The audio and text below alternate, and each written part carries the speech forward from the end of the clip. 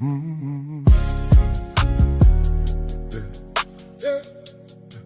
Mm-hmm. Oh, yeah. Got it out the mud, hustler's ambition. Started in a trap in the hood I was kicking. Made a few lefts, got myself hemmed up. Sirens in the dark, had no place to run up. I had nowhere to turn, living life so rough. Pocket full of pride, heart full of rust. Thank you, Father, for keeping me when I wasn't keeping myself. For real. You covered every secret I tried to hide from hell. By grace, by grace, by grace, yeah, we saved through faith, not by work. Can't earn this way. It's a gift you gave. By grace, when I was lost, He called my name. Oh. Not by me, it's all His grace. All glory to the King. Yes. Praying, Mother, keep me lifted up when my life was a mess. Hands raised in that little church while I'm outside chasing a check. Thought the gang gon' give me worth, almost lost my breath. Devil tried to sell my soul, Jesus paid that debt. Now I'm back in the same hood, talking about the King of Kings. Same block, but a change, my chain broke. Now I'm finally free. By grace, by grace. Yeah, we saved through faith. Not by word, can't earn this way.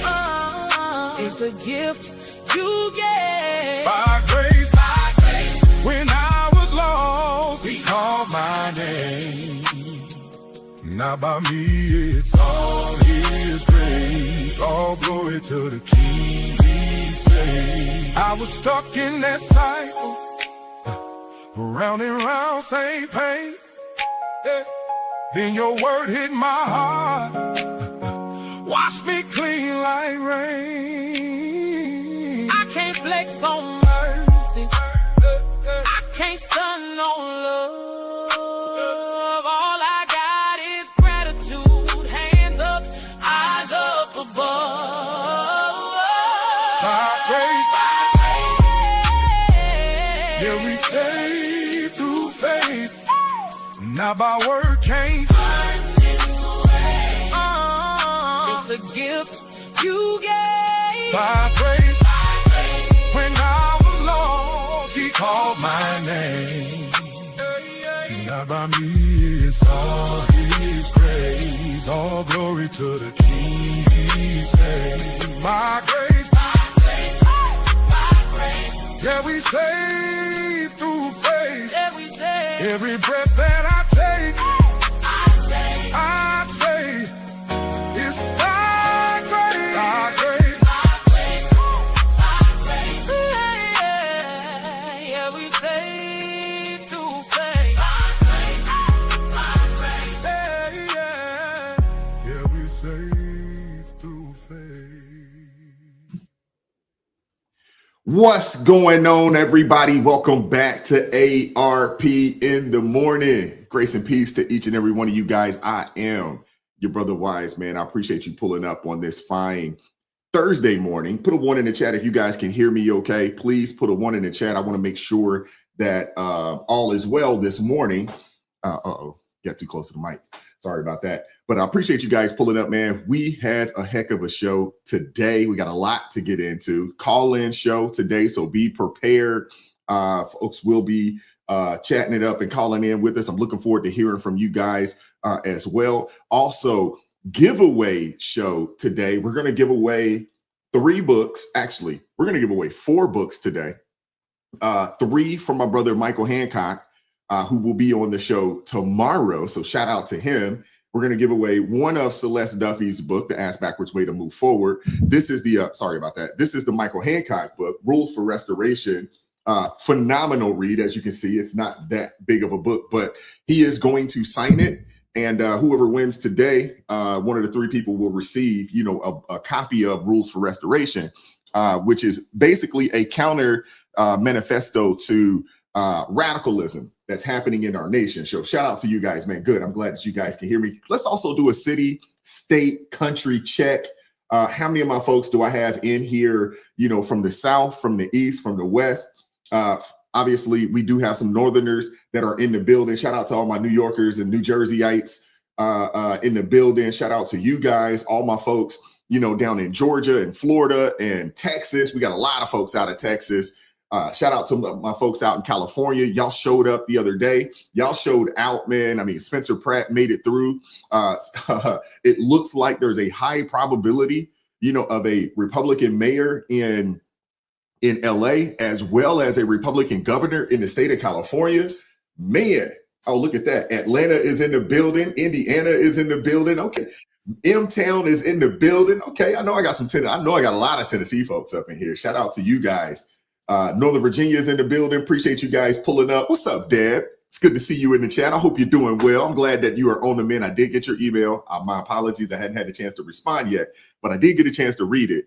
God bless you, sister. We'll appreciate you, and we'll appreciate your support. We'll be reaching out to you pretty soon. We got some work for you, potentially, if you're interested. But appreciate you guys pulling up, man. Hit that like button for me if you haven't done so already. Hit the like button. I need the likes to match the views today. Okay, I need y'all to do that. Hit the like button. Make the likes match the views today. Also, y'all make sure y'all keep my brother Uncle Darnell lifted up in prayer. That's my guy, but he's a warrior. I don't want to put his business out there, but I just want to let you guys know, make sure y'all keep him lifted up in prayer. Okay. Can y'all do that for me? I appreciate you guys. Thank you so much. Super chat, super thanks are greatly appreciated. Obviously, you can buy your brother a coffee. You can obviously get you some merch. I need to rock one of the t-shirts in the near future. I need to do that. Also OET, I got to rock one of those, I'm not going to clown it today. I got to rock one of the Garden Project t-shirts. I'll probably have one of those on next week as well. Appreciate you guys so much for pulling up. We have the usual suspects in the building. Shout out to the best panel guests on YouTube. Shout out to them.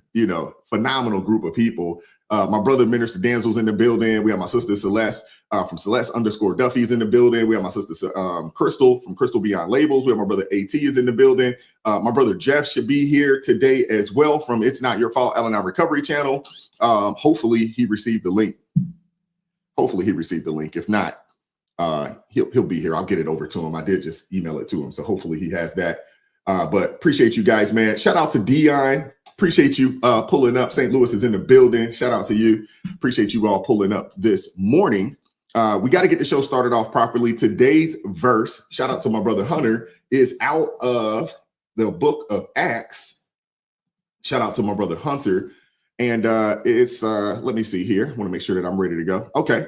And it says, then Peter began to speak. Now, really understand that God doesn't show favoritism, but in every nation, the person who fears him and does righteousness, keyword righteousness, is acceptable to him. That's out of Acts chapter 10, verse 34 and 35. Shout out to you, Hunter. Thank you so much for always helping us to get the show started off properly with the verse of the day. We'll appreciate you, brother. We'll leave that up for a little bit. Let me say what's up to my folks in the chat, and we'll get ready. We'll get guys pulled up and we'll get the show kicked off. What's going on, Wolfheart? Appreciate you pulling up this morning, brother. Appreciate you. What up, Eric Romine? Appreciate you. You said Oklahoma, God's kingdom. Okay, Cindy K is in the building. What's going on, man? Appreciate you all pulling up. Ed Maurer is in the building. What's up? Mississippi is in the house. Shout out to you guys. We got Billy W is in the building. Shout out to you. Katy, Texas. King George, Virginia is in the building. Shout out to you. Appreciate you all. What up, Teddy? La Plata. For those of you guys, it's not La Plata, it's La Plata. Appreciate you pulling up this morning, brother. Appreciate you guys. Shout out to all the Blues. Lori Otteson, Zeph, B, Deb, Dion, LJ. Appreciate you guys so much for pulling up and helping to keep things peaceful in the chat. Thank you guys so much, man. We appreciate you guys for doing that, because y'all know it could be a challenge. If you're trying to mod and do this, it's very difficult, almost impossible to do. So we'll appreciate you guys pulling up this morning. What's up, everybody? So we're going to get everybody pulled up this morning. I think we're good to go. We got a couple super chats I want to read, and then let me pull this over here. Appreciate you guys pulling up. Shout out to all the Knicks fans in the building this morning. Shout out to you guys. Pulled out a W. I don't want to hear your mouth, Crystal, when you pull up, because I know you didn't watch the game. I know you didn't. You can pull up bragging, talking about the Knicks, but I know you didn't watch the game. I know you didn't. Shout out to Dave Burning Miles. Shout out to you, man. Salute to you, brother. Appreciate you, brother. Appreciate you. Been a member for 2 months, man. I appreciate that, man. Thank you so much for supporting the channel. Shout out to Jessica coming through with the $20 super chat. Says, by grace, yeah, we saved through faith. Found my humble white walk-up music. All right now. I appreciate that, man. Thank you. Shout out to Eric Romine coming through. $2 super chat says, we don't have Egyptian cotton in TGP wise. We're going to help AT step it up, man. We're going to help him step it up. We can upgrade 2 notches on the t-shirt from them Gildans, okay? We're going to work on that. We're going to work on that. Let me pull up my folks. What's up, Minister Denzel? How you doing this morning, brother? I'm doing great, man. I'm just loving your introductions, boy. you really have the energy. You bring it. The sad part about it does take me about 2 hours to get revved up. You know what I'm saying? Wow. It takes about 2 hours to get revved up. But by the time we get here, I'm ready to rock. You know what I'm saying? I'm ready to go. You know, I can't be like AT, up at 3 o'clock in the morning. I can't do him. That's ridiculous. Yeah, man. I was groggy that day too. I was groggy when I got on this show, but I got it together. Once you get going, though, it's just the getting going part. Getting started. Right. Yeah. And now he locked me in every first Wednesday, so I'm definitely gonna have to bring it. Well, God bless you, brother. God bless you. AT, do not ask me. The answer is no.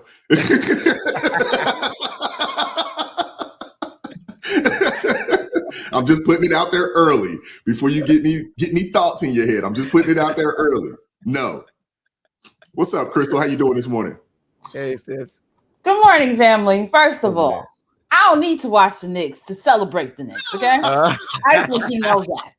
I don't need to watch the Knicks to celebrate the Knicks. I'm going to say W all day because New York is doing what it's supposed to be doing. Outside of that, they had to make up for the mess with Zoran Mamdani. So right now, I have my New York pride right now, right this very minute. You keep doing what you're doing, Knicks. Represent for your girl one time. One time. Good morning, everyone. Hey, chat. Y'all gonna see me act like this, and don't let them win the entire thing, because then I will cut up. There will be a whole. You see the Knicks orange sitting on me right now, though, right? Okay. I just want you to know. Okay. Hey, Crystal, they're gonna have to win 3 consecutive national championships to be able to compensate for Mamdani. I mean, they will. They may have to win like 8. They're gonna need more than 3. Yeah, you're right. 8 or 9, but I'm just saying they're gonna need more than 3. 100%. And to be honest with you, I don't know if there's any compensating for that. I don't think there's any compensation. That was a joke. You're absolutely right. Bad joke. And we know Minister Denzel doesn't watch basketball because he said national championships. We know he don't watch basketball. That's but NBA, it's a world championship. That's right. Technically, it's a world championship. And you know what? They can really call it a world championship because there's players from all around the globe playing. It's the best players in the world playing in the league in this day and age, although it's not the greatest basketball. I got to say it. It's not like it was, in the 80s and 90s. No way. It's not like it was in the 80s and 90s. I hate to sound like some old fogey out here. Get off my lawn, but I know I'm right. You are right. 100%. You get no arguments from me there because that was a different game. Right now, it looks like we're watching basketball theater. That's what it is like.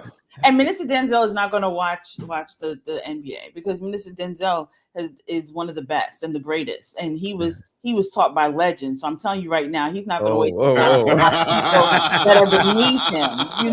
I understand, Mister. Hey, he taught Pee Wee Kirkland how to play out there at the Rucker. You know what I'm saying? Exactly. I got to show y'all a picture with me and Willie Worsley together. Y'all don't believe the thing I said. You see what I'm saying?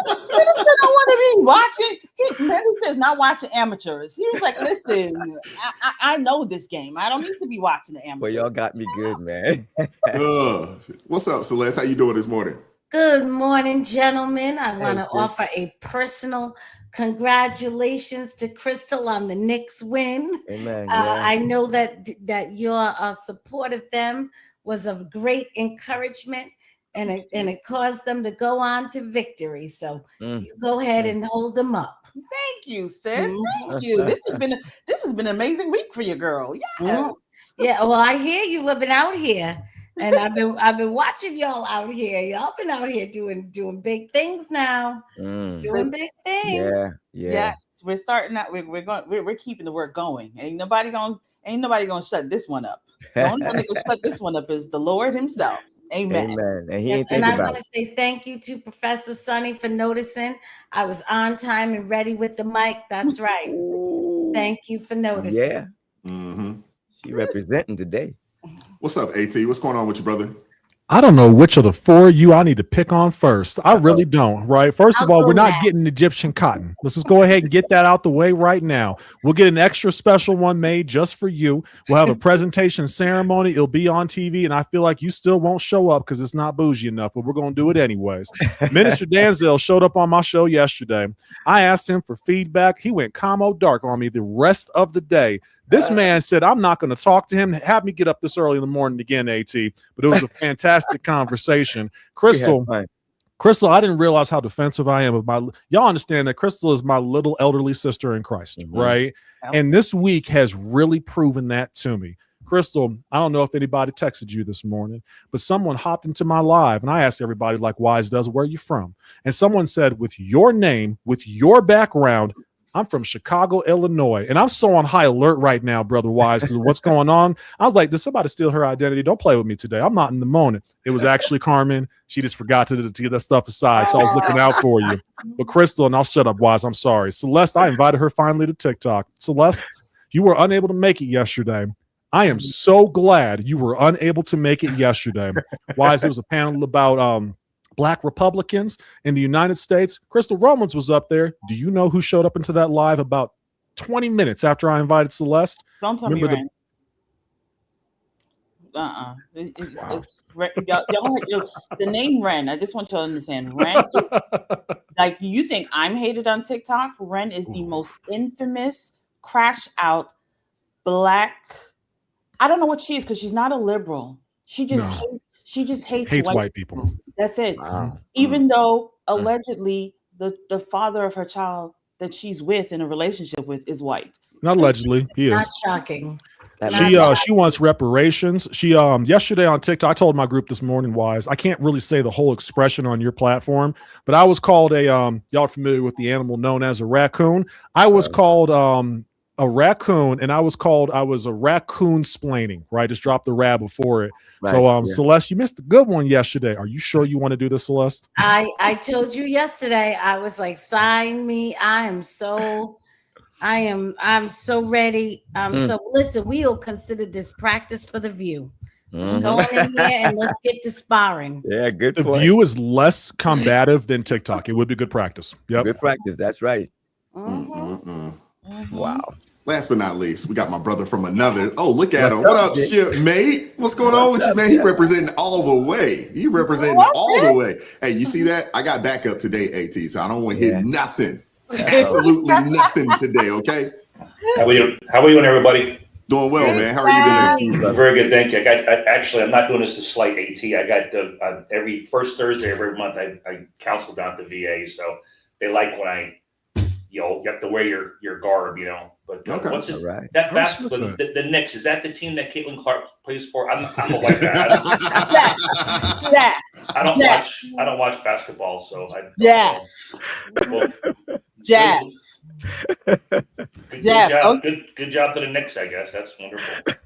Jeff, I love you. Congratulations on the grandbaby, my love. Thank you, little Francesca. Little Sabrina Lucia is doing wonderful. Thank you for your blessings, your support, your prayers. And thank you to the gentleman, the person from the ARP family who sent my beautiful daughter a gift that was very well deserved. Do you see how much diapers are nowadays and formula? Yeah. Oh, my word. It's unbelievable. Yeah. If anything should make somebody think about having a child, it's walking through the Publix or the Walmart and seeing those prices. My goodness. So true. Crazy. You see that? Thank you, Shipmate. Look at that. Kirsten in the building. I'm gonna be nice. Navy in the house. Yes. I'm gonna be nice to Jeff because that's an absolutely wonderful cause, and so I'm not gonna come his way. Let me on give that. him the highlight. Everybody got to see this right here. Come on now. He representing hard today. Look at that. Help me out. On your left shoulder there. I don't know Navy ranks. Because they don't teach that. Class petty officer. Petty officer second class. What's that E wise? What's the E for that? E5. Thank you. Okay, I appreciate that.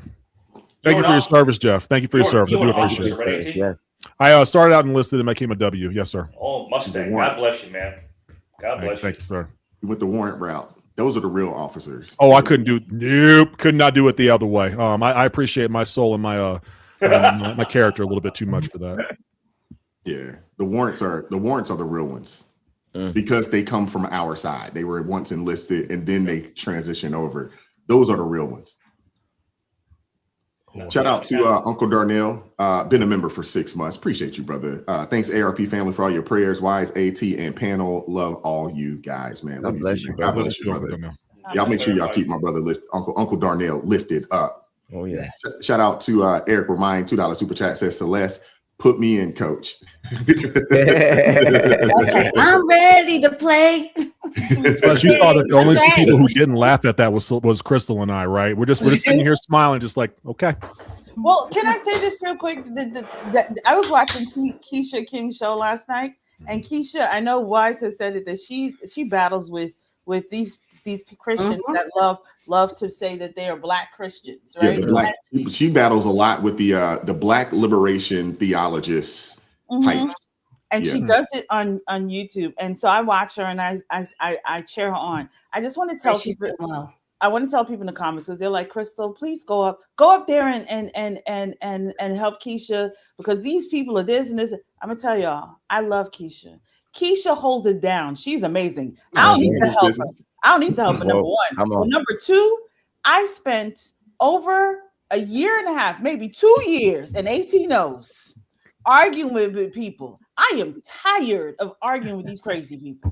I'm gonna let Keisha have it because I had gotten to the point where AT and our brother Deep were not allowed to speak anymore. If I saw somebody come up there and they full of their witchcraft, I would immediately, as they start speaking, and they come up there and they're like, y'all are this, that. I'm like, I rebuke you, Satan. Get this witch off the panel. They couldn't speak. That's the point I got to because I was here. So is that the singer? Yes. I don't know. Yeah, Keisha is a singer. Keisha's a singer. Yes. And so Celeste, I pray for you, honey. I put the covering of God over you because this. Amen. You ready for duty? We gotta work on that salute. Every part of that salute made me want to cry. I'm saying, My sister speaks your voice I'm sorry. As soon as I saw it, I'm just like, that's not it. That's not it. That's screamed Air Force right there. That was an Air Force salute. Oh, that's Space Force right there. I'm gonna Space Force, Coast Guard, y'all salute comments because I know you know best on that. So I accept that humbly. I can't remember how to salute. It's been some years. You may have to sign up for a salute class too. No, that was torture. That was torture because I remember they were like, your arm is too taut and this. And I was just like, oh my gosh. They're like, I have 30 minutes for this. That's all I can. How dare you hold a standard that everyone else has done since the creation of the United States military? You monster.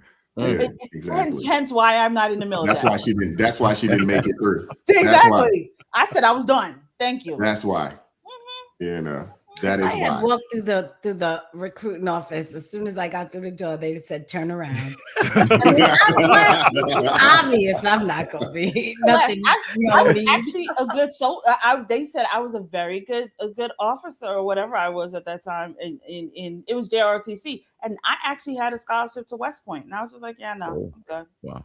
I'm good. That had all the energy of I was going to serve in the military if it wasn't for my color blindness. Well, no, at that point, it was between going to West Point or taking a scholarship for tennis, and I was just like, these people over here keep trying to tell me what to do all the time, and I got to keep wearing this ugly uniform. At the time, I was a teenager, so I was like, this uniform is not cute. When I got to walk down Jamaica Ave in New York, I need to be cute. So yeah, I'm good. That's fine. Now at 45, I'm like, listen, maybe I should have done it. But hey.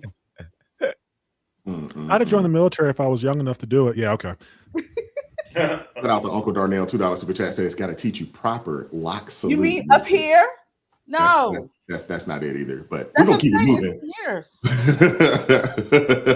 So long. Look at Eric. He's like, I'm almost a veteran. He's close. He's getting there. He's getting close. He's getting close. Shout out to all my service members, man. All my my active duty and the veterans, the real ones. Y'all are part of the 8%, man. So shout out to you guys, the best fraternity in the country. You know, very small percentage of people that actually have worn that uniform. So we can rib on each other. Y'all better not say nothing. Amen. As the minister says, that part. Mm-hmm. Did I do it right? Yes. Okay. Good. You did. You did. Yeah, you were right. You were right. We would have corrected you. We would have corrected you. Yes. Yeah, well, we appreciate you guys pulling up today, man. Thank you guys so much, man. Hit that like button if you haven't done so already. Hit the like button for me. We're gonna get the show kicked off. We got to start with Karmelo Anthony. Karmelo Anthony's trial starts today. Jury selection is done, and people are not happy with the jury selection. So I'm gonna play a couple clips. If there's any piece of this that you guys would like to stop, just give me a finger and I'll stop it. You can add in. Celeste, don't be long-winded though. Okay, say what you got to say. Let's get in and get out. I gotta put that out there. Celeste, where your pen at? I was about to say, did she have her pen? W. I had to put that out there. Had to put that out there. All right. We appreciate you guys. So hit the like button. Super chat, super thanks are greatly appreciated. Be on the lookout today. We're going to do a raffle after segment 1. We're going to raffle off 3 of these. Michael Hancock, Rules for Restorations. He's going to sign them. We'll get them sent over to you. I've volunteered Celeste for 1. And we're going to do a $50 gift card as well towards the end of the show. Put in hashtag ARP family, hashtag ARP family, all lowercase, if you would like to be considered or if you would like to enter the raffle, hashtag ARP family. And let me put that in there for you. Hopefully I don't win just for putting that in there. But and if I do, you know, we'll do it again. But put in the chat, hashtag ARP family, if you would like to enter the raffle today. All right, let's get the show started, man. Let's go. Decided to move Karmelo Anthony's trial. They knew what they were doing when they decided to move Karmelo Anthony's trial to Cullen County, Texas. Cullen County, Texas is 54% white and 12% black. How the hell was he going to be able to have a jury of his peers? An all-white jury is going to 99.9% find him guilty just based off of his looks. They are going to make Karmelo Anthony look like a thug that's unhinged instead of a straight AB student and a top athlete. They're going to make Austin Metcalf and his brother look like good old white boys. Not bullies, not antagonizers. Not the people that instigated the situation that actually came after Karmelo Anthony. We already know how this is going to end. Karmelo Anthony is going to spend the rest of his life in jail for self-defense. And I don't care what anybody else says, is self-defense, especially being black and being approached by 2 white boys who are coming at you for no reason but just sitting under a tent. He is not going to get a fair trial in Cullen County. So I want us to brace ourselves and prepare for the worst. I'm sorry. I'm so sorry, Karmelo. No black jurors in the Karmelo Anthony trial. Y'all must think we boo-boo the fool. Every time y'all tell us to play it straight, y'all never play by the rules. Huh? No black jurors in the Karmelo Anthony trial. Y'all must think we boo-boo the fool. Every time y'all tell us to play it straight, y'all never play by the rules. Now listen, we just had the situation down in Columbia, South Carolina. Now this. No black jurors in this trial. Allegedly, okay? I gotta use these words, y'all. I know we all frustrated. Listen, this is totally wrong because he is not being judged by his peers. Y'all gonna get mad, but I really don't give a damn. So let me get this straight. Y'all got a racially charged case, and somehow not one black juror made the final jury? Who made the case racially charged? I want to know that. Who made the case racially charged? Because it wasn't that. Not one.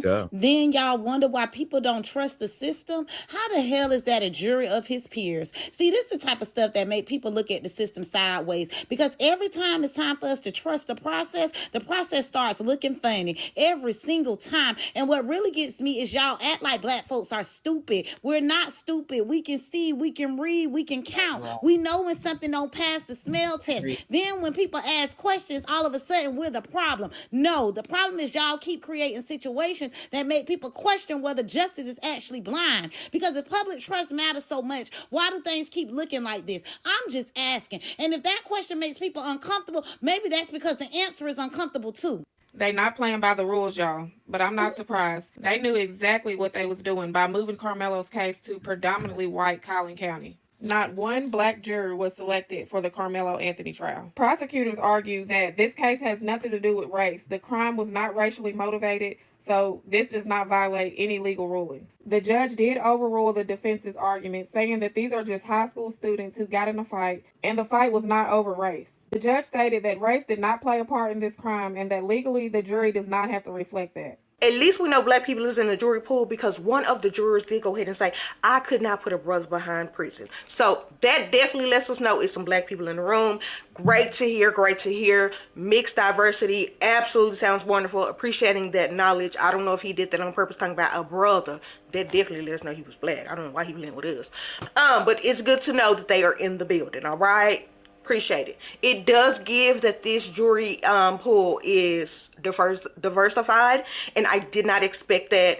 So far from the prosecutor's questioning, it does seem like a lot of them think that Karmelo Anthony looks very young still, and so that is their mind state. They are referring to him like he's still 17, honestly. Even though he is now 19, it seems like they're still referring to him like, it's a lot of people keep saying he looked like a child, he looked like a kid, he looks very young. And that it does seem like so far a lot of people are responding to the questions that Prosecutor Mitchell is asking, and they are kind of, as a group, kind of sounding like they are stating that they could not put him behind, prison. They could not put him behind bars for a very long time. Some of them are even saying not even for 5 years. It will be kind of like a manslaughter time frame.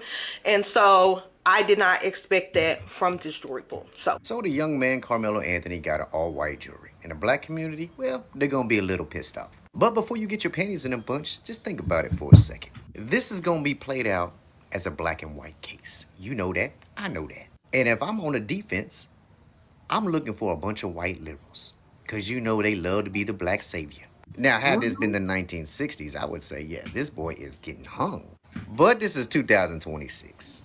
And I can show you videos right now, YouTube, white people in the streets of New York kissing black folks' feet like they show enough. It's a really absurd thing going on in this world right now. But fortunately for the law, this is Texas. And he gonna get found guilty. And this really ain't about whether he's guilty or innocent. This is about trying to get this young man the lowest sentence they can give him. Like manslaughter. Unfortunately. Do you know how long I've had this finger up, Wise? No, I'm trying to follow your rules over here. Understood. I was looking at other things. And I just want to say this real quick, so I'm tired of them saying that. Nowhere in the U.S. Constitution, the Texas Constitution, or any constitution does it say that a jury has to look like you. A jury does not have to be the same race, the same age, the same gender, or the same background as you. It just needs to be a jury of your peers as an impartial jury. In other words, they are from the area in which you live in. That's all that it means. So this mentality that someone has to be the same skin color and look exactly like the person on trial is asinine. And they proved the reason why. This woman said, oh yeah, there was a black person who said, I'm not going to convict another black person. You don't see anything wrong with that? That's not impartial, right? But they're fine with it as long as it looks like him, then they're going to be happy. And I will remind you, the defense attorney also has a say over jury selection. It's not like they just sat there and got told what to do. I'm done, Wise, sorry. Hey, AT, don't you know that peers means the color? Murder. Apparently. And this is going to be no different. You know why? Because he murdered that boy. And there's a little thing called accountability. Come on. Besides the fact that, yeah, you take a life, yeah, you got to owe one back. That's God's word, not mine. Hello. Come on. All right. I have one more clip to play, but I do want to say this real quick. And AT, you're absolutely right.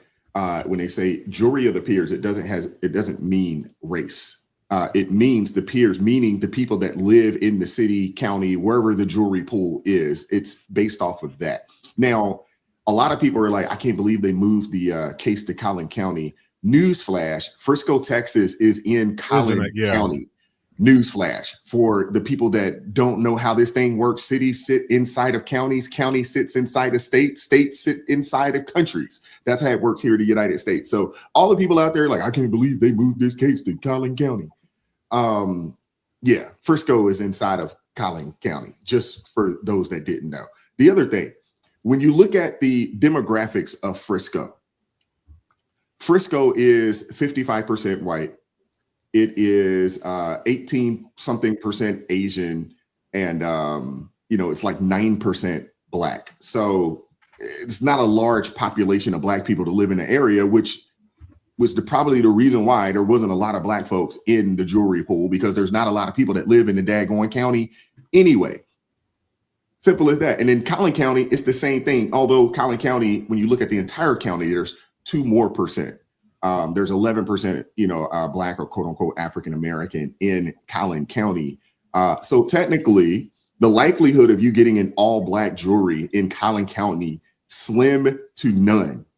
It's just impossible when you look at the jewelry pool, when half of the daggone, or a little more than half of the county's population, is white. I don't understand these people. I really don't. But they're grasping for straws. But they've been grasping for straws since last summer. Can I just add that that area, but just in case people are like, well, why are there not more black people that live there?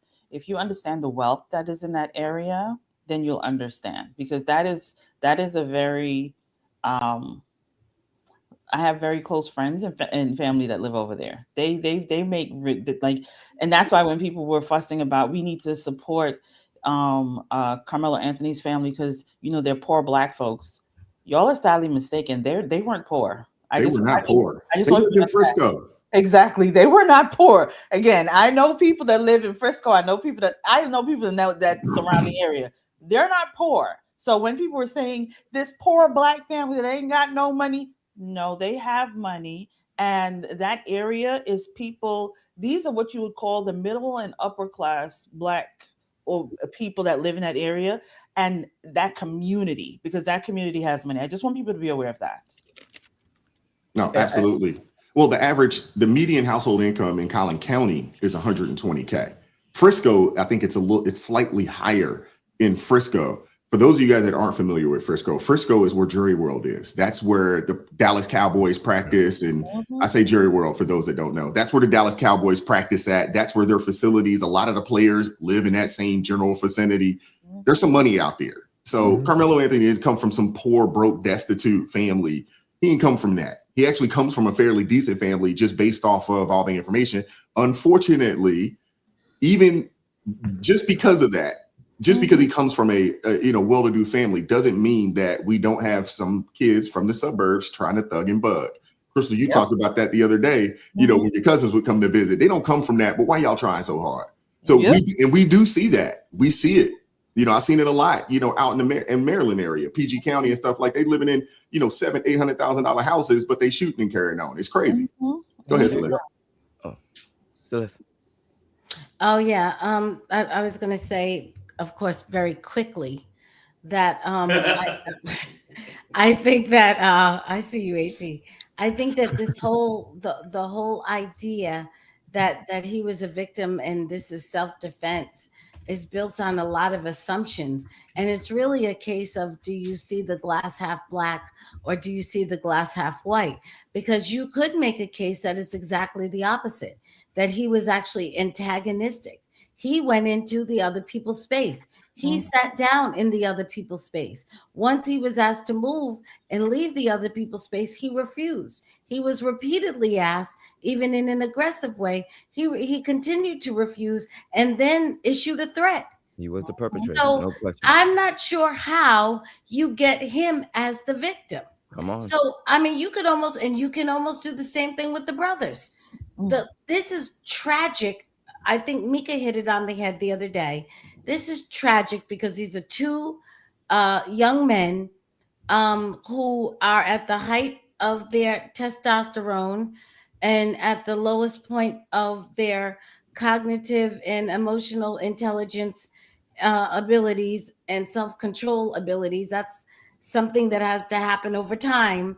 You've got a lot of testosterone and not as much self-control. You're a danger out here to yourself and to everyone else, which is why we have to manage our young men. And things like sports are there to do that. It's unfortunate that at this sporting occasion is when this happened. But this idea that you can automatically position him as the victim, I don't think that works well. And I think if the prosecutor is worth their salt at all, they can rip that up in 3 minutes and make that go away and strip that down, strip race down. And now what you have is 2 boys. And when you get there, you go back to what the gentleman said. You take a life, there's got to be some accountability. How much, that's for everyone else to decide. But you don't just get to walk away. I said the same thing about the Kyle Rittenhouse in Kenosha. None of those factors are here. You can't be sitting down in the cool breeze, talking about how afraid you are. It starts to lose a little bit of its, sting. But I don't want to go any further. And then I don't want to violate the quickness with which I promised to speak.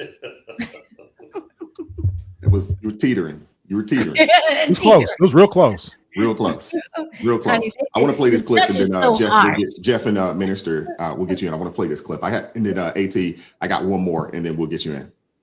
I'm Heather Hayes. And I'm Steve Eager. Within the last hour, a jury has been chosen to decide the closely watched murder trial of Karmelo Anthony. More than 500 people were on the list of potential jurors, but the jury will not include anyone who is black, despite this case being racially charged. Fox 4's Alex Boyer joining us now. Alex. The media doesn't help, right? The media doesn't help at all. Not at all whatsoever. Hey guys, good evening. That's right. And I can tell you that a court spokesperson confirmed that there are indeed no black jurors on this panel. And I can tell you that before this jury panel was seated, the defense objected to 3 black women being struck by the prosecution. Now, the prosecution contended that it was due to the fact that the women were educators, noting that this incident happened at a school function with young students. The defense then pointed out that those were 3 of those were 100% of the available black jurors in what's called the strike zone, adding that the state struck all 3. The judge went out and reviewed their questionnaires and came back and said that the defense's challenge to the 3 jurors being dismissed was denied. The judge said the court found that the state had non-racial means to strike the jurors.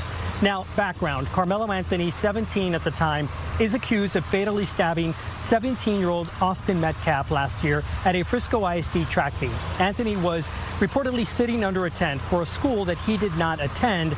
Witnesses say the two got into an argument and Anthony stabbed Metcalf in the chest. Metcalf died in his twin brother's arms. Police said that Anthony told them he acted in self-defense. Now, this case has become racially charged, fueled in large part by online speculation, rumors, and misinformation. On Wednesday, attorneys for both sides got an hour and 45 minutes to question the reduced poll of these potential jurors. They were questioned on their views on a variety of topics, including race, how they felt about serving on this case, and if they would hold it against the defendant if he chose not to testify on his own behalf. The defense also tried to gauge if the potential jurors would be uncomfortable giving Anthony a lower sentence if there is a guilty verdict. I talked to a jury consultant about the process so far. It's an excellent team on both sides. I believe Bill Worski has, he's a veteran prosecutor. He's tried some very high-profile cases. And then Toby Shook has been both a prosecutor and a criminal defense attorney. And then Mike Howard is an excellent criminal defense attorney as well. And they, along with the DA, it's going to be a very well-tried case. And I did speak with Allison Richardson before the jury was sat, so I did not have a chance to ask her about these late-breaking developments. Now, this high-profile case continues to draw supporters and spectators to the Collin County Courthouse. We saw another group of folks demonstrating at the entrance of the courthouse this afternoon. We expect that to continue throughout the trial, which the judge hopes to have wrapped up by the end of next week. And I can tell you that 19-year-old Karmelo Anthony. Oh, man. I want to play the clip from those guys that were out there. So that's why I wanted to show that, because I have the clip from those guys that are out there in the streets. But Jeff, what are your thoughts? I'm going to be careful here, being that, it's just so, it breaks my heart that everything has to come down to us against them every single time. It's so sad. A person's life was taken. Another person's life is probably over. And it's whatever we can make political or racial hay with. It's always lives. It's lives that are used to make political or racial hay with. And at the end of the day, and I hate that cliche, I'm sorry I said it, but when it's all over and said and done, the people that are out there protest, they don't care. They're not going to make any difference in their community. They're not going to make any difference in their family's life. It's so sad, because it's all this is a ego thing. Get me on camera, talk about, he's not being tried by his peers. Well, does that mean he would have to be tried by 12 black teenagers? I mean, come on, are we splitting hairs here? I mean, we're all Americans, and the jury pool was picked, and like AT said, he had an opportunity to discount any juror he didn't want to have on the. But that's where we are. 54% white county and a 13%. So that means really it should have been maybe one, possibly two people that were picked, and they were probably kicked off for whatever reason. But it just breaks my heart, because we all know it's going to end up happening here. We all seen the movie. We know how it's going to end. He'll be found guilty, and then the fires start, the rioting start. It's so predictable. It just breaks my heart, man. And we got to pray for these people, because it's nothing's going to change unless we give our hearts over to God and say, enough with this already. I defer to the minister. Well, yeah, listen, I think you guys covered most everything. You all just nailed it all. But my point I want to make, and mine's a brief. I have 2 points. In the first school videos you showed, the lady, the black sister, she said, I like this. She said, we know when something does. The second one, she said, we know when something doesn't pass the smell test. No, you don't, because you couldn't pass you recognize the bad smell that you had in your comments. How you gonna know? We know when something doesn't pass the smell test when your comment didn't pass the smell test and you didn't know that. It made no sense. And the first sister, she said, and Celeste touched on this, she said they were coming after him for no reason at all but being under a tent. Oh, God. You see how irrational she was? Didn't even bother thinking about the details. He was just there and was being mistreated. No question, no acknowledgement that the dude was in a tent that didn't belong to him, and he was asked to leave and refused to do it. So this is bad thinking, and it shows you that they're only thinking with the racial emotion and not with their intelligence. No, you're absolutely right. This is the thought process that I'm black, I can do whatever I want to do, and no one better not say anything about whatever it is that I'm doing. Simple as that. That's all that is. Yep. These people want preferential treatment. No accountability. They don't want equality. They don't want to be treated equally, because this is being treated equally. What Karmelo's going through. Yep. This is being treated equally. They don't want that. They want preferential treatment. They were hoping that he would get, oh man, eight of the jurors need to be black. Are you crazy? and I mean, but that also goes, you got a lot of TikTok lawyers that don't really understand how this whole thing works. They don't understand, how, they don't even understand the demographics of the city and the county. Half of these people don't know the difference between a city and a county. How about we go there? Not the smartest. They're not the brightest stars in the sky. So when they can get out here and tout, oh my gosh, I can't believe they moved it to Collin County. The entire situation happened in Collin County, ma'am. I mean, it's just a bunch of foolery. It really upsets me. It really does. It really upsets me, because the Metcalf family didn't make this racial. When the father pulled up to the press conference, yep, he went there to show compassion and love and try to show some form of solidarity with the family, and they booted him out of there. Wrong narrative. They told him to leave. You're not welcome. If I feel bad for anybody, I do feel bad for, I feel bad for the Metcalf family, but I feel bad for young Karmelo Anthony, because I think he's been given very bad information. Yes. I think he's been given, very, very bad advice on how to handle this situation. This thing shouldn't have got to a trial. He should have took whatever the plea was. I would assume they probably were going to give him a manslaughter charge. He's young enough that your manslaughter charge, it was only, I think it's a max of 10 years or so. Yeah.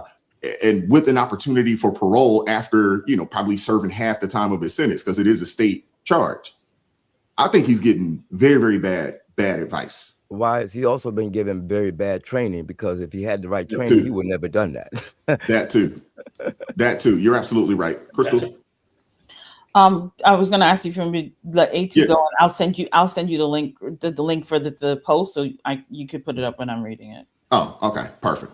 All right, well, yeah, put the link in the chat. Let me play this clip for you guys, and then AT, when it's done, you can go. Yes, sir.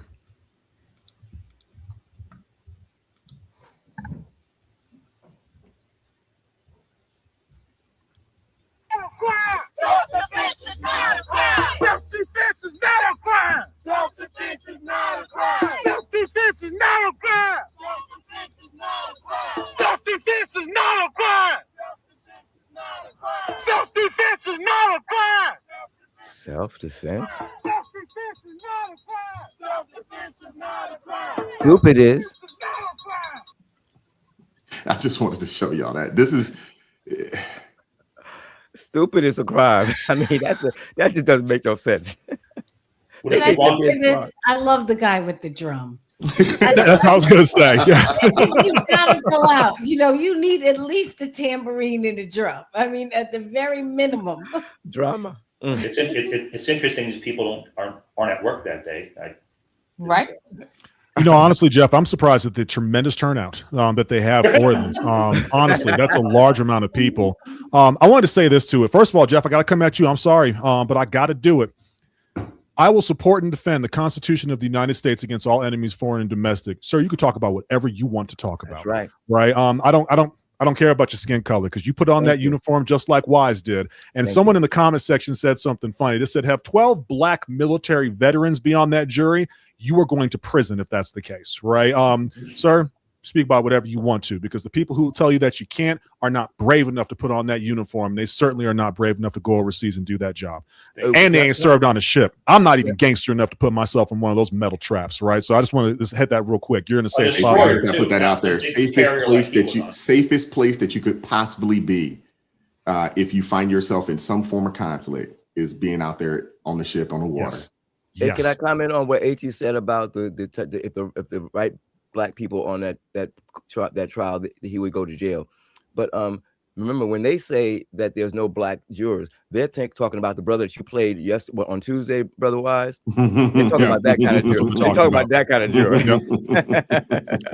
juror. Y'all had mentioned the news, and I want to give y'all this tidbit, because Crystal and I talked about this one again until we were sick in the face on TikTok, because a lot of people, because he is black, they ignore every single fact associated with this case, right? And when the father went out there, he didn't just go out there for solidarity. He went out there to forgive Karmelo Anthony. And he tried to give forgiveness, and his reason was because he's a Christian man. The problem is that there is another, and I cannot stress enough, quote unquote, Christian man that is supporting the Anthony family. His name is Minister Dominique Alexander. He came out immediately in solidarity with the family, and he is, last I checked, still serving as the advisor to the family and the main public spokesperson for that family overall. He represents Next Generation Action Network. He's the one in charge of it. Here's the problem with this gentleman. If you go to that website, you will not see a single scripture on that website. According to them, their biggest issues are gender and LGBTQIA plus equality, environmental justice, civil rights, racial and social justice. They are a proud partner of the BLM movement. This minister back in 2009 was arrested for seriously harming bodily injury to a 2-year-old child by shaking and hitting him, resulting in head trauma. Pled guilty, did probation, but violated, so found himself in prison in 2016 for a minimal time. He learned his lesson in 2019 by committing a domestic violence charge. This was a felony aggravated assault and misdemeanor for family violence. And understand, your past does not disqualify you from being able to follow that path of righteousness. He is still living in that sin to this day by continuing to put out all of this hateful narrative around this. He's the first one that came out and told the family, go with the racial direction. Ignore the fact that you came armed to a school event by the district's rules in that school. You cannot do regardless of how big the knife is. I know people want to say that one. By their rules, you can't do it, and he willingly did that. And he knew he was not supposed to do that. 2, he escalated that situation first. Escalation in a court of law is not, hey, you shouldn't be here. That's not escalation. If that's the case, wise could say, I'm not supposed to be here, and I can have him arrested.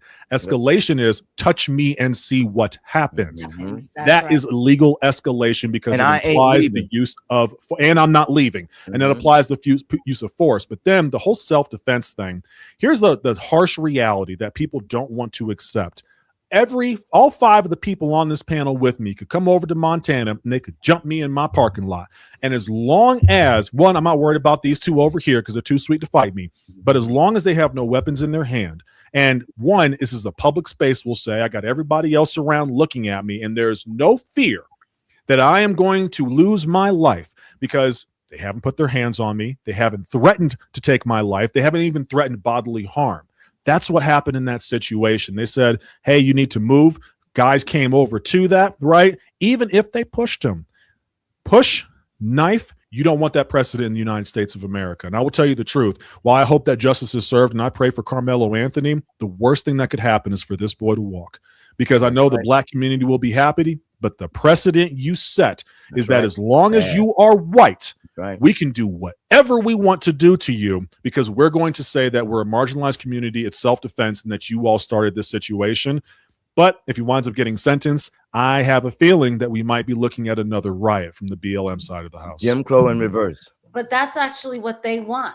They want to set the precedent that if you are white, we can do whatever we want to you because they see that as a blow to power and they are trying to strip down power. I think that that's what they want. And if they do riot, it will be because they have a failure to get that.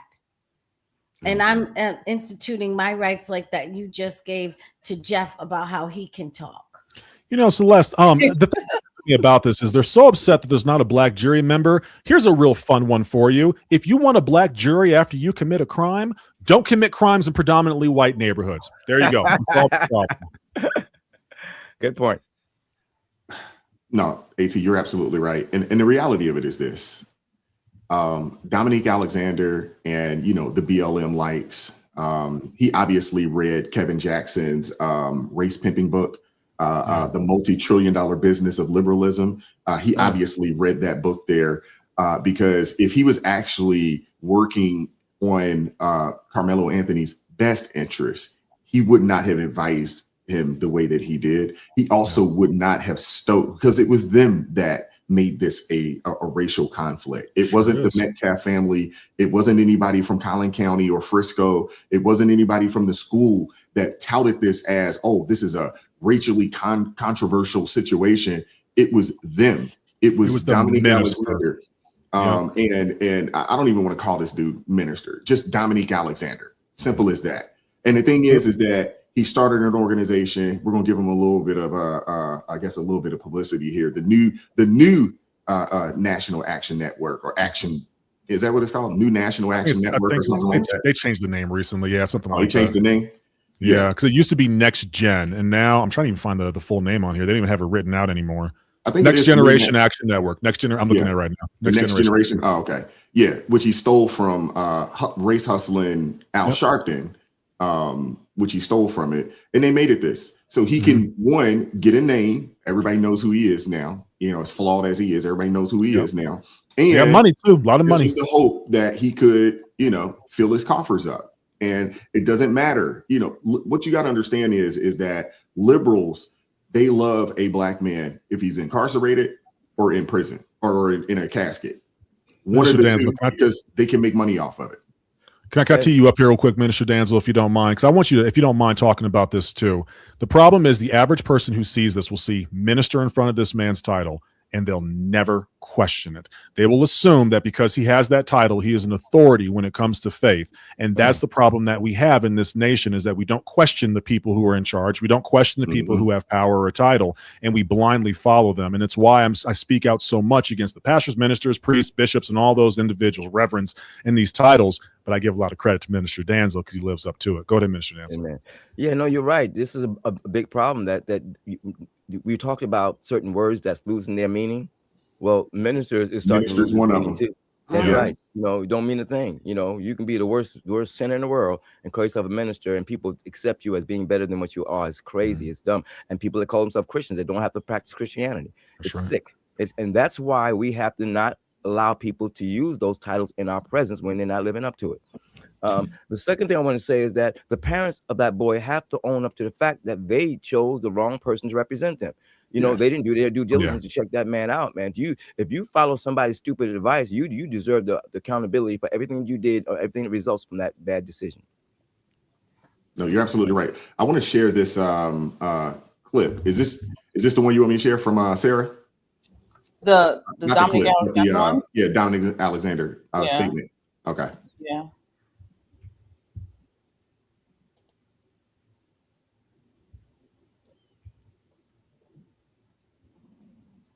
All right, there you go. So this is what Dominic Alexander put out yesterday. Sarah is in the building. Sarah Fields is in the building, and she's covering the entire thing. So his thing was, he said, today during jury selection, the Karmelo Anthony trial, we witnessed a deeply troubling development. The prosecution used its final strikes to remove the remaining qualified Black jurors from the jury pool. The Next Generation Action Network is outraged. A fair trial is a constitutional right, and public confidence in our justice system depends on the belief that juries are selected fairly and without discrimination. The removal of all remaining qualified Black jurors raises serious concern that cannot and should not be ignored. While we respect the authority of the court and the judicial process, respect does not require silence. We will continue to closely monitor this case and ensure that our community and people across America remain informed of what is taking place. We are calling on the court to do the right thing and ensure that Mr. Anthony's constitutional rights are protected throughout these proceedings. Justice must be fair, justice must be impartial, justice must be for everyone. The Next Generational Action Network remains committed to advocating for transparency, accountability, and a fair trial for Karmelo Anthony. And so I shared that with Wise because that is from Sarah Fields, who's in the courtroom. And I appreciate her because she's going to give you exactly what is happening. No spin, no fluff. She's just going to give it to you as it is. What she explained in her full report, because she's putting out reports, and I have contacted her. She said she will share her stuff with me. Hopefully we can get her on. Wise and I did speak about it, but she's in court every day. So usually when we go live, she's in the courtroom. So for now, I told her I'll grab some of her notes and share with you guys. So she explained yesterday, she was like, the minute she arrived at the courthouse, she felt the tension between the supporters of Karmelo and those following the case for Austin Metcalf's side remained high. Like, it was intense. She said that you had where they were in line and there were Black people that were walking in there and said, we're taking our position. So they were pushing some of the white people or Hispanic people, whoever was there, they were pushing them to back. We're taking our rightful place in line because this is where we're supposed to be, right? So the district attorney began, the judge started asking prospective jurors about the presumption of innocence, reasonable doubt, the defendant's constitutional right not to testify, punishment ranges, media exposure, and whether jurors could set aside their personal opinions and decide the case solely on the evidence presented inside the courtroom. And then he clarified the difference between unaliving, which is the intentional or knowing of the taking of a life. He also clarified that in the state of Texas, there's nothing in the law about premeditation, meaning you do not have to prove premeditation in order to convict anyone of taking someone's life. He also clarified that if someone said that they did not mean to, that it does not mean that they did not commit unaliving, and that there is nothing in Texas law that says you have to prove that it was premeditated. Several jurors admitted they had already heard about the case. Some had seen media coverage. Some had discussed it with family members. Others acknowledged that they had formed initial impressions, but believed they could set those impressions aside and evaluate only the evidence presented at trial. The prosecution also explored whether prospective jurors could consider the entire range of punishment available under Texas law if a conviction occurred. Some struggled with the idea. Others admitted they would have difficulty convicting a young defendant regardless of the evidence. One, and y'all heard that clip. One prospective juror, juror 142, made a particularly notable statement when he said, I don't know that I would feel right putting a brother in jail. And many observers viewed that comment as a clear indication of potential bias and believed it should have been immediate grounds for a removal from the jury pool. So there were also extensive discussions regarding race, public reaction, and concerns that jurors might face criticism depending on the verdict they can ultimately reach. So there's more that this, like, she has an extensive report, but what I would say is that from what I understand, apparently these jurors are not going to be sequestered either. They're supposed to be able to go home every day, which is very really. That is what That's stupid. That's what I heard. That was one of purpose. the reports that came out. Still waiting for that to be fully confirmed, but that was one that they will not. They said this is a unique thing that they will be able to go home every day. The thing that people keep missing, because they're like, "Where's no black jurors? There's no black jurors." When we go back to Rodney King, O.J. Simpson, black people literally let O.J. off because they were trying to pay back for Rodney King. Right. That's right. So to me, the fairest jury is what is sitting there right now. I know they want Thank their you. black people on there, Come but on. the fairest jury is what they have there. Because if you're going to say something like, I don't know how that I would feel right putting a brother in jail, that right there tells you that you're biased. It has come out that the people that let the OJ off said they did it because it had nothing to do with evidence and everything to do with, well, y'all remember what happened to Rodney King. Mm-hmm. So clearly, black people can't be unbiased. These black people, at least, because when you look at what you, as Celeste said, Mika's beard guy, he prosecuted the whole case on TikTok. He prosecuted the entire case on TikTok. And the thing is, you heard the woman saying, this is self-defense and we need to be there for the brother and so on and so forth. Y'all weren't there. That's the thing that throws me. Y'all haven't seen, because no videos have been released.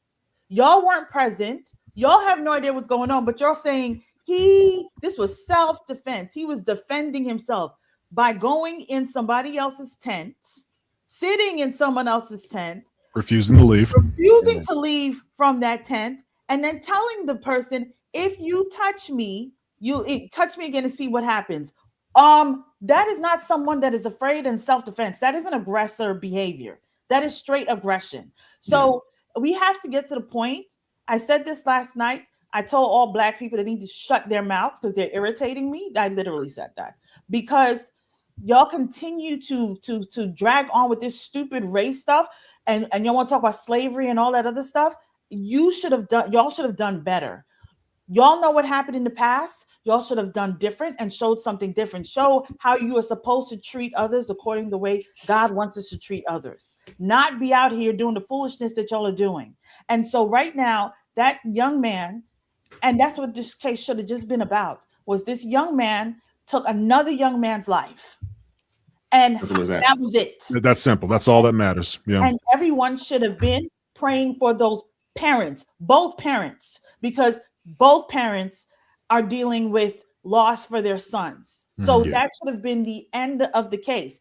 And I have to question, because I know Carmelo Anthony's family came out and said, we're a good Christian family, so on and so forth, but they sound more like a black liberation family. Because they probably go to Freddie Haynes Church. Exactly, because the way I'm built, my first form of advice would have come from the Lord, not from a race hustler. That is where I would go, because at this point in time, only God can fix this. I'm not looking at no race hustler. I'm looking at God. Only God can fix this. Only God can get my son through this. Only God. Why in the world you went to a race hustler? That tells me everything that I need to know. So when people are jumping on there and saying, I can't believe that you would support and they're a good Christian family. Y'all need to learn the difference and the definition of a Christian and stop coming to my comments something about Christian. Y'all don't know nothing about Christian. Keep your mouth shut. Yeah. Go ahead, Minister. It's Crystal, you thank you for that, the details of that background about we needed that information.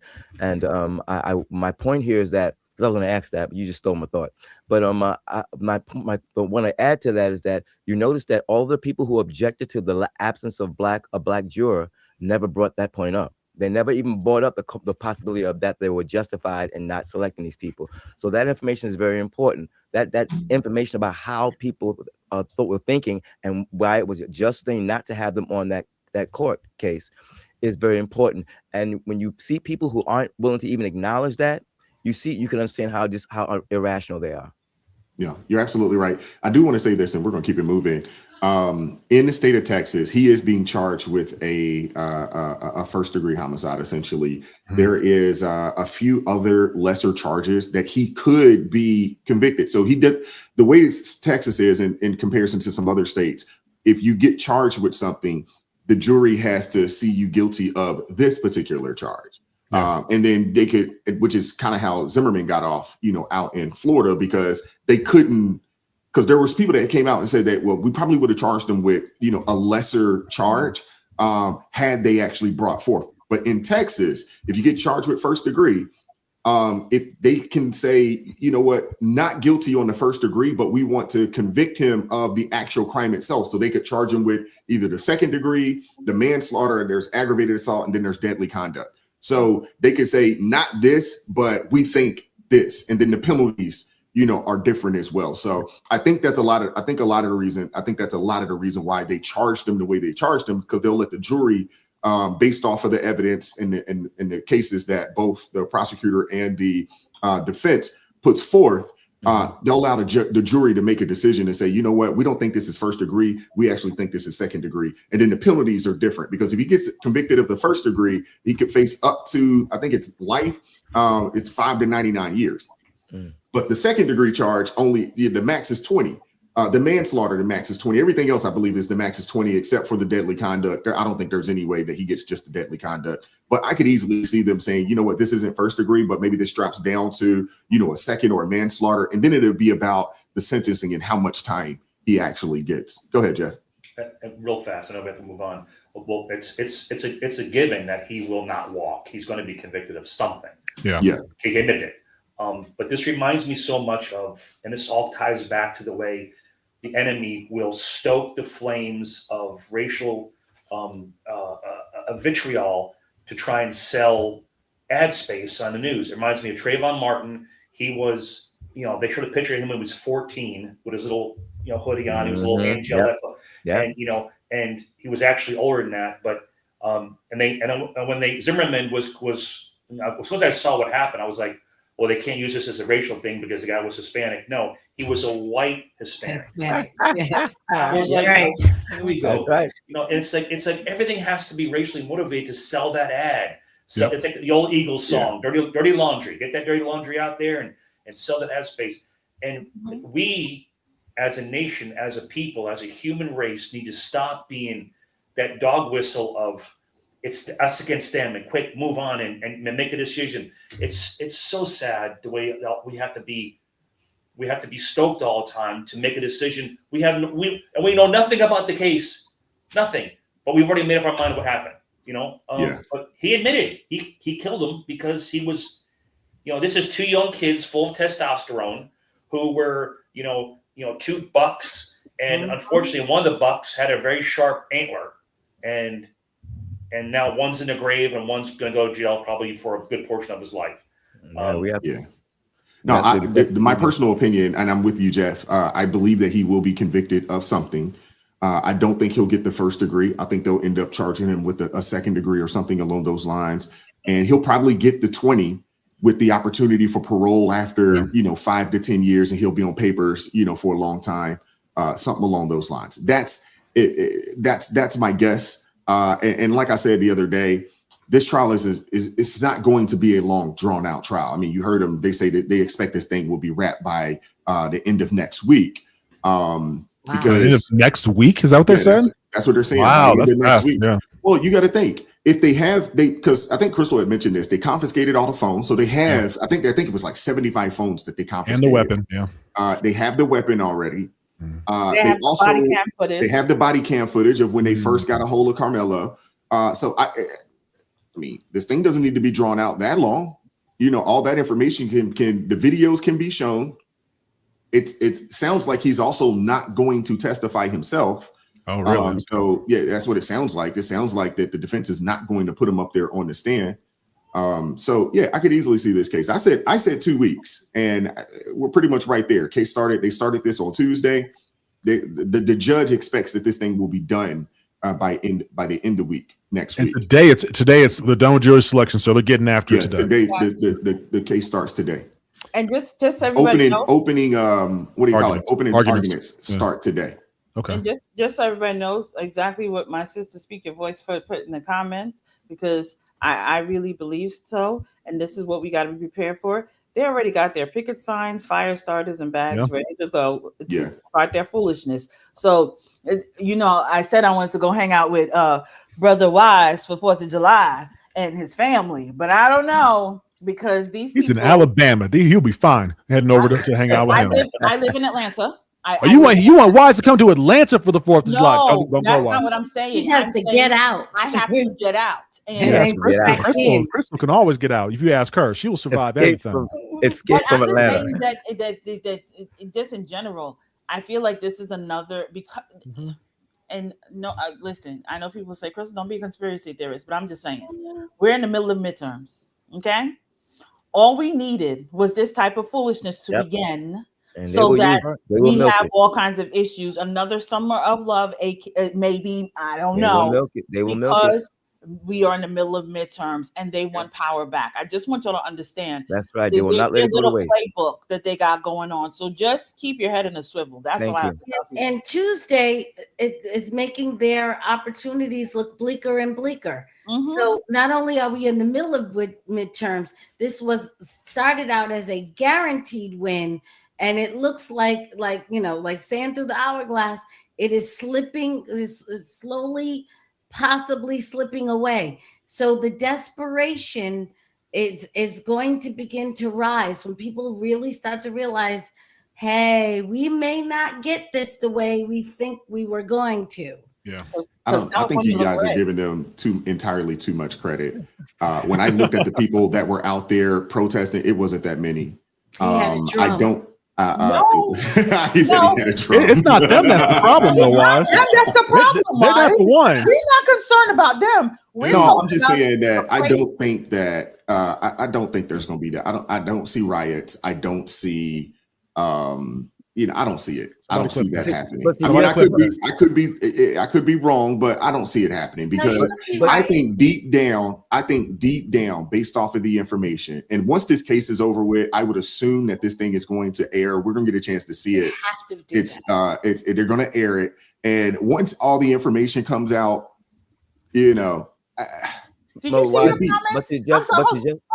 I'm sorry, Mr. Diz. I just have to ask, did you see some of your comments under your video that you put up yesterday? Yeah, I did.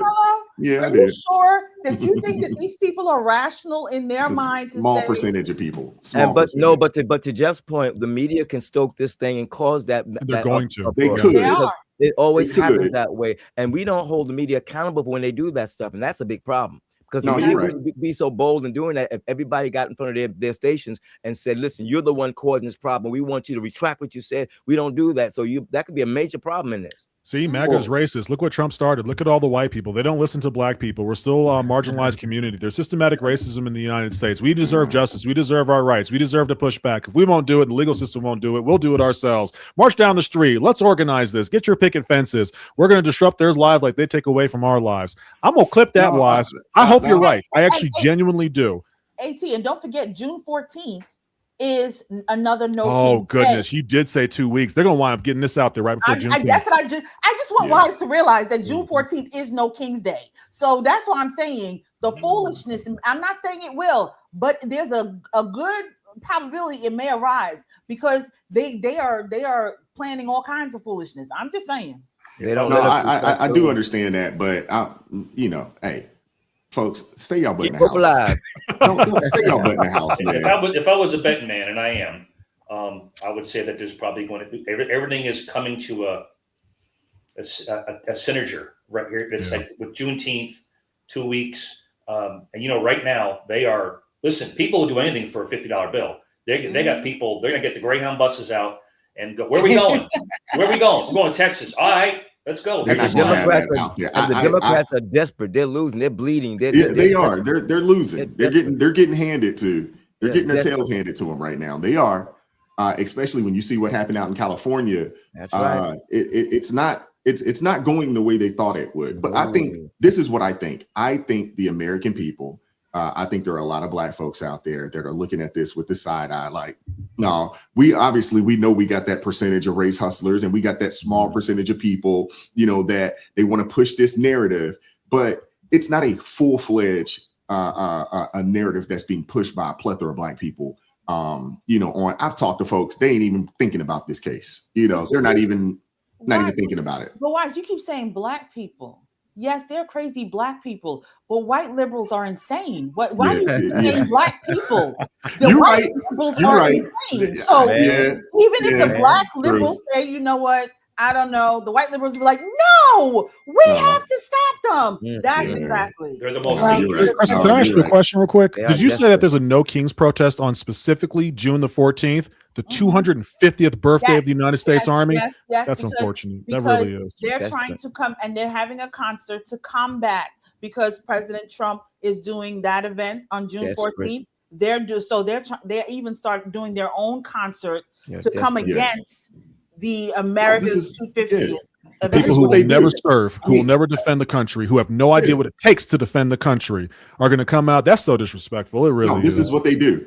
I mean, you got to think when they had the National Day of Prayer, they were protesting down in Alabama. So this is what they do. That's right. This is what they do. This is their MO. Let me read some super chats and we'll keep it moving. Wow. Shout out to Cap America coming through. $5 super chat says, "Lady, the crime happened in Collin County." Yes. Shout out to Uncle Darnell coming through. $5 super chat says, "Wise, you can't hinder Aunt Celeste's voice. Don't you know wisdom is long-winded? I mean, talk about it." Wisdom only spoke for one chapter in the book of Proverbs, is Lady Wisdom. So I don't know what you talk about, Uncle Darnell. One chapter is not that long-winded. Listen. I'm not gonna let them take me down. I'm not gonna do it, Chad. I'm gonna stand strong. I'm standing strong. I didn't say that right there, Celeste. He said, "Don't you know wisdom is long-winded?" That wasn't me. I got nothing to say about Uncle Donnell. Okay, but I do have something to say about you and AT. So I didn't even do anything today. That's all right. You're gonna get it to America because you didn't do anything. Guilt by association. How long the Seriously. wisdom is in the book of Proverbs. That was just being biblically accurate, Celeste, right? Come on now. I got to do my job. Okay. All right. right. And Celeste, the books of wisdom are actually Proverbs, Ecclesiastes, and Job. I said when wisdom speaks, when Lady Wisdom comes up and she takes her place atop the hill where the roads meet and she cries aloud, right? That's the only time, that top of my head, where wisdom specifically is shown to be speaking. The rest is talking about wisdom. But her and herself, everything wisdom says is good, so I don't care. Talk all you Thank want. you, Minister Danzo, giving me points for something I didn't do. Shout out to Karen Elliott, $5 super chat says, "Blessing ARP family again. They will give the crazies an excuse to riot all throughout July 4th, America 250. God bless and keep. Stay prayed up." They better not take it to July 4th. That won't work out well for them. They better not take it to my birthday because I will shut this whole country down. The Independence Day, the quarter centennial, nah. But her birthday though, absolutely not. Good Lord, Crystal. Papa Baptiste, get her, please. Get her. You know she prone to a little violence from time to time. Yeah, no. A little time to time. What are you talking about? Yeah. Shout out to Eric Remind coming through. $2 super chat says, "Commit your crimes where you want to be tried." Or that part. Or don't commit crime. Either one. Yeah, how about that? How about that? Like the rest of the Black criminals. Shout out to Dylan McClung coming through. $5 super chat says, "They couldn't have moved it to South Oak area." Yeah. Shout out to Jeff. Thank you, Jeff. It's not your fault. Al-Anon Recovery Channel. Y'all make sure y'all go subscribe to Jeff's channel. $52. It says, "I'm happy to be here. Everyone, please pray for those touched by this tragedy." Yes. You are such a sweetheart. You really do. Sweetheart, have you met his wife? No, I said he has such a sweetheart. I was not disrespectful. I'm not trying to get punched. In the throat. That's right. No. Thank you. Dylan McClung, $5 super chat says, hey, didn't pull up the AOC way. Oh, man. Shout out to Kung Fu CJ, $2 super chat says, Anthony was suspended for fighting many times. Yes. Would you believe that Anthony was also specifically told not to bring a weapon on the school property? Just saying, y'all. Oh, he was an angel. Come on now. He was sitting there reading his Bible the whole time. I can Come understand. on. And allegedly, he wasn't even supposed to be at that event. Allegedly. Stop it. You people are so mean. Dylan McClung says, $5 super chat says, as Minister D says, that's stupid on steroids. We're putting that on the t-shirt just so you That's know. actually not bad. That's just so bad. you know. We're putting that on the t-shirt. That's stupid on steroids. There has been a request. There has been a request. It's worth it. Shout out to Sonia Silver Puffer, says, stop saying black people. I'm from there. Most of us are not on board with this. Yeah. That's what I said, Sonia. I said he forgot about them crazy white liberals. I said it. Yeah. Shout out to Speak Your Voice First. $5 super chat says, black folk over there want skin color to matter when there's something to gain, but when accountability shows up, suddenly it's all about character. I missed you, Speak Your Voice. I really have missed you. Thank you. Love my sis. Thank you to Holly Galloway coming through. $10 super chat says, I was PD, police, in Orange County, California for 21 years, which is 3% black. I rarely got a black juror. Jury pools are pulled from your city and county's registered voters. That is not racism. That is reality. Yeah, I have to agree with that. And also, y'all have to remember when they call you for jury duty, just in case you've never been, they're not telling you what case you're going to be on. No, you don't get to choose. So what happens is a lot of people find excuses not to be on a jury. I'm just going to tell you. A lot of them be like, I'm not, I can't, I'm a single mother. I can't, or I gotta work. I got something going on. I got school. Yeah. They do it all the time. So you upset that there were no black people on the jury, but a lot of black people be like, I'm not going to jury duty. I just want y'all to know. I've heard that is true. No, you're absolutely right. Now, I hadn't been called. I hadn't been called for jury duty in 25 years or so. But if I was, I'd probably find a way to get out of it. I'm guilty of doing it. Really? I would love to do jury duty for like a good case too. I've always been. I'll probably get because, like Crystal said, you don't get to choose. Yeah. And one of my friends, and what really scarred me is one of my friends. He did a PDF trial that he was on, and he was a juror for that. And see, AT, you thinking about the cool stuff? Ain't nothing. I mean. Yeah, he was like, they showed the graphic, the pictures, but I couldn't be on that. The pictures. He said there was footage. He was like, yeah, we had to sit through all of that. And I'm like, dude, he was like, bro, it's changed me for life once you sit through a case like that. I'll remind you, I saw some pretty grotesque stuff back in the day, but I couldn't do a PDF case. I hope I'm saying that correctly, because as soon as they asked, like, you have bias for this case, hang them. That's my bias, hang them. So they wouldn't put me on the jury. So, you don't get to choose. So you never know. You never know what type I get the jaywalking case. That's going to be on CNN national television. I have gone every year, and they have called me every year, and I've gone every year. I have learned. I don't do it on purpose, but when I was younger, I did. But when you are too enthusiastic, they're not going to put you on the jury. I've learned that very quickly. When you're super enthusiastic, because I'm like, okay, what do we have to do until they're like, yeah. All right, you're dismissed. Yeah, get her out of here. Get her out of here. Shout out to 2020 Vision, $5 super chat says black liberals and racists in 2026 ignored treat people how you want to be treated, and two wrongs don't make a right. Oh, you're right. 2020. Right. Shout out to Lynn J. Son coming through with the $5 super chat says, you know that if the jury is not sequestered, the left will intimidate them. And then the left will call it just peaceful protest, freedom of speech. I'm surprised to hear that they're not being sequestered. I'm actually surprised. I'm hoping they change that, but hopefully they change it. The reports that I got because I saw it on Sarah's, I believe, and on Savannah from TPUSA Frontline that's out there. They both said, interestingly, that they won't be. That I want to know who made that decision, because that's irrational. It doesn't make sense. It doesn't make sense. Lynn J. Son, $5 super chat says, it's not the trial attendees that will be the problem. It's the useful idiots watching the mainstream media you got to worry about. Yeah. Wholeheartedly agree. Brother Wise. You think? Yeah, I understand. Shout out to Papa Dot, member for 8 months, helping Wise work his 100 days a year.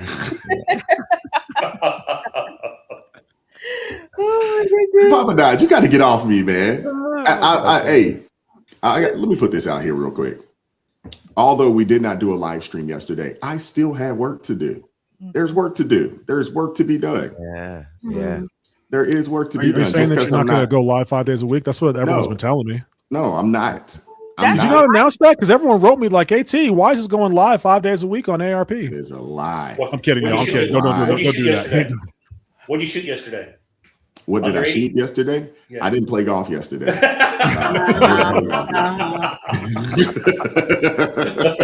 You almost got him too, Jeff. You almost got him. I didn't play golf yesterday. Shout out to Cap America coming through with the $20 super chat. Says, keep justifying Chud the builder while getting upset about loss or prevention following you all over Costco after you just burned down the CVS because you're salty. Karmelo has to be bunkmates with the booty warrior. Whoa. Wow. Okay, Cap America. Whoa. Who is that for? Who is that for? Who is Chud the builder? Chud the builder is a well, if you want to explain, go ahead, Celeste. He's a guy, I'm not sure if he's on YouTube, but he makes these very inflammatory, hyperbolic videos, and people are saying, I believe he's out of Nashville, and people are saying he's sort of racially confrontational, and it is causing people to come out and want to say, he doesn't get the right to speak that way. He's not violent, but he does have a little bit of inflammatory language, or at least language that people find that inflammatory. And so a lot of people are coming out, against him and basically threatening him. And I believe recently he's gone through some particular stuff, but he's kind of like, it's sort of hard to figure out if it's really a skit or if it's exact, but he's trying to show, well, if you can treat white people this way and say these things about white people and it's okay, then why can't white people say these things about you? So he's out here, in the street, kind of confronting people with his rhetoric, and not violence, but his rhetoric. And it's getting quite the attention. It's getting a lot. Well, he just caught a charge because I think he did pew pew somebody. But he basically, says, he calls, folks the N-word and tell people that they're chimping out and things of that nature and trying to get a rise, out of. Oh, that's more than what Celeste was just saying. That's a little worse. That's a little bit more than what she was saying. Yeah. I don't really find that the same. Oh no! He's trying to trying to get a rise. He says things to intentionally try to get a rise out of folks, but really what he's showcasing. And I'm not defending Chud the builder. I think his behavior is abhorrent. And to be honest with you, I personally think he's a plant. I think he is a plant. I think he is somebody that is paid by the SPLC. Yeah, that's just what I think. That's my opinion. Based off of what we've heard about the SPLC, it wouldn't surprise me one bit. That's right. You know what I'm saying? If they put some money in that dude's pocket to go and cause, racial ruckus. Yeah. It wouldn't surprise me at all. I don't put anything past these people at this point. But that's right. That's pretty much what he does. But what he's really showcasing is he's trying to showcase that you have a lot of Black folks that are extremely emotional based off of words, and they will take words and escalate it towards violence. That's what he's attempting to showcase. And it's going about it in a really dumb way, but fair enough. In a nutshell, that's what he's attempting to do. Remind you also, Brother Wise, currently, I just something just clicked on my thing and reminded me. Right now, racial tension is high currently after that whole thing that the man that got off regarding South Carolina. So the racial tension is already high. I think they just looted and destructed his store. There was destruction at his store. Oh wow! So I'm just saying, The emotions is high right now. No, it is. Now, that particular case, I hadn't spent a lot of time looking at the case, and I probably should just look at it. You know, we probably could have talked about it the other day, but I don't understand how he got off. You chase a young man down, you know, you pew him in the back. He was running away. I don't understand, you know, how he got off, unless in South Carolina they have a similar law in Florida to where whatever you're charged with. So it could have been a situation where maybe they overcharged them and they couldn't convict based off of that. I don't know, but it didn't make a lot of sense to me. Well, there was a police officer in the southern part of the state. I live in South Carolina. And there was a police officer who was charged with the same thing. He went after a suspect and he shot him in the back because the guy took off running. I remember that. Yeah. He was convicted. He was convicted and he's in jail now. He's in prison right now. Yeah, it's a very similar situation. It baffled me also why he was found not guilty. But I don't think we have a standing ground law here in South Carolina. But man, this is the Wild West down here, the Wild South. You don't really know what could have happened. And again, he wasn't a Caucasian. This was I think he was Vietnamese, I believe. Yeah, some form of Asian of some sort. It's something else. Yeah, go ahead. Yeah. It didn't make sense to me because I do remember the case that you're just talking about where the police officer, you know, pew the guy in the back, and that dude's in prison, still in prison right now to this day.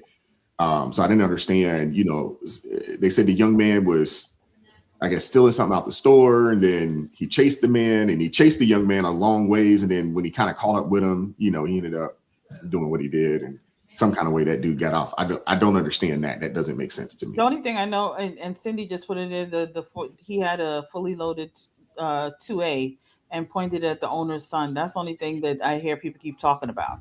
Yeah. Okay, I did hear about that, but he was running away. I don't understand that unless the dude turned around, maybe flashed a weapon or something. I don't know, but yeah, it didn't make sense. It didn't make sense. Shout out to Sensen coming through. $2 super chat says Trump's birthday is June 14th. Yeah, I thought that was and they're doing it. Okay, that's going to drive some people crazy. Yeah, TMG $2 super chat says Libs need to leave Texas alone. This area ain't playing. Yeah, I hope that's what that meant. Shout out to Marla, $5 super chat says, Wise, are you going to open the chat today? I think Ed wants to talk to you guys. Oh yeah, we're going to open it up here in a little bit. Who's Ed? Ed, I believe it's Ed Maurer. Oh, okay. I believe. Shout out to Uncle Darnell, $5 super chat says, it would be a majority white jury anyway, because my people look for every excuse to get off. That's what Crystal said. Uncle Darnell's right. Except for Crystal is right. Except for Crystal. Except for Crystal. Crystal's excited to be on this. Yes. Excited. Like, what's going on? She wants all the business. She wants it all. Yeah. Shout out to Papa Died, $5 super chat says, why I said there's work to be done, but he didn't say he did it. Just kidding. We know Wise is like James Brown, the hardest working man in show business. I wouldn't say all that. You know what I'm saying? I wouldn't say all that. I gotta say one thing, but if you guys had a chance before I go any further, my favorite movie of all time is a movie called 12 Angry Men. Oh, good movie. It's a great movie. Yep. And if you haven't watched it, watch it. It's phenomenal. It shows the biases going into a trial, then afterwards. Very well done. Yes. Check it out. Jeff, it also shows the flaws in our jury system because one person really can just hang the entire jury, and that's what happens. I've been at many juries, and I've seen people just from the jump. Did I say it right? From the jump. Mm-hmm. and they'll come out and they'll be talking about all kinds of stuff. And like, you didn't see one piece of evidence yet, and you already got this guy convicted. Yep. You know, and then it takes time to walk through stuff. Yeah, great movie. Yeah, you get one of these. Thank you. Yeah, you're doing extremely well in your Black assimilation classes. Don't do that. Don't do that, Jeff. No, Jeff reminds me of the white cop on Sanford and Son. No, Wise. I'm not telling Jeff to do this. I'm telling Jeff he gets one of these because he's got the lingo going. He gets one of these. Mm-hmm. Okay, I was about to say, Jeff, don't start doing Although that. if I ever see you do that, though, Jeff, we're gonna have a conversation. I'm gonna kick you. I'm gonna kick you off, and then we're gonna have a conversation, and then I'm talking to your wife like, I don't know what's going on with this guy. And you've got our number too. That's what scares me. Shout out to TMG, $2 super chat says, hit the like button and subscribe. Yes, follow TMG's instructions.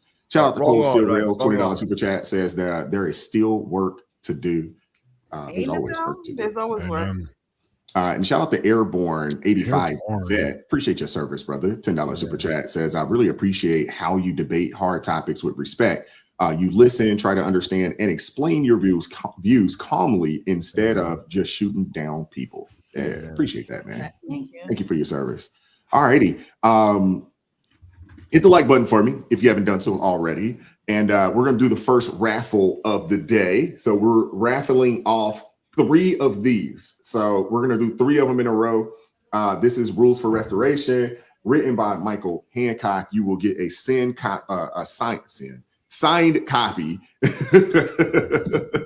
Make sure you put the hashtag ARP family in the chat. So I'm going to give you a little bit of time for that. Can I just say, everybody on my chat you can't put it in my chat. Put it in Wise's chat. You got to come over. Don't count. You got to come on over. We'll give you a little bit of time. If you're over there, if you're watching, the folks over there, I think we got 56 people over, on Crystal Beyond Labels. If you're watching over there, come on over here real fast. Put your hashtag ARP family in that you can mosey right on back over to CBL. But make sure you put that hashtag. We'll give it a little bit more time. The entries are increasing here. All right, cool. I love it, man. I love the giveaway days. I love it. And just so you know, if you do get one of Celeste's books, I promise you will get it this year. Okay, sometime this year, December 25th or beyond. Celeste. Oh, go ahead. Celeste, where's the pen? He set me up, Celeste. He set me up. That should not count for me. Get the pen, sis. Get the pen. Chat. Just know it's coming. Come on. Oh, that's hilarious. You don't want to miss it. 18 is ready to go. I tossed him a softball. He just I couldn't help myself. I didn't think about it first. Get the pen out for them. Get them out. I read your book Sunday, cover to cover, and I honestly think that every person should read it, especially if they have children going into college, leaving high school and going to college, or just leaving the nest. Yeah, it's a phenomenal read. It's an easy read, and I loved it. I highly recommend it. Thank you. Thank you, Jeff. Thank you. All right, come on, ARP family. Put the hashtags in there. Just so you know, he didn't buy you all out of that. I'm gonna hold on to this. I want to hold on to it because I want to stack some up. So when it comes, it's an equal and opposite force. Are you going to hold on to it the way you held on to that PO address? Just curious. Oh, okay. We're here now. We're here now. All right. You're right. I agree with you. It's getting cold in here. There's no coming back. We might as well just do it. It's getting cold in here. Wow. It took you a while to get that thing going, but she got it going. She got it. It's there. So anybody that needs it, check out the chat. Not the chat, but the description box is in there. And, if you can't find it in the description box, because for whatever reason, people don't know how to find the description box, just shoot me an email. I'll get it over to you ASAP. Going once, going twice. We're going to do the first drawing today. And this will be for the Rules for Restoration by Michael A. Hancock. All right. While this is going, please remember when you type in hashtag ARP family, there is no space between ARP no space. Family. Oh, Gailey won. Gailey, number 1. All right, now, congratulations. Let me see if.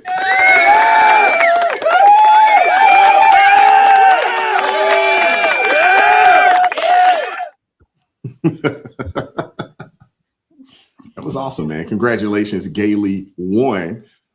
If I can get my mods, please make sure you shoot me. Gailey won. If you're still here, shoot me an email. I'll be looking out for you. And then I need your address. If you have a P.O. box or wherever you would like the book sent to, please shoot me an email with that information. You can send it to askwisetoday@gmail.com. All right, let's do it one more time.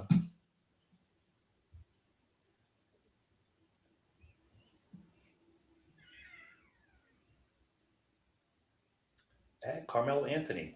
All right, here we go. Jeanette. Shout out to you, Jeanette. Congratulations.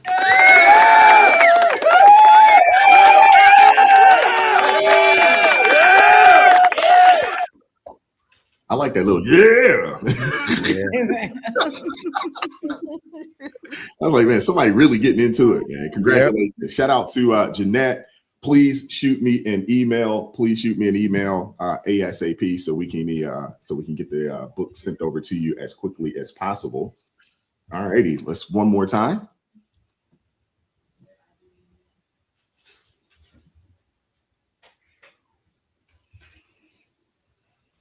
Karen Elliott. I know that one too. Karen Elliott. There we go. Congratulations, Karen. Congratulations, Karen. Congratulations. Good applause.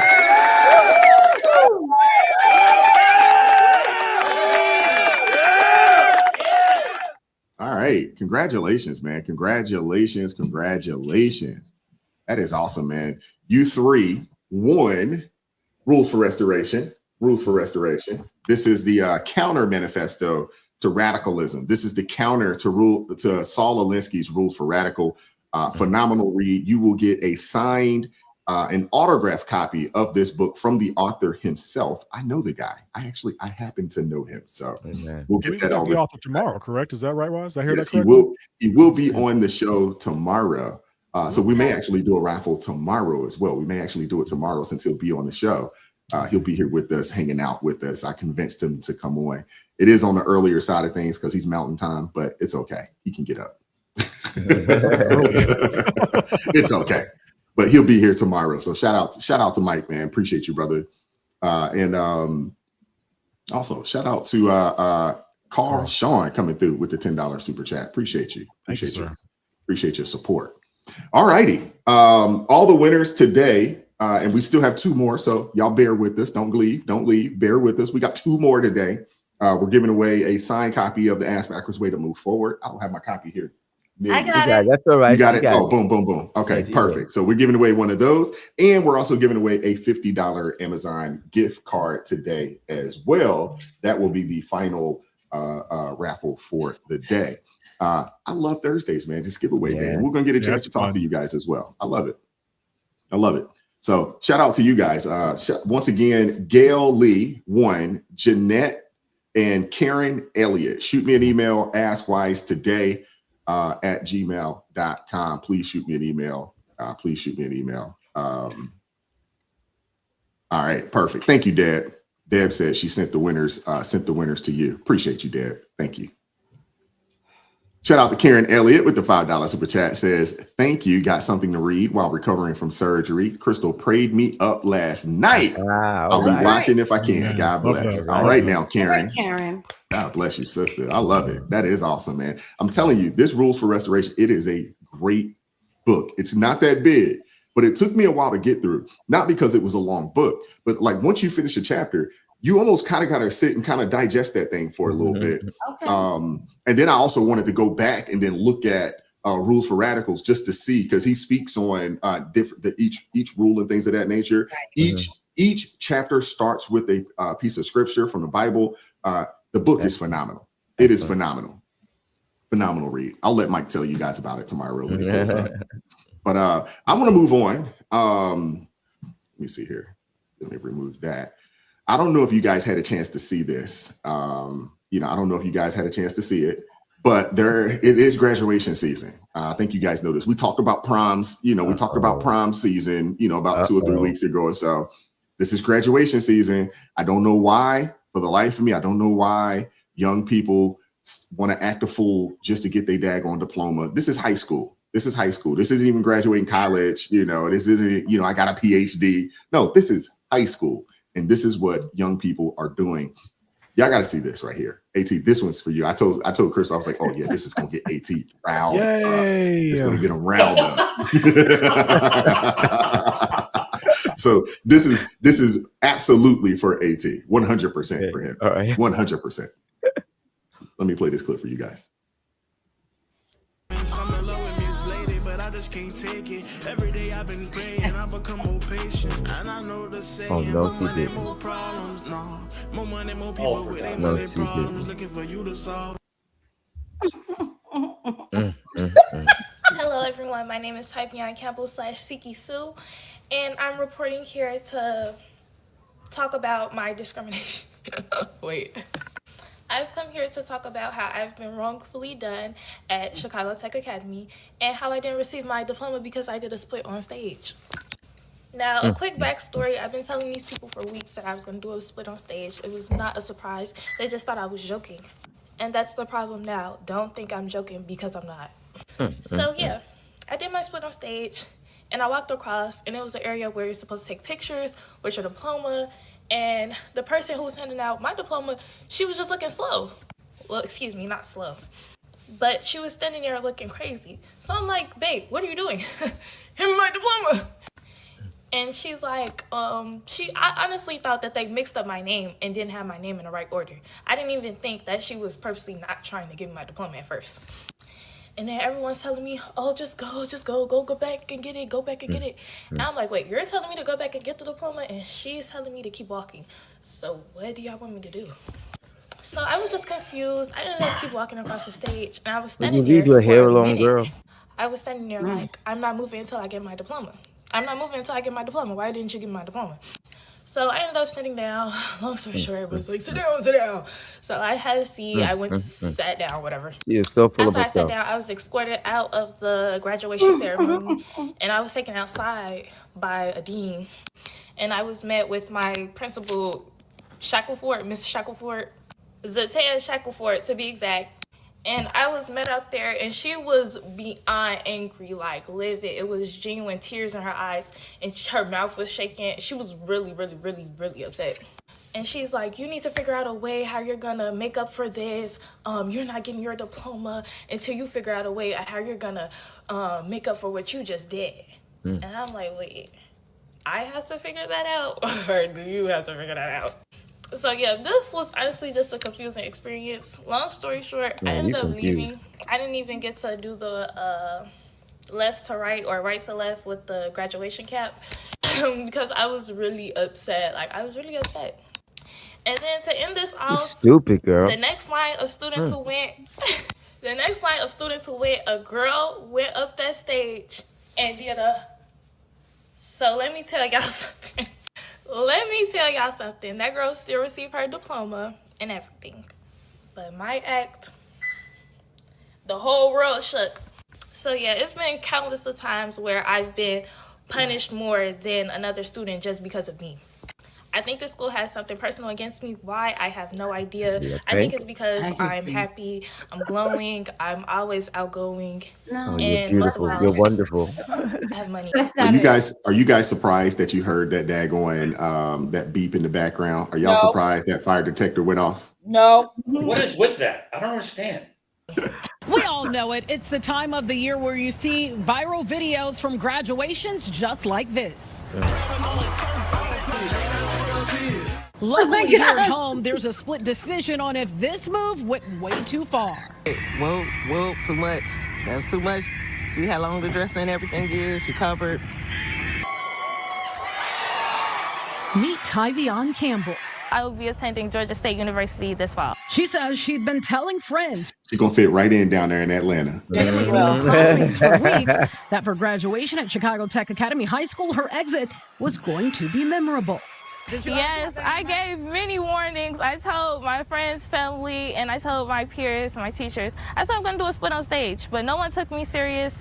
And when I did it, everyone was shocked. She followed through. After walking across the stage at the Harold Washington Cultural Center, Campbell waved to the crowd, dropped it into a split with a dance move, popped back up to accept her diploma, except it never came. I did a pretty princess wave, That's did my right. split, got back up, and I tried to reach my diploma, and I didn't get it. And I was confused at first. I thought they mixed up my name. Video of the moment shows Campbell looking back towards school officials as the audience cheered. The principal telling her now, don't give her nothing. She looked around her, don't give her nothing. Don't give her, make her walk. It's not racism, folks. The principal, they looked like there were two black women up there. Vice principal, principal. Those are two black women. This isn't racism. No, she didn't have it to her. Tyvion. The reaction from the crowd was loud. Campbell says the only person who took issue with the celebration were school leaders. My principal, Ms. Shackleford, she told me I need to think of a way to make up for what I've done. and this was supposed to be a celebratory moment, and I made it about myself. The 18-year-old says she was escorted out of the ceremony and still has not received her diploma. She also says she never saw any written rule prohibiting dances or celebrations during the commencement. We did receive rules, but the rules had nothing to do with what you can and cannot do while you walk across the stage. Thank you, have sense, that's why. For the new graduate, the biggest disappointment isn't the online attention. It's the feeling like a milestone moment was taken away. It was disappointing. It really hurt my feelings. I cried, and I couldn't even continue the graduation. Despite the controversy, Campbell is looking ahead. She graduated with a 3.5 GPA and plans to study business administration. As for the split that started it all, They're just gonna have us standing there looking crazy.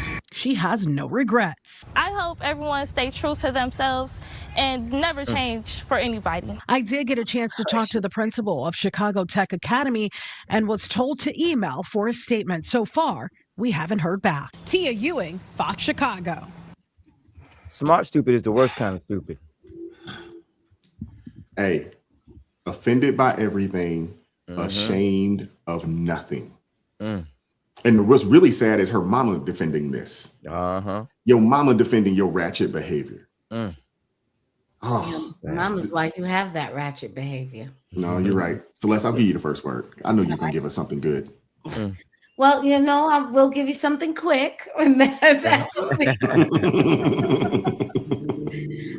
This is another demonstration of, and Jeff can attest to this, I wrote about this in the book, of children raised with high levels of self-esteem and low levels of self-control. And unfortunately, what we are finding is not only are they coming from their homes with this high level of self-esteem, they're also being nurtured in this high levels of self-esteem in their schools. Because really what should have happened, if this girl's account is correct, the school faculty should have, in that program, after that happened and they didn't give her the diploma, they should have announced to the line coming after her, this student did not receive her diploma because of the inappropriate way in which she crossed the stage. And if you cross the stage that way, Yes. you will not receive it either. So come on, try us. They should have done it right then and there. That's right. Thank you. So now they allowed some other student to make a gesture that was, you know, unacceptable or inappropriate, and give this girl now fodder to say, well, it's personal against me. Now her mom can say that. That's their fault because they have too much self-esteem and not enough self-control to know even how to control children, because they should have done that.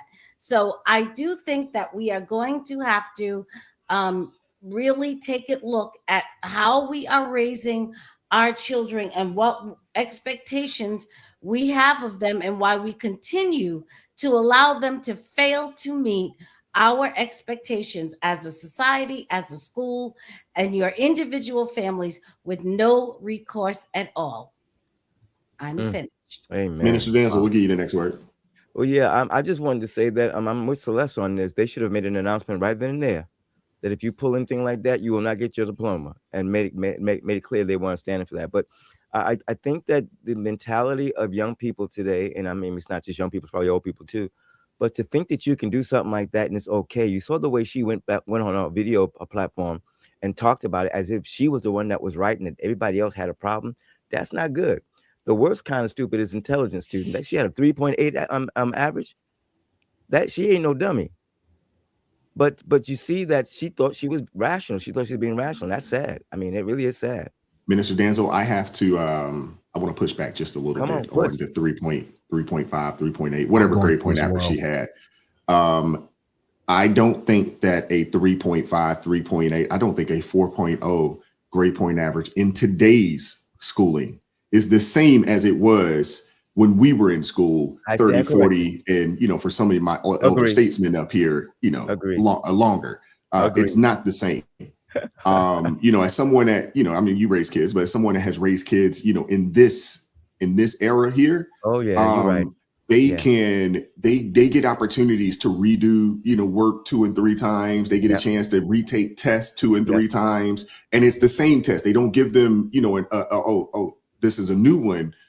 It's the same exact test. It's the same exact quizzes. They get a chance to, redo the homework over and over again until they get the right. Like in this day and age, and I had to tell my son, I had to get on him about that. My youngest one, not my oldest one, my youngest one. And again, I was like, bro, you got to be a moron if you can't at minimum just pass, because they give you the opportunity. That's just being lazy. They let you retake the test, retake the quiz. You can return all the homework in. You can do everything.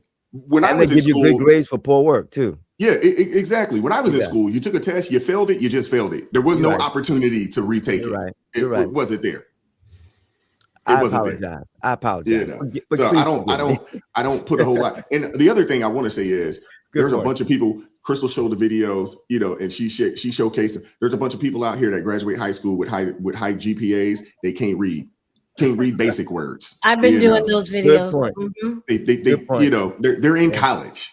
Yeah. Oh, I mean, I had a similar situation here. Dude came to my house selling me something, man. Couldn't spell Murphy. Like, come on, bro.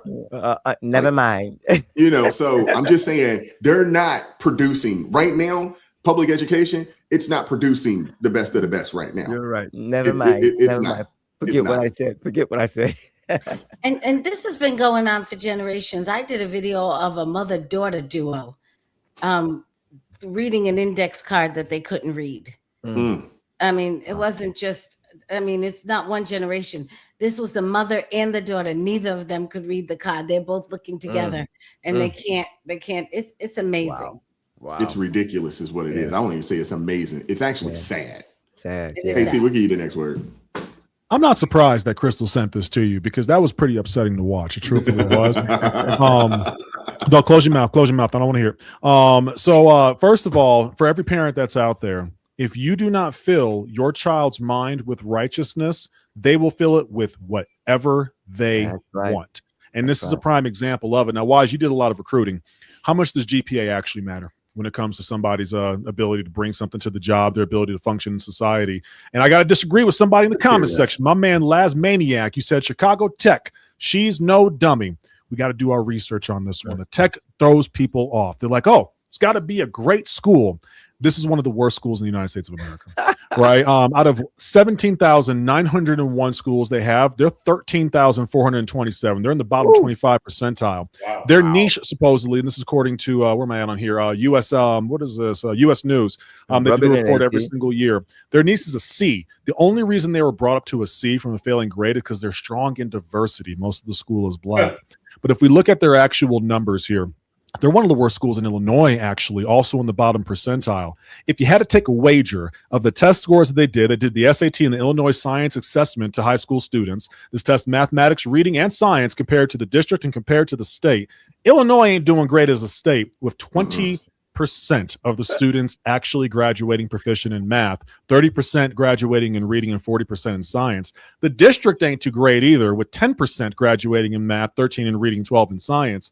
But this school right here from our young little booty dropper, Chicago Tech, they graduate 12% proficient in science, 2% proficient in reading, and 0% proficient in math. Your 3.5 means 2% reading.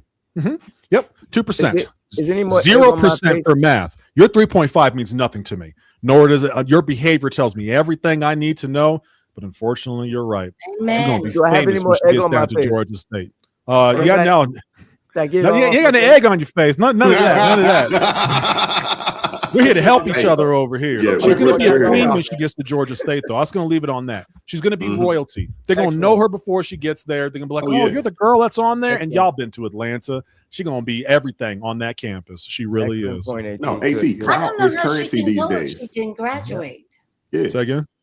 I don't know how she didn't go, how she can go if she technically hasn't earned a diploma. The diploma thing, I don't know about y'all's schools. I went to a very how do I say this kindly, a lower income school in California for when I graduated. When we went through a stage, they handed us the thing, but our diploma wasn't in there. It was just a thing that looked like it, and we got it later on. So I don't know what's going to happen with her. They're going to have to give her the diploma. They're going to give her a diploma. They'll mail it to her. They'll mail it to the house. You know, and the college is going to revoke her invitation. No, Georgia State? No, they will not. When my kids graduated, what they handed you the actual diploma. It was it wasn't in a little wrapped up thing. It's actually a binder, not binder. I don't even know what you call it. Little binder folder type thing. Yeah. It's already in there, and they hand that to you. That's how it was, out in Maryland. But AT, clout is currency these days. She's probably gained some new followers on Insta and TikTok, which is a lot of and she's probably made a little bit of cheese off of this, and it wouldn't surprise me. There might be some folks out there willing to give her a little appearance fee to, to hit the club up or something, because this is her 15 minutes, and clout is a heck of a drug, bro. If she does it right, she can make an entire online platform career, and she'll do just fine. She'll make more money than any of us up here. But just remember, we can make fun of her. We can talk about the GPA. We can talk about the school. She has the exact same voting power as you. She does seem ready for OnlyFans. I don't see why no one's encouraging her OF in that direction. Go ahead, Jeff. I didn't realize Jasmine Crockett had a daughter, but that's good one. You did mention the fact that this is a society that is they crave attention to be. It's the likes, it's the clicks, and they don't. It's just and the minister made a comment about the fact she's constantly grooming herself. Oh man, it's a self-grooming. I did a lot of identifier when I was just got into sales of reading people's body language, and she's doesn't believe half of what she's saying because she's trying to groom herself into thinking what she's doing is correct. But it's this, with the rise of Chat GPT, GPAs mean nothing anymore to me. It's a joke. It's these kids aren't really learning anything. Learning how to pass a test is all we're trying to do. Wisdom comes from God. It doesn't come from a book. Knowledge can come from a book. Knowledge can come from school, but wisdom comes from God, and that's what these kids are missing today. And I don't remember the exact scripture quote. Minister Danzel, you can help me on this. The humbled shall be exalted, and the exalted shall be humbled. These people that all they care about is me. One day they will realize that means absolutely nothing. It's the ones that go about their duty, worshiping God, taking care of their fellow man, and doing it on the DL. Those are the ones that will receive their glory one day. But this young lady, you're right. I mean, she's going to fit in perfectly in Atlanta. She'll be the princess of the ball down there.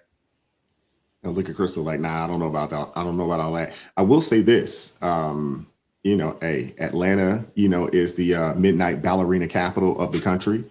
And, that was a pretty decent audition, that she gave. So, there may be, there may be some opportunities for her if that, bachelor's in business doesn't work out, over at Georgia State. Go ahead, Crystal. We'll give you the last word. We'll keep it moving. So I'm going to talk to y'all from both sides, okay? I'm going to talk to y'all from the biblical side. I'm going to talk to y'all from the Crystal Ratchet days. Crystal, please don't time out. Please don't tell us that you was up there twerking and dropping it like it was hot, at your graduation. Please don't tell us that. I didn't do that at my graduation. Okay. I am an expert in that area. So that's you couldn't have waited for me not to be here to say that. Yeah, no, it doesn't matter. Let me explain how this works. Let me help y'all out. Okay. That was not an excellent audition because this is the land of the Georgia peach. That young lady is not working with anything. So she is not going to be the queen of the crop. In fact, she's about to become a target in that school, walking in that school, because you ain't going to come down here and think you pretty princess because you were running the show up there in your little small school. These girls down here, they don't play. They don't play. They have BDL themselves up enough so that they are perfection when they walk across that campus. So when that little tiny little thing come walking by, that means nothing. I'm telling you that right now.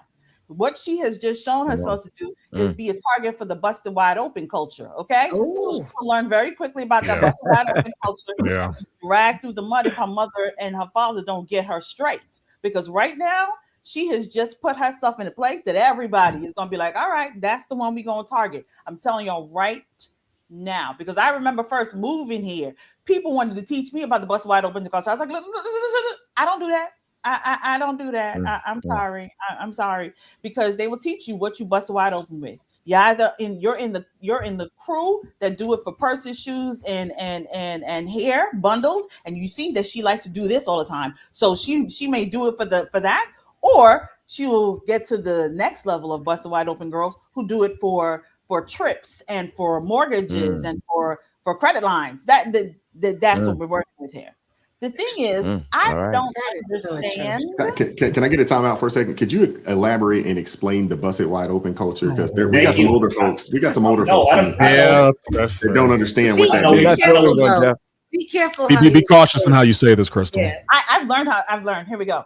They perform coitus. For all my people that are on CBL, they know I've started using that word. They perform coitus for items. So the coitus, they will perform it for either hair, nails, makeup, clothes, shoes, purses, or some people perform the coitus for trips, mortgage lines, credit lines, business, platinum cards, this card. That is, so there's different levels to it. Kamala Harris. Okay.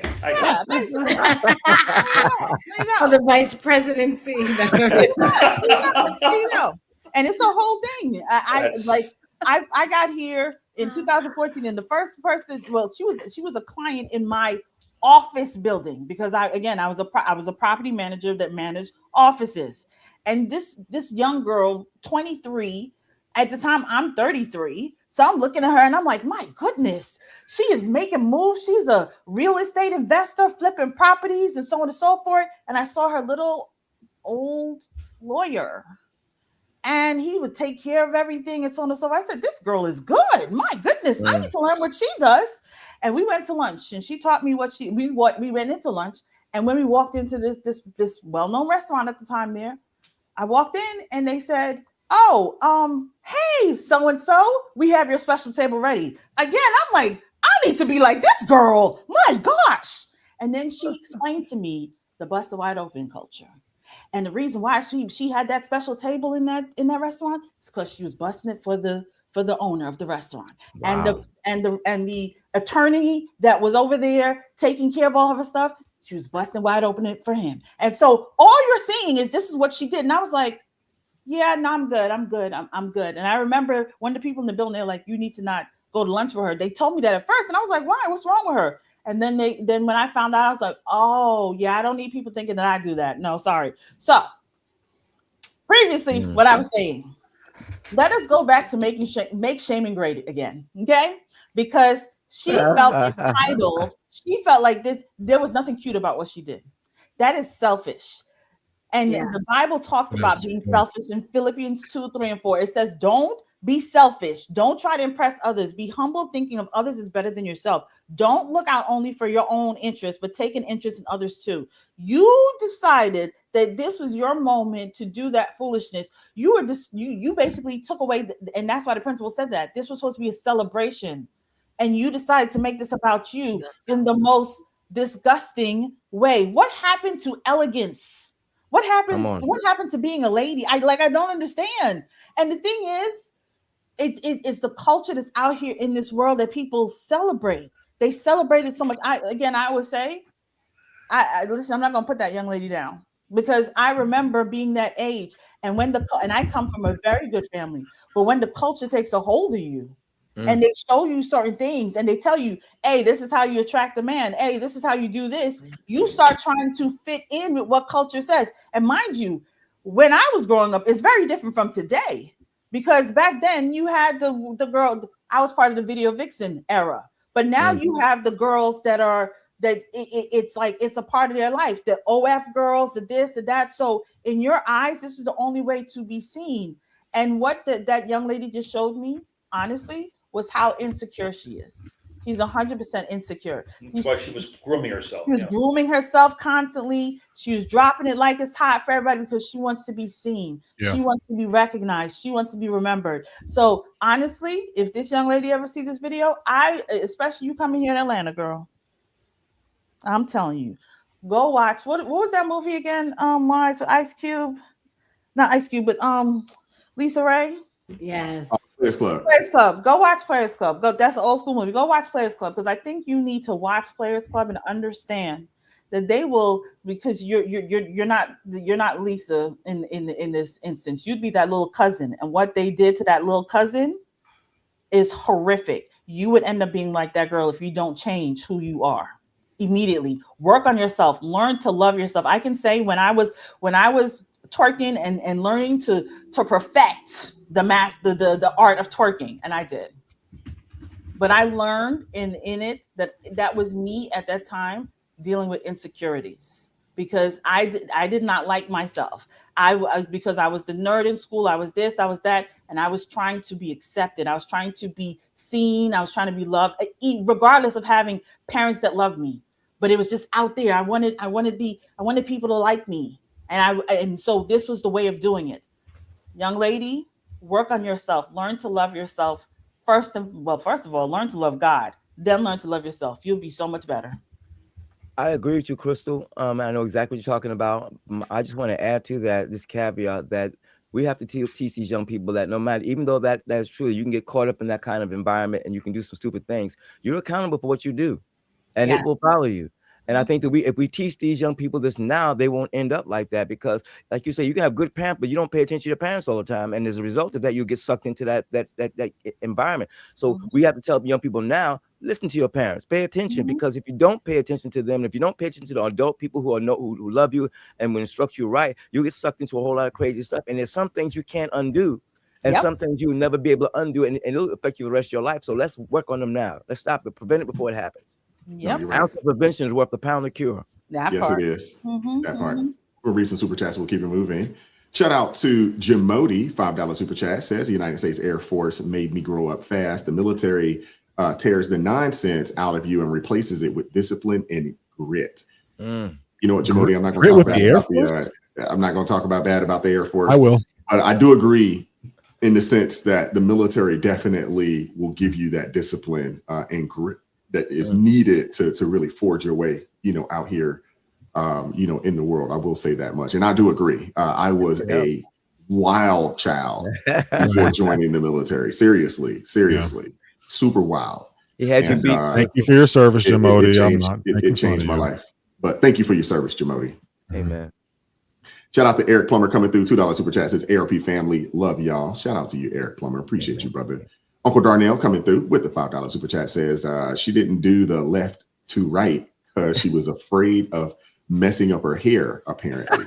Did anybody else notice when she did that? I don't know if it was just me. She specifically did this. They didn't let me even do the right to left or the left to right. You did it with your hand. You gave yourself the answers that it's left to right. How did we mess this up during the process? It just irked me. I'm sorry, Wise. Go ahead. Yeah, no. Well, I mean, not only did she drop down into the split, she dropped to a split twerk. Yes, she did. Yes, she did. She knew what she was doing. She knew exactly what she was doing, and she knew it wasn't right. Not easy. She knew it. She knew what she was doing wasn't right, and that's why she was like, "Well, I've been telling people that I was doing, hoping that somebody would not say anything, so she would have an excuse to be able to do it." Wise, I'm sorry. Jeff said it's not easy. Like he tries this once a day. When I graduated from Howard back years ago. Yes.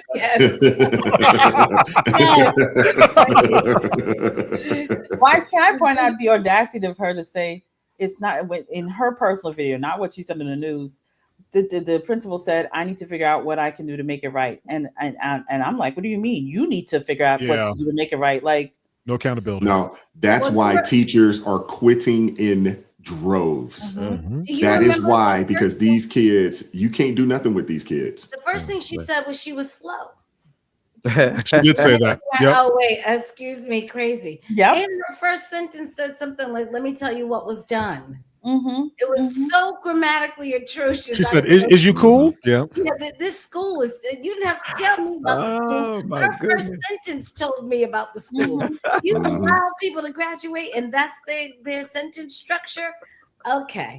And I just have to say, I'm so thankful there were no cameras when I was growing up, because Amen. Boy, you'd have been they had you on record. Well, we had cameras. It was just, still photos. It wasn't video. Yeah. It was a video camera. Because I have a friend of mine. He's got some footage. He's got some tape, not tape, pictures. Old. You know how you used to be able to get the old disposable camera. Yeah. Use the Kodiak. camera, take it. The old Kodak joint. Kodak. Thank you. Not Kodiak.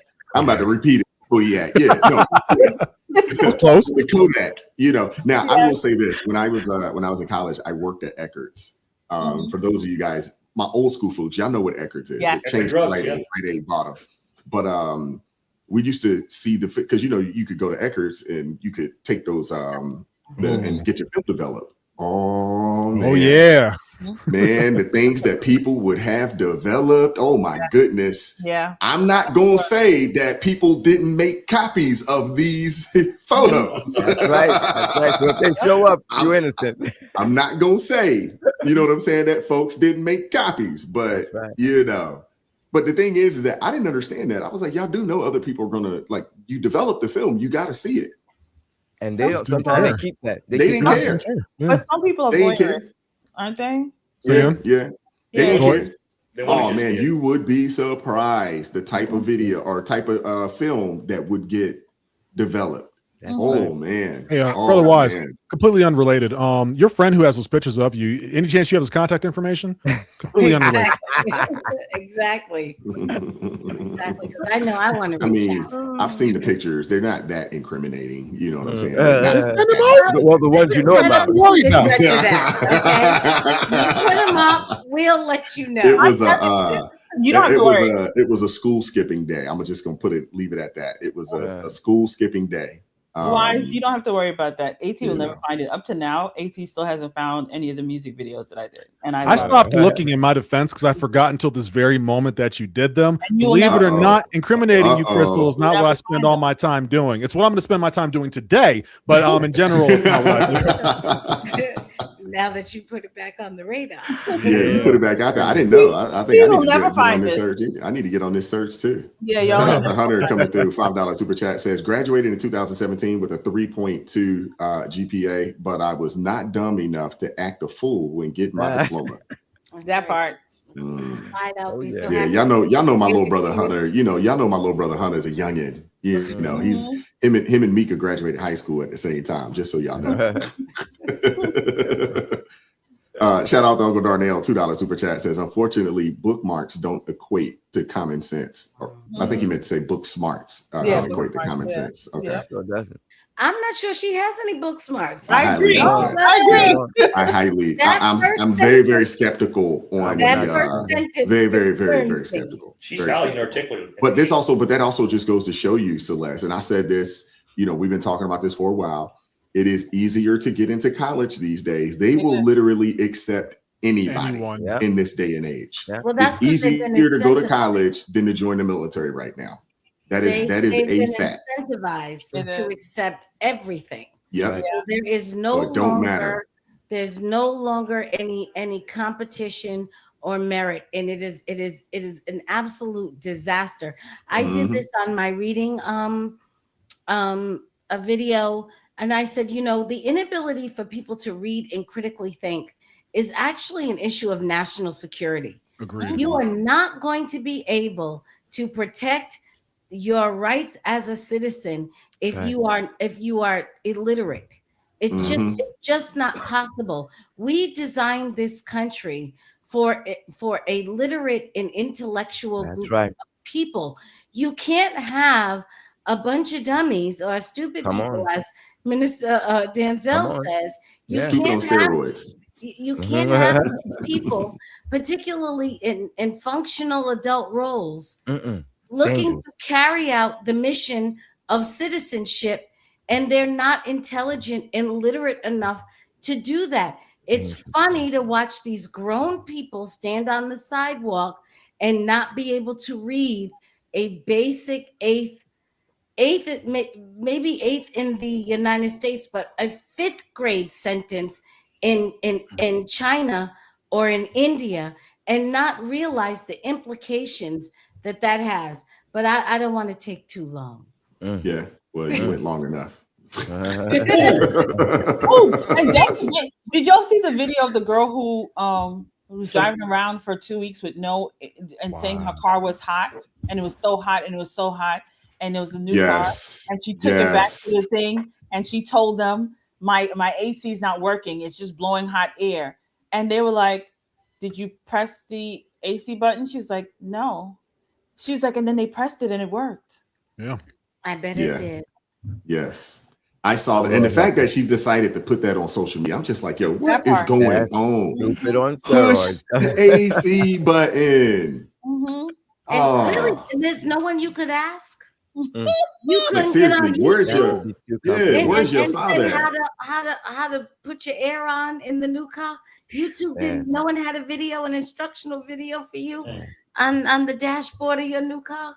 Wise, you said the answer just now. Where's your dad at? You realize here in about 15 years at most, you're going to have a group of young individuals, young adults, where you're going to go up to them. You can give them a key to your vehicle and say, here you go, start the car. And they will not be able to do it because now all cars are started by pushing a button. And I just want to point out that Wise has made fun of Celeste. He didn't get a point, right? I want there to be an investigation into a righteous perspective. I think there's discrimination going on. Shout out to Nicholas Ventura coming through. $2 super chat says, with the rise of ChatGPT, that GPA means nothing. Correct. Right about that. Now, I will say this. They do have, like for writing papers and things of that nature, they do have ways to detect AI writing at this point. They do have that now. So Steve Edminster coming through, $5 super chat says, as Celeste said in her book, the colleges have no problem taking money for an A or D student. To them, money is money. That's right. Yeah. Right, Steve. Right. Money is money. Good point.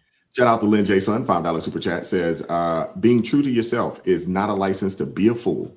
The young lady lacks introspection and discretion and likely much more. Lynn, I'm going to second that. It's definitely a whole lot more. Yeah. I mean, you saw her mama trying to defend foolishness. She said she's wearing a long dress. That's what she said. That's what she said. Yeah. So wait, was the mother the one who had the phone and talking? Yeah, she had the phone. The Gucci bag. Yeah, I don't know. It looked like a little designer bag or some sort. Yes. Okay. It's all coming into focus. It's all coming into focus. It was. That chat has those words were too big. You have to break those down for them. The sad part about it, you're right. That's what's sad about it. You're absolutely right. Minister Danzel, if you saw these videos, if you had a chance to just, peruse through, TikTok and see some of these videos out there, I think they're on X as well. I don't know where you found them at, Celeste. But I mean, the words are very, very simple. Very simple. Yeah. Very simple words. They're on Instagram. Like there's I'll send it to you, Minister. There's a whole thing where now the one with the gout had the gouch on it. It's like I can give them a pass on that. That's not a word that people normally use. Gauche. Or was it gauche? Is that what it was? Gauche. Yeah. My bad. That's not a word that most people normally use. I could give them a pass on the gauche. I could give them a pass on that. But some of these other words, you're like, come on now, bro. Come on. Well, it's funny. It's funny the term. Again, I'm being cautious here. The term bougie was because people couldn't pronounce bourgeois. They started saying bougie. I'm like, what are you talking about? Makes sense. It's bourgeois. Yeah. So now it's become part of the vernacular. Oh, now bougie is part. It's part of the American lexicon now. Right. Is it really? In fact, it outpaces bourgeois. Yeah, absolutely. People don't even use bourgeois. No, you just bougie now. And Jeff, Crystal over here with her. I live in Buckhead, ritzy bougie behind. Kind of like Wise over here with my I have to have 1,000 count Egyptian kind. Thank you. You can take one off of AT for that. So I take one off of him. Jeff, and I just want you to know they have upgraded the word from bourgeois to bougie to Bougetto. Okay, so you got Bougetto. Yes, Bougetto. That's ghetto, right? As in ghetto, right? That's in your next class once you get to advance.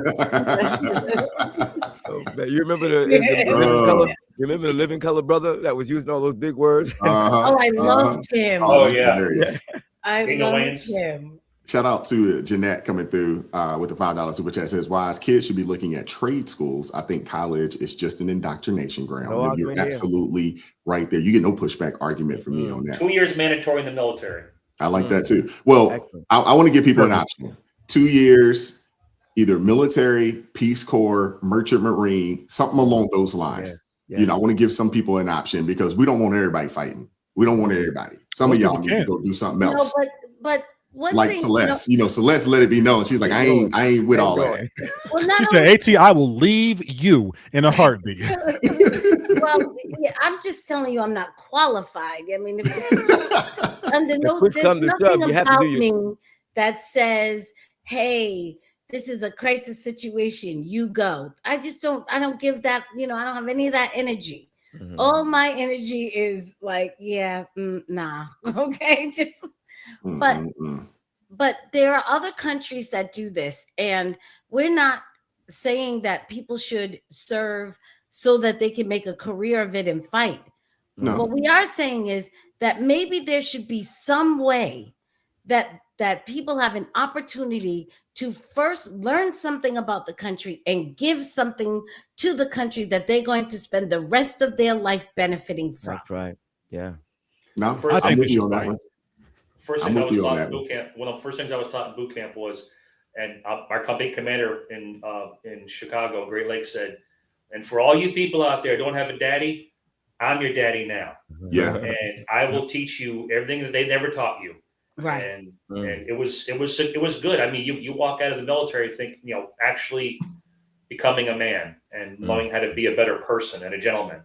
Mm-hmm. It felt good too. When you get through battle stations, for AT, you wouldn't know nothing about that. Y'all do something. Is that your last thing before graduating? That's the last thing. Yeah, we call it battle stations, and you kind of go through, a multitude of exercises, all the things that you've practiced, while you were, while you were in boot camp, and they kind of put everything together, and it's one 24-hour day. You stay up the whole day. It's fun. It was a lot of fun, honestly, in my opinion, but. You feel like you accomplished something when it's all said and done. Like I did that, I did that. That's what it felt like for me. We had we don't have like a cute name. Like the Marines have, I think the Crucible, I think is their last thing. I think the Air Force has something too. We had Agony, Misery, and Heartbreak at Fort Knox. It was awful. But you are right. I've never actually reflected on that before because when you're doing it, sometimes when you're doing it, it's pretty cool too. We had to crawl through like depth charges going off and everything. And you go to sleep, you're exhausted. Best sleep you will ever have in your entire life is after you do some good old work in the military. Mm-hmm. And you know what? The rest of the individuals who graduated, I came out of high school and did it. The rest of them were, I got a college class tomorrow. And today I just kind of hung out and drank beers and I wasn't supposed to. And meanwhile, you're like, man, I got shot at today over my head. I crawled through depth charges. I've learned how to do X, Y, and Z. I bayoneted something there earlier on today. You're not wrong. We don't talk about it enough. It's about 90% boredom, but that 10% of excitement. Oh, yeah. That's what we do. Mm-hmm. Well, you also learn how to, you learn how to maintain through adversity. That's true. And when they start you off with the fact that you're sleep deprived pretty much the entire time you're there. So you're under like constant stress the entire time you're there. You learn how to sleep anywhere.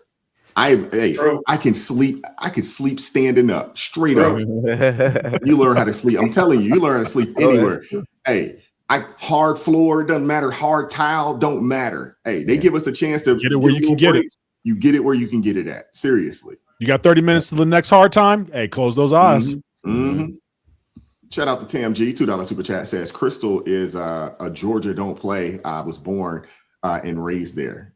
Okay. Okay. Shout out to Karen Elliott coming through. $2 super chat says, she did that split commando. Lord have mercy. Oh, Karen Elliott. we win a raffle. We just don't know how to act, do we, Karen? Karen, sis. Oh, I'm right there with you. I'm right there with you, sis. I feel like the auditorium was hot. Oh my gosh. Let us pray. Probably had bad circulation in there and everything too. Oh my goodness. Come Y'all on are now. terrible. Shout out to Uncle Oh, my Darnell. $5 goodness. super chat says to Wise's point. Colleges accept anyone because they are pushing an agenda of indoctrination. That's Yeah. right. And the thing is that so are the high schools. They're That's pushing right. all these Yeah. stupid kids to Middle college. school, Not elementary even school. Yeah. preschool. Yeah. All levels of school. Shout out to Darnice Harrison Speaks, been a member for 3 months. Thank you very much. The next generation of grads is scary stupid. Oh yeah. Oh yeah. It's very, very unfortunate. It's very unfortunate, especially when you talk to some of these young people. That's why I'm not even impressed. You know, when I hear you're like, oh man, I'm going to college. And like, where you going? Bowie State. Like, No, yeah. you feel bad for him. Yeah, I'm like not impressed. There's that I'm one not guy. impressed. He stands up in Times Square in New York, asking questions, random questions. How many states in the United States? What's the capital of the United States? Where's Washington D.C. And people are just like, I don't know. How many Kardashians are there? Oh, hold up. And they know every one of them. right out. They know stuff that don't matter. You know, I used to say I know a bunch of useless information. Now I feel good that I know a lot of that stuff. Yeah. You know, I know, like, I see these things. I can answer all them questions. Yeah, it's really sad. It's a sad state that we're in. Yeah. We're gonna do another raffle here. Well, a little drawing here to give away Celeste's book. Yay. And be prepared. Hit that hashtag ARP family if you haven't done so already. If you just pulled up today, hashtag ARP family. If you're watching over at CBL, Crystal Beyond Labels, you got to come on over here, mosey on over here, either one of the streams, the cell phone or the regular, and type in hashtag ARP family, no space. Thank you, AT. No space, hashtag ARP family. Yeah, we got a few stragglers coming through. Okay. Appreciate you guys. All right, we're running. Wise, if they put their name in at the beginning of the show, do they have to put it in for every single draw or just one time? Nope. Once they're in, they're in. We're just there might have been a few people that just pulled up recently. So hashtag ARP family if you would like to win a signed copy of the Ass Backwards Way to Move Forward. And here we go. Big money, no whammy. Big money. Big money. That's old school. Jeff, you showing your age now, sir. Yep. You showing your age now, sir. Shout out to Annie B. Praise.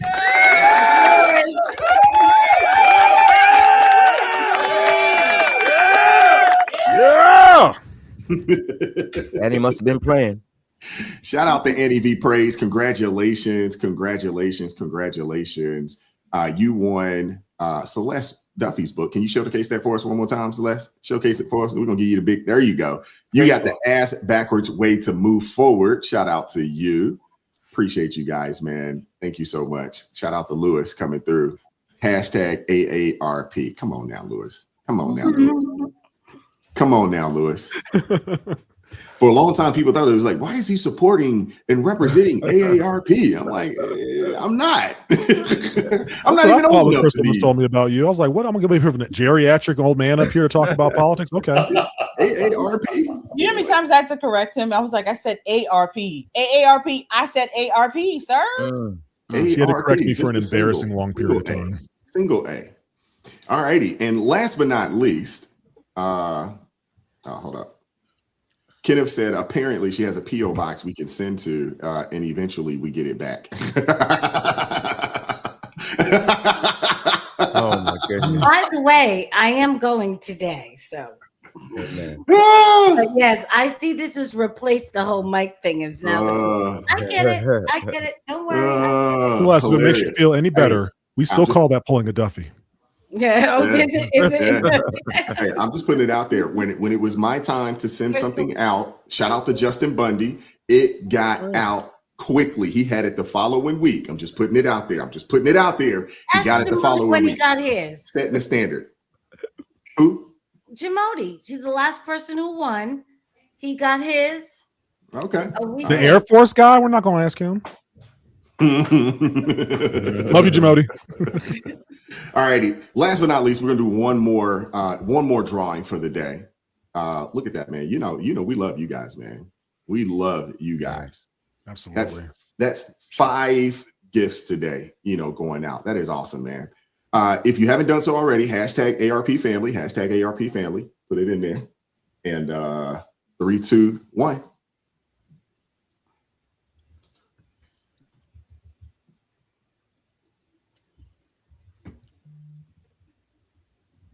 Oh, Hey.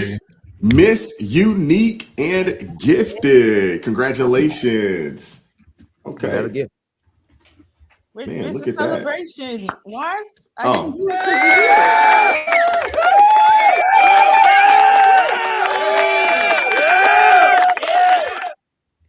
Congratulations. Congratulations. Unique and Gifted. You won a $50 Amazon gift card, and we will shoot me an email for everybody. Shoot me an email. We'll get that information over to who it needs to get over to. askwisetoday@gmail.com. askwisetoday@gmail.com. Shoot me an email. And once again, congratulations to Gail, Jeanette, and Karen Elliott. They won the Rules for Restoration. Shout out to Annie V. Praise, who won a signed copy, of the Ass Backwards Way to Move Forward from Celeste, our one and only Celeste Duffy. And shout out to Miss Unique and Gifted, who won the $50 Amazon gift card. Man, that is awesome, man. You guys are awesome, man. Thank you guys for pulling up and being a part of this. We had 113 entries today, which is Wise.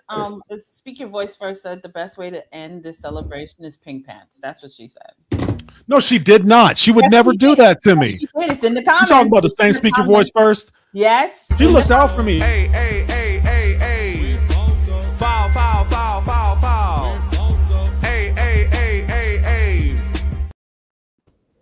My old familiar friend. Not even Friday. It's not even Friday. It's celebration. Speak Your Voice. I thought we were cool. Wise, we got to do the clap. I know. We need to clap. That was a clap moment. That was a clap.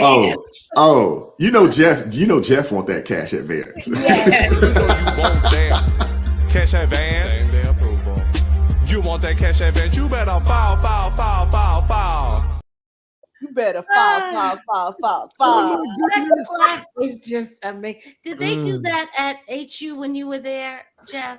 They That's me on the right, actually. That was you. Oh, okay. All right. Wow. I thought that. Okay. Wow. Oh my I'm calling goodness. you after this is over with. Speak Your Voice First. We're gonna have. Oh my goodness. Thank you, sis. Thank you, sis. Wow. Oh man. It wasn't me this time, AT. It wasn't me. I wasn't even thinking about it. All right, we got a couple folks down here ready to hang out with us. Just so you guys know, the link is pinned in the chat if you'd like to pull up. I'm gonna ask that you guys be quick, but don't hurry. It looks like we got a nice little list here. Opposing Countess, I see you down there, but for whatever reason, it says your device is not connected. So I'm gonna kick you out. If you could pull back up for us. Do it again for me one more time. Thank you very much. All right. We got Diamond Dave in the building. What's going on, brother? What's going on? I got a few things to touch on. So earlier, Celeste talked about I think it was Celeste, but talked about Black liberation families, right? Black liberation families with the court case going on and how they see things. And I find it interesting that Black liberation families, they promote socialism and communism. Right. And that's an interesting dynamic. So if there's any Black liberation families that would like to come to socialist Mongolia and experience that firsthand, I formally invite you to see what it's like. So you don't need to do that in the US. You could just come here to Asian countries. Myanmar is another good country. Vietnam is an excellent country, and you can see and experience that firsthand. And this is something that we talked about, with the education, right, in America, because it just saddens me how terrible the U.S. education system is. Thankfully, I went for finance and accounting. But somebody mentioned China and India, right? Those countries don't do anything at all like the US does. You will not see people twerking when they graduate. Nope. There's no the culture's so different. It just blows my mind to even when I would graduated high school in 2007 in liberal Minnesota, there's you would never see this. There's just been some drastic change over the years. Yeah. And I want to end on one thing, and this is a question just for the panel because many of you guys served in the military. So on Crystal's page, I brought up that my opinion, the only way that I see how America can restore social order is through martial law, and Crystal said she believes it's coming. Now, my question to the veterans on the chat is, what would that look like in America? Because my experience, having lived outside of the US, martial law is very, very different. But we haven't seen it in the US, so I don't know if Trump would say, okay, we're doing martial law. What would that look like from the perspective of a serviceman? Navy, y'all want to go first? No, go AT. Okay, so I'll say, Dave, the first question we have to ask is, why is there martial law? And I say that because let's just say in the future 2028 election, there's a blue wave, right? And they want martial law to enforce whatever ideology that they have. Well, that's not going to work because most of the military is not going to support that. If they're saying go door to door and take like the firearms away, most of the military is not going to support that. And more so, it's all fun and games to do martial law in the cities. And there's already massive challenges with that. You slide yourself into one of these rural communities and say, hey, you must go in house at this time. You must not go to these places. You must dress this way, wear this way, or do this thing. And honestly, a lot of respect for the first person who says that because they're going to die.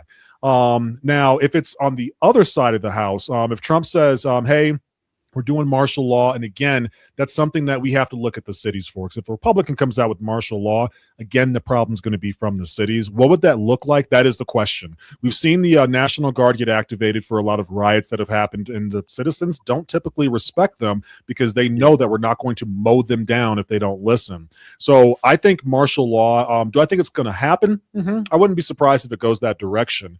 Do I think that it's going to work? No, not at all whatsoever. There's entirely too many firearms in the hands of citizens, and even amongst the police and amongst the military.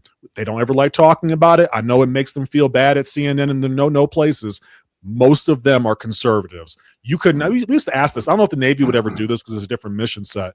And I'll stop talking to hear from them. We would always ask, like, hey, guys, what would y'all do if the government told us to go door to door to go pick up the firearms or to force people inside?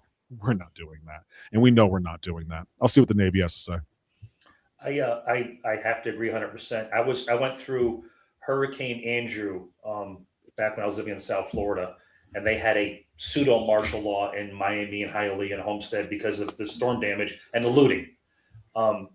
Once the word got out that the National Guardsmen had no bullets in their pew-pews, It was a joke. It was a joke. They just would loot right in front of them. Nothing was done. But you bring up a very good point. I think there are 300 million registered pew-pews in this country. Registered.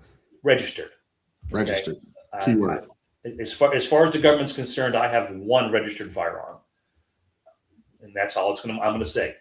As far as martial law goes, if it's for a situation where there's a bad element, it's a nefarious element that's trying to take over and be bad, and they're trying to protect the citizenry by saying stay inside. That's the catch, yeah. One thing. But if it's a bunch of people just acting out and being stupid and saying, okay, go door to door and take everyone's weapons, make sure they stay inside, this old sailor ain't doing it. I'm sorry. No, and that makes perfect sense. And I'm glad you kind of.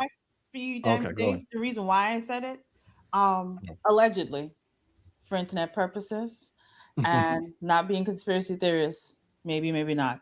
Allegedly, there's mumblings around that a lot of things are going to be dropped as Tulsi is leaving her position. And when those things are dropped, there's going to be arrests that are going to be coming. And I'm not saying it is. I'm not saying it's not. But there's rumblings about that. And because there's rumblings about that, I feel like this will be the blue seat is losing their mind. Because these people, for some of the people that may or may not be arrested, the cities will lose their mind about who, what, when, where, and why. So that is why I said if these rumblings are true and these things do happen, you will see chaos in America. So there would have to be some level of you need to stay inside for your safety because these people are crazy. Yeah, and that makes perfect sense. I'm glad you clarified that because I lived in Minneapolis and saw like in Minneapolis during the Floyd riots, and I saw like the National Guard get activated, and I saw the clashes, and I was kind of curious because it didn't seem to be that effective, with the exception of the looters, right? It didn't seem to be that effective. But it's interesting you mentioned that, and I'll just ask one more question. Because I'm familiar with Tulsi Gabbard's political ties to India. She has very strong ties to India, and I'm just kind of curious from the American like conservative perspective, where it's like America first, right? Why? I don't really know how to word it, so I'll just end it. It's like, why was someone with such political influence from another country with ties to a paramilitary force in another country, the RSS? Why was how did she get into power? Like how does that work? Because she's acting on a foreign interest of the BJP political party and the RSS. You want me to speak, or because AT looked like he about to drop something, so I'll let AT do it. So Tulsi Gabbard served in the United States military, and one of the things that we have in the service is it doesn't really matter if you come from out and you're able to pass the security checks and make your way to the United States of America. And a lot of people do get their citizenship. I used to say they used to. I'm not sure. It's been a while since I've been in through the service. And so when we look at someone going for a position, a cabinet seat that she had, one, you have to understand they're not looking at everything. They're looking at what do you bring to the table now, right? And so she had a security clearance. I'm pretty sure she had top. I'm not 100% on that one. Don't quote me. I wouldn't be surprised because she worked in intelligence. And so you bring up a very good point, not just for Tulsi Gabbard. I can't speak for her. I don't know her. But just in general, we have a lot of individuals who have interest outside the United States of America that are serving in political offices. We have a laughably large amount of individuals in that category. I think y'all know some names that immediately came to mind. And so I think the broader question, and this is the one I don't know the answer to, Diamond Dave, is I know why. Got that. It's the way our election cycle is set up. It's a popularity contest. As long as you shake hands with enough individuals and they vote for you, you'll get in, right? Liberals complain about this all the time when it comes to Trump. Inappropriately, sure, but he did have some court cases. And as much as they get upset, he legally can serve as the president of the United States of America. That's all that matters. And so maybe we have to take a look at, and we've talked about this on this platform. Should we be looking at where your loyalty lies before you run for office? Should we be looking at the individuals that you talk to and where your money goes? I think the answer to that question is yes, so that we can circumvent foreign interest. I think that would be good even for voters, because part of the reason why I never voted when I was living in the US was because I have ties to the RSS and BJP party, right? I am a Hindu. I am not a Christian. I have foreign interests, right? And that's why I live outside the US now. So I've always wondered like why America is more open to that, whereas other countries, like some countries even look at voters. Yeah, they are not. Like they're all over where your money goes, what your religion is, etc. So I'll let somebody else jump on, but thank you for answering the questions. You guys have a good one. Thanks, Dave. Appreciate you, brother. Can I say something about that martial law thing? I think that if there was a natural disaster that took place and martial law was called, I think that would be fine. People would be willing to get with that. But if it was ever called by any particular party or while any particular party was in power, we've allowed disrespect for law enforcement to go so long that the population wouldn't go for it. And that's part of our problem. We need to start regaining respect for law enforcement and for rule of law and for laws of our land. And when our leaders don't do that, we are asking for a disaster. Because when you do not have the respect of your population, it's only a matter of time before they start going completely out of bounds and try to take over. And our infrastructure isn't set up for that, That's right. Because you have states I could say, well, no, you know what That's I mean? right. Like you have to get 50 sign-offs right. practically to all agree to move in lockstep. And to be honest, to me, that is the first salvo for a civil war, because at that point is when people are going to succeed, because they're like, we're not doing that. And this is why they couldn't get the level of compliance that they wanted during COVID, because you had too many states. Well, each state has their autonomy to kind of run their state how they want to. Right. So we have a built-in safeguard mechanism that makes it extremely difficult for tyranny. Now, that doesn't mean it's impossible for tyranny, particularly anything that is covert. But to just come out and stand on the stage and say, I subjugate you all right now. Can't do that. Can't do that. That is it. That would be a struggle. Well, and the crazy thing is that you probably, I would say, probably from New Jersey up, they could probably get away with it. From New Jersey up. Those places, they have some of the most strict gun laws already. Most people don't currently, have firearms and things of that nature, especially if you're in New York City. Up in the Massachusetts area, you probably got to get outside of Boston, before you have people, and they probably don't have as many.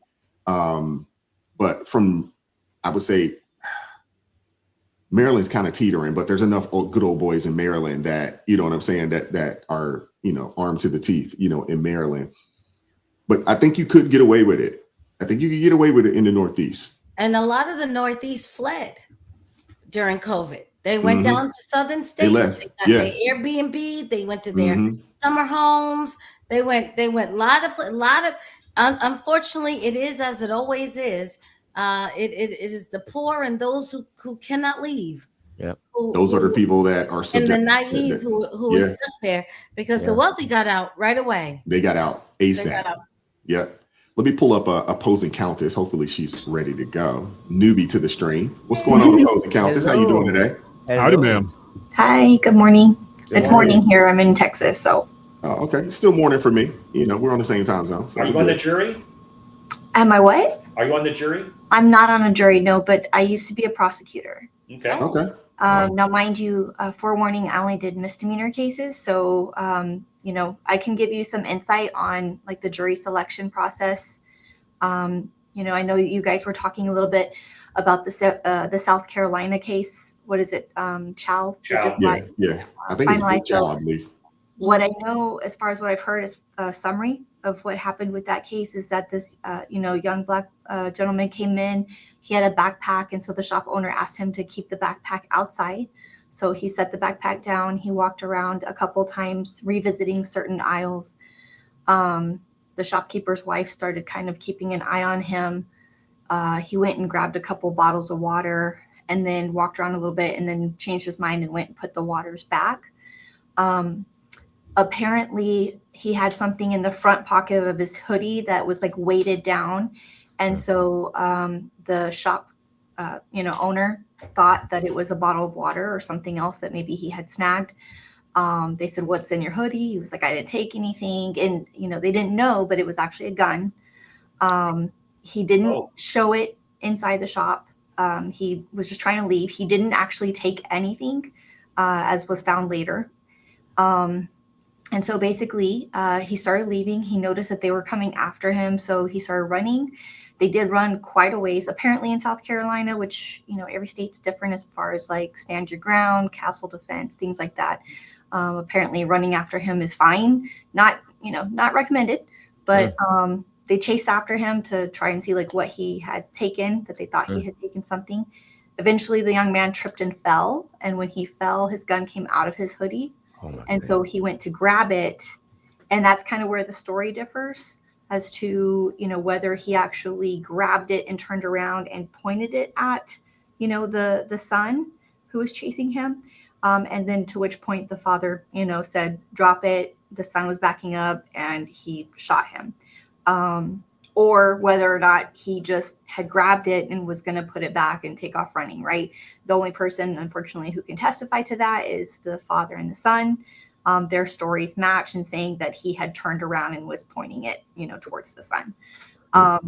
In South Carolina, the requirement to meet the murder level, the elements of the murder, has to also include like malintent. So they have to have been able to prove that the dad had like malicious intent to go after him and shoot him, which, according to the story, that happened in the moment. It wasn't their intent necessarily to do that until they actually got to that point. So that's where it failed in meeting the requirements for the elements for murder in South Carolina. Opposing countess, what about manslaughter? So that's, I don't know. I haven't gone to go look at the elements of manslaughter. A lot of people were commenting that they probably could have met the elements. I think it would have been a closer decision for the jury, because you don't have to have that malintent. Well, according to the law, it's reasonable doubt. Beyond all reasonable doubt, And just what you just said right there, Mhm. if I'm on that jury, if all I'm hearing is that, there's reasonable doubt that Mhm. he, Yeah. you know, so I'm Yeah. And, you know, it's up to the prosecutor or the DA's office actually on whether or not they're going to use murder or if they're going to do a lesser charge like manslaughter. I can say from personal experience that there were, you know, I know at least one case off the top of my head that I tried, that I told my boss, I don't think that I can meet these elements. You know, there's enough there to get like, oh, maybe, but it just wasn't a very strong case. And I was told, try it. So it could have been the chiefs, you know, the bosses who told them, no, like this is a very, you know, public case. People are looking at you. Try it as murder. You know, I have a question. Was it a CISA licensed gun carrier? No, I don't know. He was 14. Well, South Carolina is constitutional carry, so it doesn't matter. Really? Yeah. And you can carry it at any age because he was 14. No, I would say no, probably no. not. No, not for the young. I'm talking about for the childs. Okay. Yeah, and it differs from state to state, right? Because each state is you know, fighting over what is considered constitutional, you know, carry. You have to be 21 to purchase a handgun federally. So many states require the age of carrying a handgun to be 21, even though some states say you can carry a shotgun at 18. It differs from state to state. Texas is a constitutional carry state as well, but every county is still prosecuting it a little bit differently until everybody's on board with the same understanding of the law, and that will happen once a case actually reaches the Texas Supreme Court. And they chased them all the way outside, or all the chase happened inside the store? Outside. No, it was all outside. Yeah, somebody compared it to like a football field. You know, it was hundreds of yards. Basically. Yeah, they went a long ways. Yeah. And then as far as the Karmelo Anthony case, you know, Frisco actually falls into two counties. So you have Denton County and then you have Collin County. And the difference on which county is chosen is basically where the incident occurred. So the incident occurred at the stadium. The stadium falls in Collin County. So that's how that county is selected. It's rare to have a case moved, you know, venue wise. You can do it depending on, like, if you want it to fall under federal law versus, you know, state. That's a jurisdiction issue. But the attorney never filed anything, as far as what I could find, to indicate that they wanted to try to move venue. And yeah, I saw people talking in the chat about like peer. What does peer mean? You know, does it have to mean that the people on the jury are the same color as him? No, it's people who come from the same dichotomy, right? So it can be somebody who is around his age or the same color, or it can be people who you know, live in the same community, which is basically what the whole point is of going through a jury pool. And so, yeah, so basically the jury selection process is not so much as, oh, I'm going to pick the best juror that I can. It's a process of eliminating jurors. So you have a jury pool. And so like for misdemeanors, our jury pool would be usually around 30. And then we would go through and eliminate until we've used up all of our legal eliminations. And then the first 6 that are left in the jury pool end up being the misdemeanor jury. Same process applies for felony. So if you have, I understand that they did a jury pool of 600. Our normal felonies are around 100, but I think that because it was such a publicized case, they needed a bigger jury pool to make sure that they don't do what's called bust the jury. And so that basically means that they have eliminated too many people to have the jury that they need. So felony jury, at least in Texas, I think is 12 jurors. And then they might have a couple alternates in case a juror becomes sick, hospitalized, or just cannot continue for whatever reason. Then they have these alternates that have been sitting in and listening the whole time and have all the facts of the case. And now they can slide into that seat and be, you know, a juror. I have this really great analogy that one of my local judges taught me, introducing jurors when they're, you know, in their jury pool. You just start off like saying, hello, you know, this is my name, I'm the prosecutor, this is my job today. And basically, you know, we talk about bias, right? Crystal brought up a potential juror who indicated, I don't think that I could put a brother behind bars, and that was like showing a potential bias. Everybody has bias. Everybody does. Right. You can say that you don't, but you do. And so the judge gives a story. Whenever I was in his court, he would do this story, and he would make it either about milk or about steak. So I like the steak one. I'm in Texas, so I'll tell you the steak one. But basically, you know, I like my steak medium rare. That's the only way that you should eat a steak. It's juicy, it's flavorful, you know, but there's some people who like their steak, you know, well done, right? They don't want any blood. That's gross. Like, why are you chewing raw meat, right? So That's me. People, and I would say, okay, you know, in my jury poll, how many of you think that eating a steak medium rare is the only way to do it? And raise the hands, right? Okay. And then you ask the other way, okay, how many people think that eating it well done is the only way to do it? Okay, Minister Danzel, you're on that list, right? So then you say, okay, what if I show up one day to your house and I am starving? I just walked, you know, 20 miles. My car broke down way outside of town. You're the first house I got to. I haven't eaten in like, you know, 12 hours. And if you prepare me a steak, and I say I like medium well or I like well done, but you prepare it medium rare, am I going to say, no, thank you, I'm not going to eat this steak? Or am I going to say, you know what, I'm starving, I'm going to go ahead and eat the steak, even though it's not cooked to like the way I like it? And that's bias. So if you are so biased against medium rare steak that I hand you medium rare and you refuse to eat it because the only way you will do it is well done, then your bias is too strong. And you're not a fit juror for this particular case. Makes sense. Right? So like, I did misdemeanor cases. Let's say I did DWIs, right? If I had a DWI case and I was going over questions, my questions to potential jurors could talk about if you have anybody in your family who maybe was injured or killed by a drunk driver. Your bias may be too much for this case. You might be a great juror for a robbery case. Right. Okay. But for this case, your bias is too much. So that's part of the process. We end up like, you know, we go through all of these questions. We're taking notes. We usually have somebody at the table taking notes too on juror number 1, juror number 2, all the way to, you know, number 600 in this case, right? And so basically what will happen, they all go outside and the attorneys mark down their notes and they say, okay, I can only, you have in misdemeanor, I think we had 3. We had 3 that we could get rid of just because. Okay. It doesn't matter our reason. You cannot write down on your notes, oh, I'm getting rid of this juror because they're white. Or I'm getting rid of this juror because they're a girl. Right. Like that's not allowed. You can, that's straight to appeals. Okay. But if I didn't like how they answered a question and I'm not sure that they're going to be a good juror for this case, then I can just say, this is not going to be a good juror for this case, right? And I just have to be able to give a verbal reason why. Excellent. Okay? If I'm questioned on it later, why did you get rid of this black juror? This is why. This is what he said. I didn't think he would be a fair juror. Okay. So 3 for misdemeanor for my cases, usually just because. But then you also have things that you can do to get rid of a juror. I forget the technical word, but it's for cause, I think is what it is, right?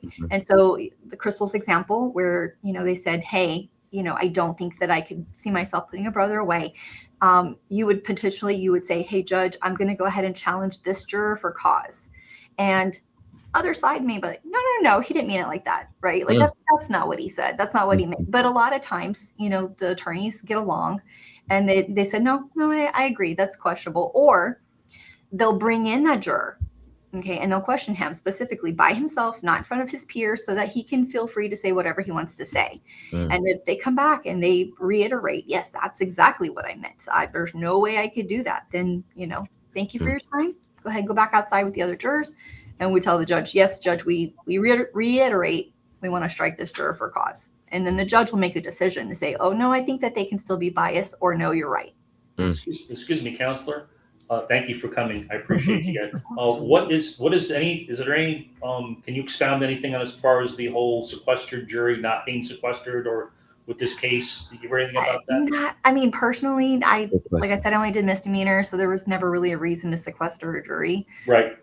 Just from what I've seen from movies. So, I think it is a high profile case. I think it definitely is getting people up in their feels, and it probably would be a good thing to sequester them, but it may take somebody doing something or saying something stupid for them to go ahead and make that decision. Okay. Thank you. Yeah. You're welcome. Sorry, I talked a lot. I just threw a lot at you guys. No, it was very helpful. That was good. Opposing. No, that was really, really good. Really good. Thank Really you. good information. I'm glad I could be helpful.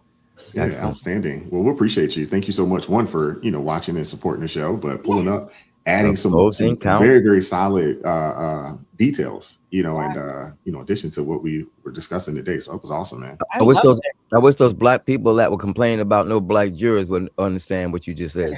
And They won't the even only listen. reason why I know that much is because I used to work at the DA's office. So well, now it's on video, so people come across it, and they might learn a little something about it and not be as upset about it.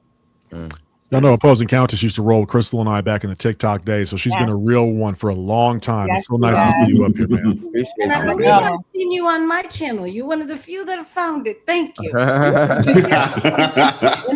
Celeste, I just ordered your book, so I'm going to need to find that PO box so I can send it and wait for it. Hopefully you'll get it. Hopefully you'll get it this year. Okay.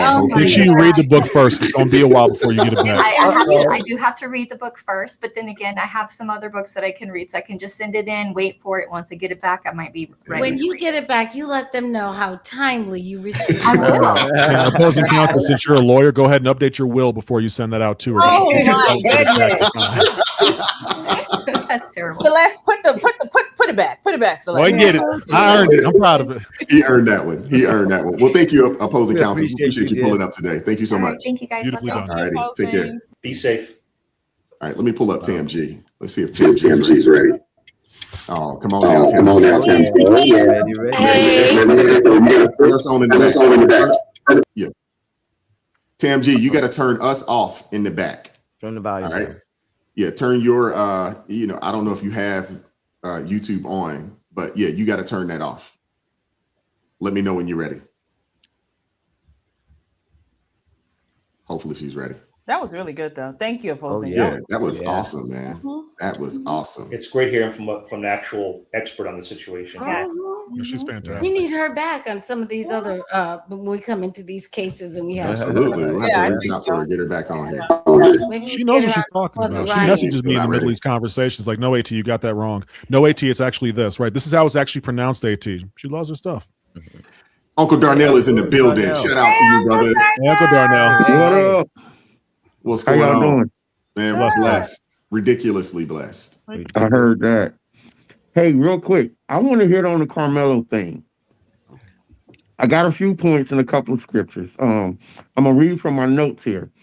First off, accountability or lack of. His parents, they show a lack of accountability in raising Karmelo, and I only say that because of the decisions that he made and then the decisions that they made after the incident happened. The biggest is their representation choices. It seems like they chose the first person that told them that their son was a victim instead of an aggressor and that they can get some money from it. Because it looks like that's all they tried to do is grab money. As far as Karmelo is concerned, his actions speak volumes about them raising him and not holding him accountable. He was the initiator of that incident. He elevated the aggression in the incident. And the biggest thing is he had no business being there. That's right. Yeah. That's right. That was not his track meet. That was not his school. It was not his tent. Now, exactly. And you need to think about this. Karmelo is no stranger to sports events and their setups. He knew he was in the wrong place. He knew he should have got his butt up and left when they asked him to. Because if that was him and that was in his school, they probably did the same thing. Mm-hmm. So there's no excuse there. No. And there's no self-defense because he took a knife there. It's almost like he's saying, You planned I'm it. going there to start something. Mm-hmm. Yes. So that's another thing that needs to be looked at. Psalms 10, actually it's Psalms 10, 3 through 4. Actually, verse 4 says, the wicked in the haughtiness of his face will not seek or inquire for him being the Lord. Mm-hmm. All his thoughts are, there is no God, so there is no accountability or punishment. Mm. They ought to be ashamed of themselves for taking an obvious situation and turning it into the circus that they're trying to turn it into. Amen. For one. Okay, my next point is this, and a lot of people gonna hate me for this. I don't care. Blacks are racist. They are. I'm gonna put that out there because from what I'm seeing, the majority of situations are not considered racist until or unless blacks get involved. You never hear many people hollering about this is racism unless a black person is involved. A black person and a white person, I'll say that. And what that leads into is this victimhood mentality. Because it's racist, I'm black, I'm a victim. It don't matter what position I hold in this conflict or whatever, or this situation. Right. The fact that I'm black, I'm a victim because it's racist. Period. The next point I want to hear that is, where's the love of Christ in all this? When you got somebody like Alexander posing as he's a minister and not living up to the name. James 3:1, again, I'm coming out of the Amplified, says, not many of you should become teachers serving in an official teaching capacity, my brothers and sisters, for you know that we who are teachers will be judged by a higher standard because we have assumed greater accountability and more condemnation if we teach incorrectly.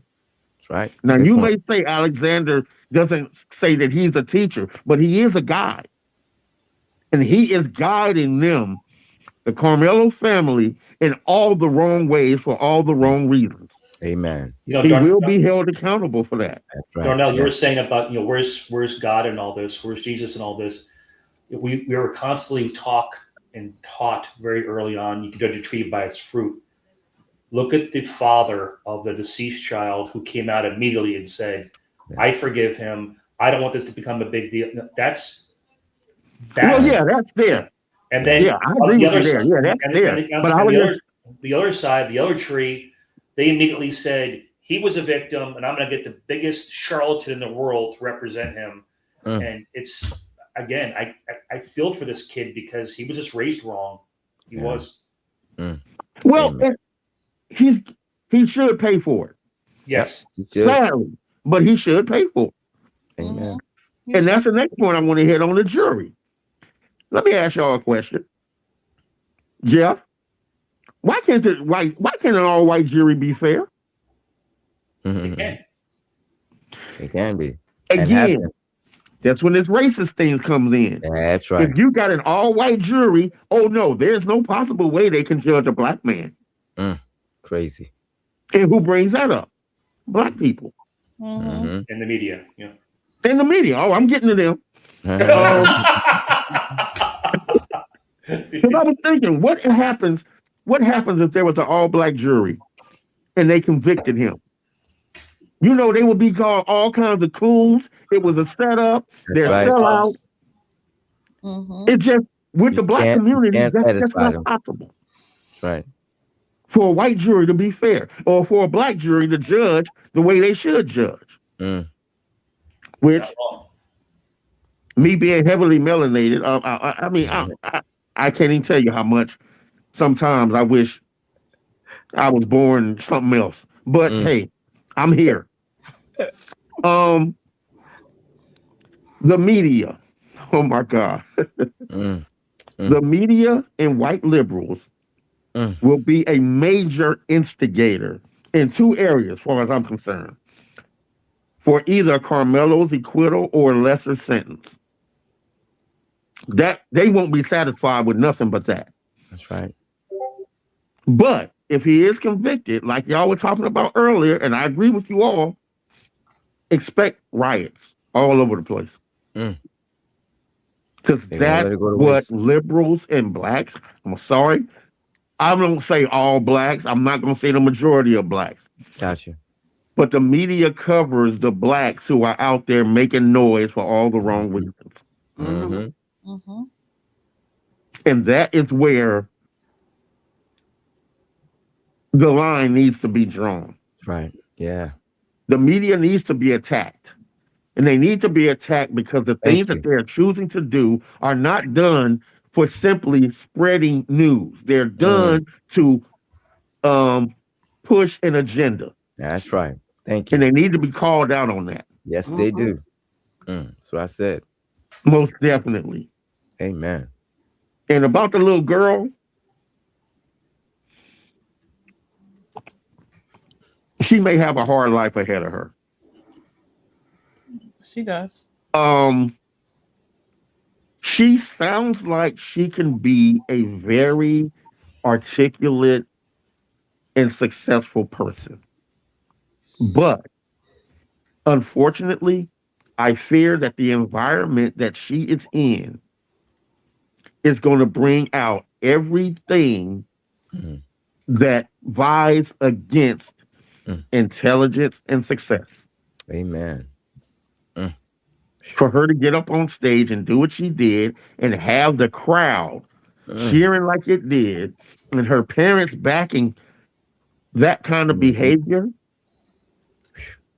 that should have been nipped in the bud right there on the spot. That's right. Absolutely. The tree and the fruit. There you go.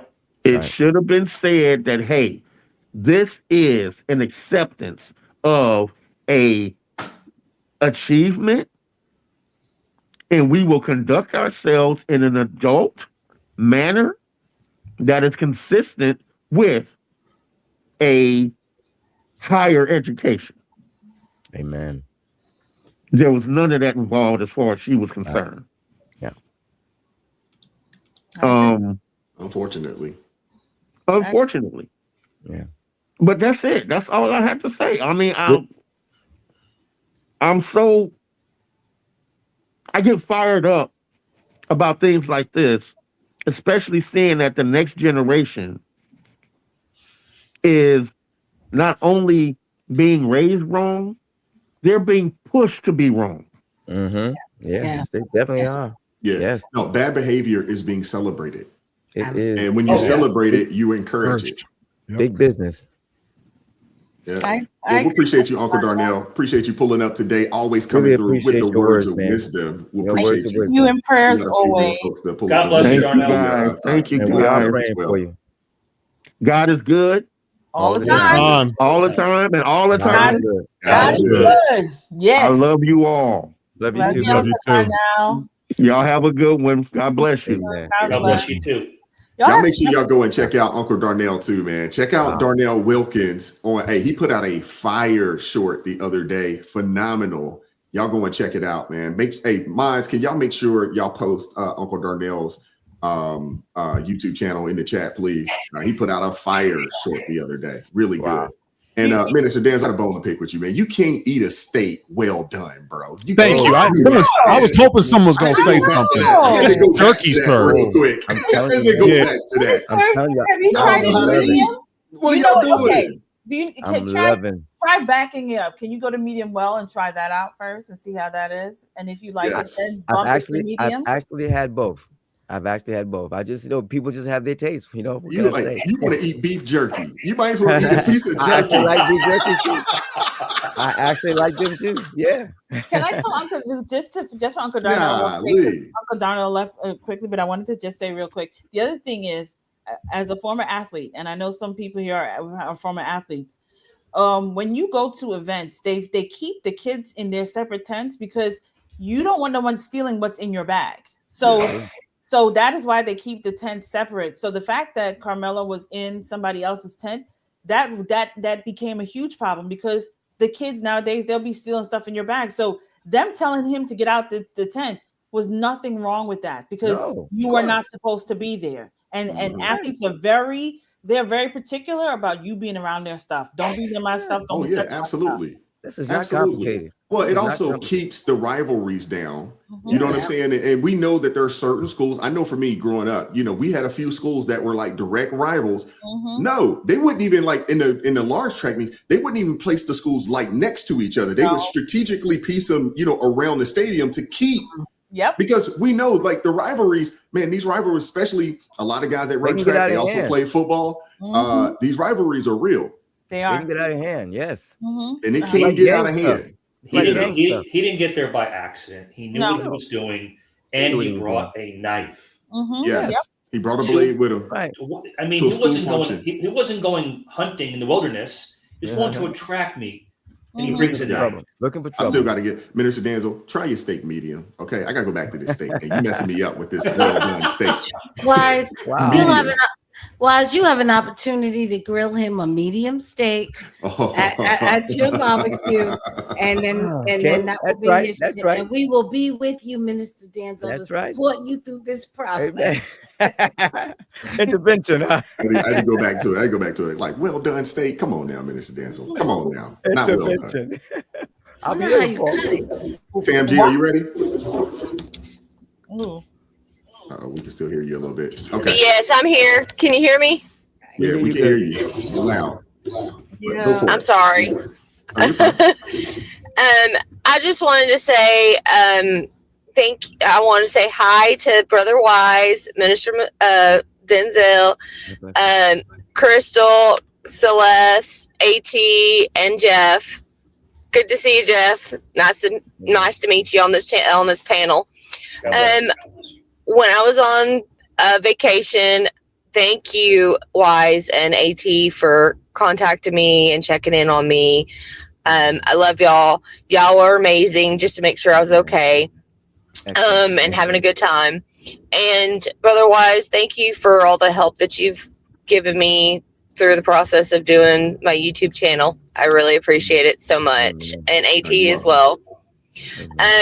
On the Karmelo Anthony case, my whole thing is I was in sports. I did track and field and all that stuff, and I got into a fight because a girl did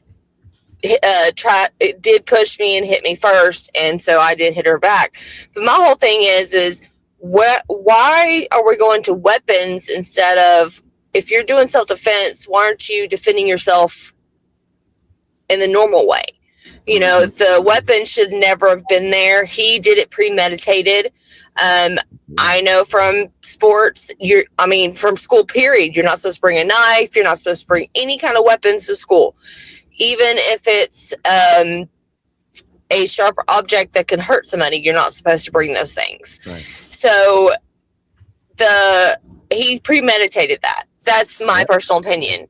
And I hate to say this, I don't care if he's white, black, Hispanic, whatever, pink, purple, blue. He needs to have the book thrown at him because he killed somebody premeditated. He knew what he was doing when he brought that knife. He knew it. He knew what was going on. And to me, it looks like he might have been raised in a family of violence. It may not look like it was, but what was going on in his family atmosphere for him to think he needed to take a knife? And that goes for any child of any race. If you're bringing a weapon to a school event because you're afraid of something, why? I did a lot of help with the children advocacy and all that, with prisons, all kinds of different things. And child advocacy, we talked about that. You don't do that. That's not appropriate. So it it's saddening to see two families being hurt for something that could have been avoided. Right. You know what I mean? And my thing for Crystal that I said earlier, it was, Crystal, you were right. Somehow that $2 thing only lets you do so much. That girl that's going to Atlanta, she don't know what she's getting into. I'm from Georgia. I'm from Atlanta. So no. But the Carmelo Anthony thing, it just saddens me for the families that are having to go through all this. It saddens me more for the family that lost the son, because it could have been avoided. And I am more sad for the brother, the twin brother that was holding his brother when he was dying. And that will scar him for the rest of his life. And I did love that the school allowed that twin to accept his brother's diploma. It was amazing. They did do the right thing for that. I've had people in my school that killed themselves or had been killed, and we put seats for them, you know, especially the ones that were killed before graduation. And it's sad. It's sad to see. Amen. But I have to get to work. I just wanted to come up here and tell everybody that I love y'all. And I don't know, my live show yesterday was kind of a weird one. I'm still working the kinks out of it, but the whole thing of that was Pride Month should be about being our pride in God first and then America. And I said in my show, I said we should be proud of being a Christian from January 1st all the way to December 31st every single year.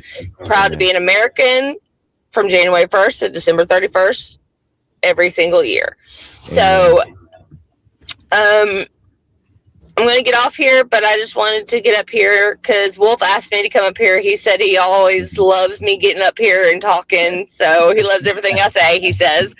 So, but I love y'all. Y'all are amazing. This is my family.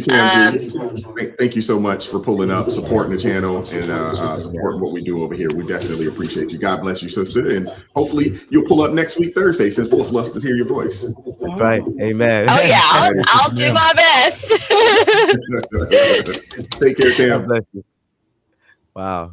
All righty. Who's next? I think we got Eric. What's up, Eric? How you doing today, brother? Hey, brother. What's going on, guys? What's up, Adam? How you doing? I got notes. Oh, here we go. Oh, Lord. All right, so a couple housekeeping things first. Hey, Eric. I know. You got some greens to get to, or some massage, or something else. So, what you got couple for of us? housekeeping things real quick. AT, of course, the Navy guy's going to be quick on the pink pants. We all know why. That's fair. Brother Denzel, you're right on so much. We'll allow you to be wrong on the steak. Okay. That's fair. We'll give him that. Thank you very much. Point. So I've started kind of making names for your segments, Elias, so that way it helps me keep them organized. So segment 1, I called the ass backwards way to win a track meet. You should have seen it. Opposing Countess was losing her ever-loving mind in the chat. And after hearing her talk, you can see why. To me, having a knife at the track meets like the Sacha Baron Cohen movie, The Dictator. If you've seen it, they hold the Olympics in his country, and they have the starting pistol. As soon as they start running, he starts shooting people so he can get first. Wow. There's no need for the knife. Wow. Amen. 2, justice has no race. Because if you look at any statue of Lady Justice, she can't see. My oldest ran track, did the field events in high school. And with the tents, That is like, if you'll indulge me, we're going to role play a little bit since we got 2 Army guys on, 2 Navy guys on. Navy, I need y'all to imagine y'all are corpsmen on the green side. Okay? We're all in the DFAC. You got rows of tables everywhere. It's dining facility for civilians. Go ahead. My apologies. Mess decks. Army on one side, Marines on the other. Navy corpsmen on green side have to eat with the Marines. It's just how it works. And Jeff comes over and sits at our table. And I'm like, no, you've got your own space over there. He goes, well, I want to sit here. So I shoot him in the face. But I didn't mean to. That wasn't my intention. We're both white. How's it going to look? Or vice versa if it's Y's and AT. Where they're going wrong is they're putting me versus Y's. Mm-hmm. It's the same crime no matter who does it. Right. It should be the same outcome no matter who does it. All right. We all have bias, like opposing countess said. And I can guarantee you, any one of y'all that have children or grandchildren are teaching your bias to those kids. Mm-hmm. Mm-hmm. And I say this because I taught my kids that fried okra and chicken fried steak's the best meal in the world. I don't like liver. I mean, so there's a bias. I grew up in a small town, predominantly white, but you don't go on a certain side of the railroad tracks because that's where the less than desirables are at. That's a bias.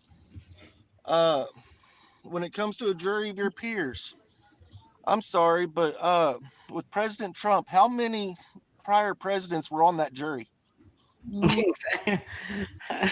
If we're going like that, every one of those jurors should have been a president, right? Mm-hmm. And it falls back to what y'all are saying, young man's getting bad advice. It's advice versus agenda.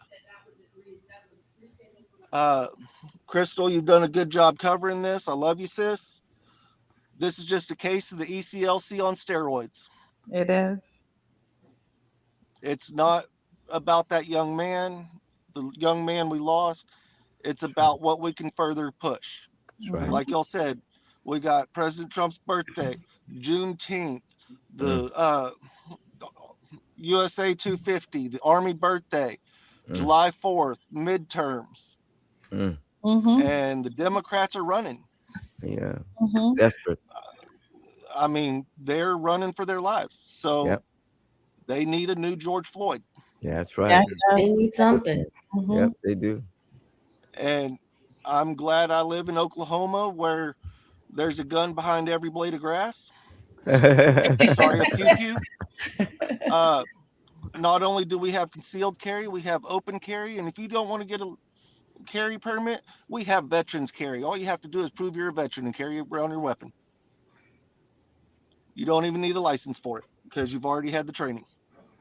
Mm-hmm. Let's see. When it comes to his trial, his advice was poor because they offered him a plea deal and he was told not to take it. Mm-hmm. Texas is so conservative. If you kill somebody, they will kill you back. Mm-hmm. TikTok friendly language. Eric, go ahead. My he apologies. didn't mess that all up. From I mean, I'm waiting. He's on like the 12th thing now. So I was like, we gotta demonetize the daggone stream now. So I was like, that's thank you, back Eric. with MG and them too. I was like, I forgot to preface this like Sister Crystal did. In my opinion, allegedly, but I'm not going to say as much as you did last night. They have even installed a fast lane for this in the judicial system. And originally I was thinking it was Texas Penal Code 19.02 subsection B1. And mentioned it to opposing countess, and she said it probably falls under B2, but apparently I was in the right area. The Texas Penal Code 46.03 covers not taking the knife to the track meet. And they have had this penalty since Furman versus Georgia. For quite a while. Video 2. Mom said the key to success is hard twerk. If you notice, I'll say this young female because I've not seen ladylike behavior out of her. Already has a TikTok name and is trying to go famous. Has the world is against me mentality. She's traded pomp and circumstance for pimp and circumference in my mind. Let's see. We all know that what's acceptable is not always what's written. You should not have written guidelines. Wait, we do have written guidelines. It's called the Bible. We're in a world of participation trophies. My 18-year-old that graduated had 35 students in her graduating class and 6 valedictorians. How'd that work? That's not even normal. Because they had the same GPA. But my 17-year-old that graduated this year had a class of 200 and had 1 valedictorian. And they had to go all the way back to grade school with their grades to figure out who the valedictorian and salutatorian were. She's bragging about her 3.5 GPA. I'm sorry, but there's one school district where I'll accept a 3.5 is good. Dr. Whitaker, you know who I'm talking about. My 17-year-old's valedictorian had a 5.2 because all the honors classes and all the college classes they were taking while taking the high school classes. She said she's going to college for business management. I have personally met in bigger metropolitan areas players in management professions. The bar is high, but the pole is low, young lady. You might meet one of these men.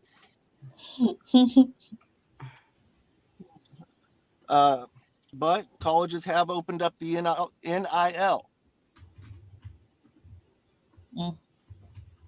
That's interesting. Did he freeze? I think so. He's frozen. Eric's frozen. That'll be paused for dramatic effect. Yeah, I thought so too. I was like, oh, okay. Or he's very scared, one or the other. Yeah, he froze up on us. He froze. All righty. Well, hopefully he'll pull up. That NIL is interesting because I wonder if eventually they'll expand that beyond sports. What for? Well, if you're a regular college student, you can get money and you can do all those things. It was never really about the regular college students. It was about the players not being able to. Because I mean, there's plenty of people in college that work and do all types of things. You know. All right, let me pull up Jessica. Look at Jessica. Look at her. Look at it. She's going at it with somebody. She was though. Hey, Jessica, we're gonna pull you up. She was giving them the business. You ready? You ready for us, Jessica? Must have been her husband. Look at her. Hi guys. What's up, Jessica? How you doing? I had to put my meeting on mute over here. Hold on. Okay.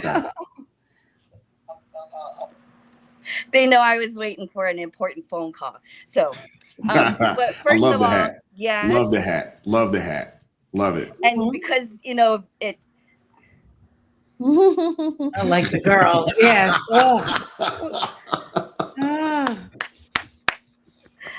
Put it in a bun. Put it in a bun. Do something. Put it up. Oh my goodness. Put it up. Never mind. Never mind. You know. Y'all are a mess. And then, of course, thank you so much, Wise, for getting on them because my shirt came in.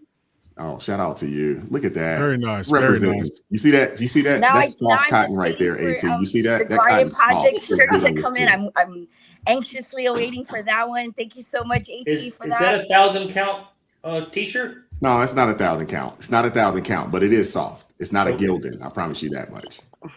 Now, what I will say is 1,000 count Egyptian cotton. I watched one of your uploads that you uploaded last night, Wise, one of your video uploads. I can't recall the name of the video because is that gold you slanging? Like Egyptian cotton status gold. I saw your commercial. You had your script. You was reading it off. Yeah. It's gold. She said, "Is that gold you're slinging?" I was like, "Wait, what am I saying?" hey. I was like, "Do I know Jessica from back in the day?" Jessica, you can't hide money. That's just how it is. No, but I was so I was into the video until that happened. I was like, wait, hold up. That's sponsorship ad reading right there. And then he put up the screen with the gold and everything. I said, that is Egyptian cotton of him. If there was ever anything he was going to start, it would be the Garden Project and then gold. Yeah. Well, we're trying to do a little something. Like, we're trying to do a little something. Along, so that's great. Couple of other things. My sister is here visiting, but she's still on Hawaii time, so they're 5 hours behind. So I'm letting her sleep in as long as she needs to cut that jet lag. She did say she wanted breakfast, but it's already afternoon here. So she's just gonna have to figure that out. She'll be all right. She came in clutch with a bunch of my goodies from back home, coffee and stuff like that. But it's her birthday month this month. Birthday month. What is going on with you all in the birthday months? Yeah. Yes. I was just spreading flowers all over the place in May because that was. She'll be here only for a short while, but I'm glad that she's here. A lot of movement in my walk with Jesus. It's growing closer and closer because platforms like this, the Garden Project has been definitely a huge impact on that, and I'm very, very grateful. And to God be the glory for both. So I've been on Celeste's channel watching her videos, loving what she's spitting out. It's all bubble wrap infused, everything. It's great. I love it. And I just like how everyone is moving forward and how I can see how, God is holding all of you and all of us, even in the chat. So I'm very grateful to that. A couple of things came up in Hawaii, is some funny. One, there was a tourist that visited Hawaii from Washington State. I don't know if any of you guys have seen this, but he threw a big boulder just inches, like an inch or 2 inches away from a Hawaiian monk seal who was just kind of gliding in the water along the shoreline. That Hawaiian monk seal has been known to come up to that shoreline all the time to rest and then go out. But this tourist decided to take this big pohaku rock boulder and just throw it just right before it. It spun out of the water a little bit, and that's been on Hawaii's radar for a little bit. They found the man. A local found the man first and decided to exercise public justice. I saw that. He beat the brakes on. Nobody can find the local man, though. He might be. They've been asked for any kind of, any information on this assailant and stuff, and everybody's just like, well, it could be about 5'3" and maybe 5'9", something like that. Black hair, like everybody else. But. Yeah, so they're talking about that. They've got some videos in response of it. They found the man, arrested him. He then left from Hawaii back to Washington, and the police, the federal police, ended up picking him up there and taking him to federal court for doing that. It's an endangered species, and then, of course, Hawaii is all about, the aina, or the land, all that's in it. We are caretakers of that. owners of it. We're not, let's go ahead and exploit this. We're just caretakers of all of that. And that was just very ignorant of that visitor. And then I don't know if anyone sees Kev on stage. Yes. Is that familiar, like sidestep comedian? Yeah, I've seen him. Well, he puts out this, and this goes to these graduations. And in Hawaii, graduations are, Hawaii people do graduations different. Some of it can border on the line of, whoa, that's a bit too much.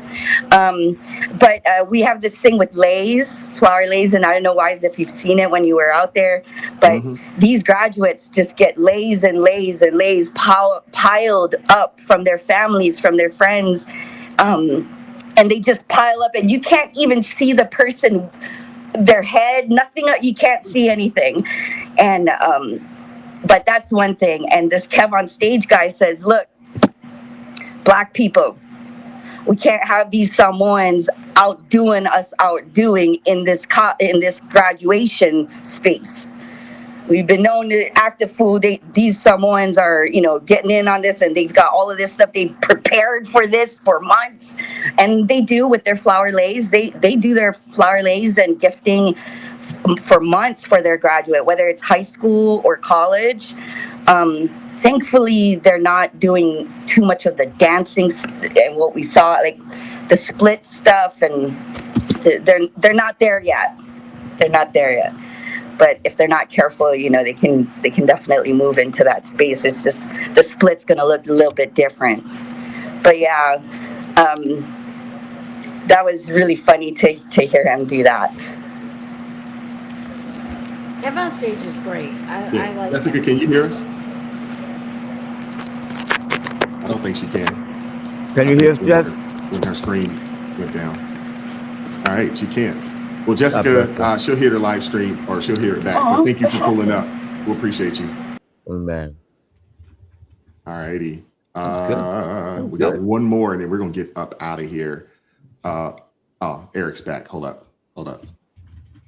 Eric, you froze up on us, bro. Yeah, it's Oklahoma. Might as well have New York City internet. So maybe 18. Only had two things left. So I'll narrow that down to one just for time's sake. And that was to address Diamond Davy with the martial law. Now, AT, Jeff, and Wise, correct me if I'm wrong. I state your name, do solemnly swear to defend and uphold the Constitution of the United States of America against all threats, foreign and domestic. So help me God. Close enough. So I'm old. Give me time, AT. So one thing that most service members will let you know, if they are given an order that is not legal, moral, or ethical, they have the ability to deny that order. But not only that, we have one of the few militaries in the world that if you are ordered to do something against those three things, you are obligated to turn around and lift your weapon. So if the military is ordered to go house to house, round up people, round up guns, it is their obligation to round up those officers giving them those orders, because that goes against the Constitution. We did not serve a person. We did not serve a Congress. We did not serve a president. We defend the Constitution and the American way of life. Amen. Right. Amen. And that is what separates us from the rest of the world. So, Diamond Davy, I hope you're listening. All of this authoritarian talk, we have the ultimate response for any authoritarian that the Democrats decide we have. Amen. And that is our military. Not only do they fight our wars, but they protect everybody within the homeland and that falls under that piece of paper. That's right. Amen. The architects of this great project called America were well before their time, because those are things that have never changed. That's right. There's a great line in Lee Greenwood's song, God If Bless you USA. think about it, all this stuff that goes on in these deep blue areas, there's a reason that we have 2A, and we Amen. have that oath of office for every service member. That's right. Because if the lowest ranking youngest private doesn't understand, he has an E4 or an NCO or a warrant officer or an officer that can answer that question. If they can't, they have what we call JAG. That is your military lawyer, and they will clear that stuff up for you. So God thank bless you for the three of y'all for serving. Thank you everybody in the chat and everyone across the world. But God bless you, man. America will not fall. Amen. Because we have that safety net. And I'm sure my brothers in arms listen. But I did want to make sure to address that for Diamond Davy. God bless you, man. Well, we appreciate you, Eric. Thank you for pulling up, pulling back up. We appreciate your support. Always. Thank you so much, always, man. The wisdom is not a problem. Y'all have a good one. All righty. Thanks, man. Be safe out there, man. Take care. Chef. AT and Y's, I'm sure you can agree with this. Our enlistment never ends. And I will, like it says in the song, I'll gladly stand up next to you and defend this country today. I don't know about you. My enlistment ended 20 years ago. Jesus. As soon as he put on that Egyptian cotton. Look at this guy. Look at this guy here. Look at how Papa died. Oh, wow. What's going on, guys? Oh, my gosh. This guy. I thought I'd do something different. This is definitely different. No, I just the whole Karmelo thing, man. It's just, yeah. How does he breathe with the beard just smacking him in the face? That's like my buzz protector, man. Keep both your hands on the motorcycle, Papa Dodd. What are you doing? Where's the other two members of ZZ Top? Well, if you hear screaming and smell dookie, you know something bad happened. So, oh my goodness. Hey, I said dookie.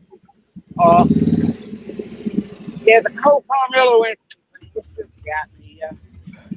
I can't imagine both families. To me, it's a horrible thing.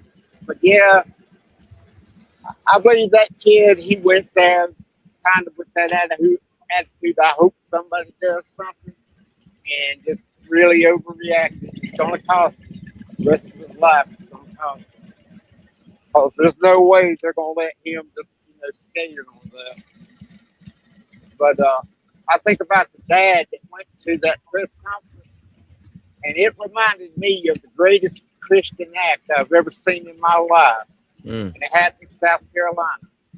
It's when that dumb redneck went down to that church and shot that church down in Charleston.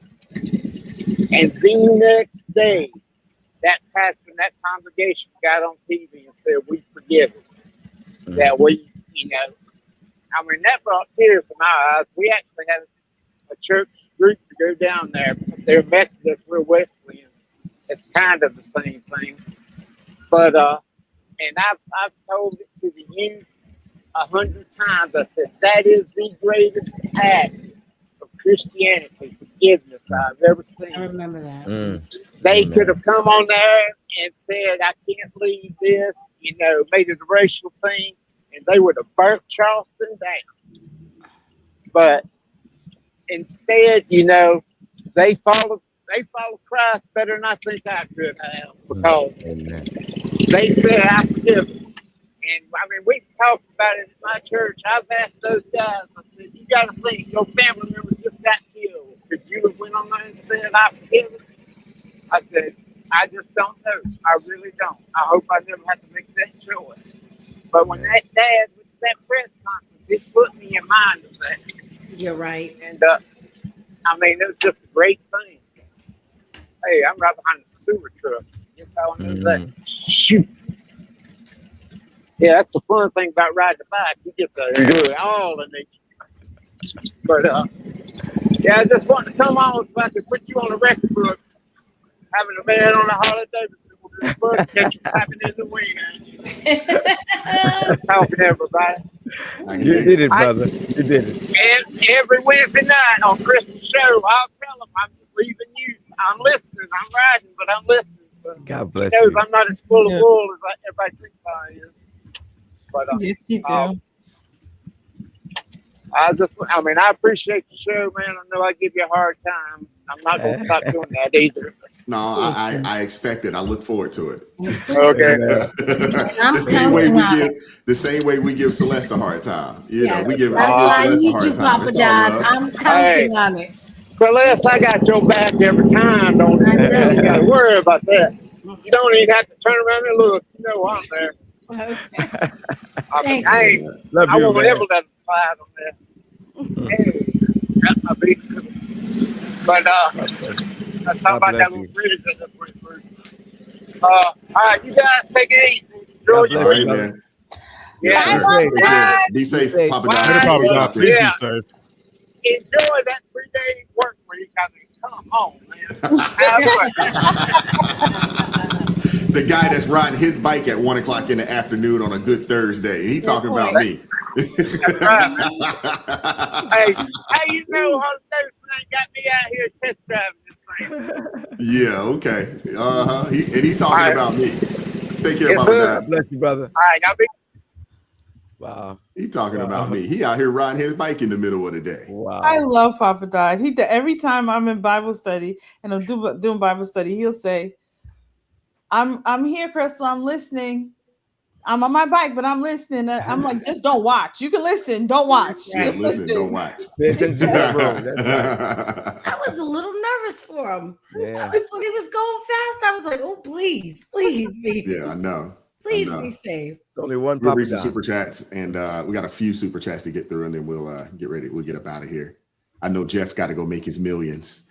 Shout out to Darnice Harrison, been a member for 3 months, said the next generation of grads is scary stupid. Yeah, scary stupid. Lewis with the double ARP. Okay.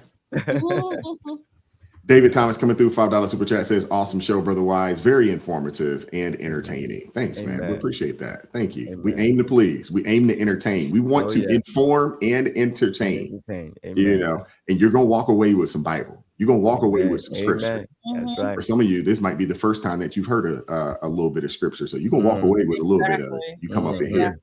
Amen. Shout out to Mr. Largy, $5 super chat, says, God bless the chat and the awesome panel. I appreciate that. None of the raffle winners today performed any ratchet dances when accepting their award.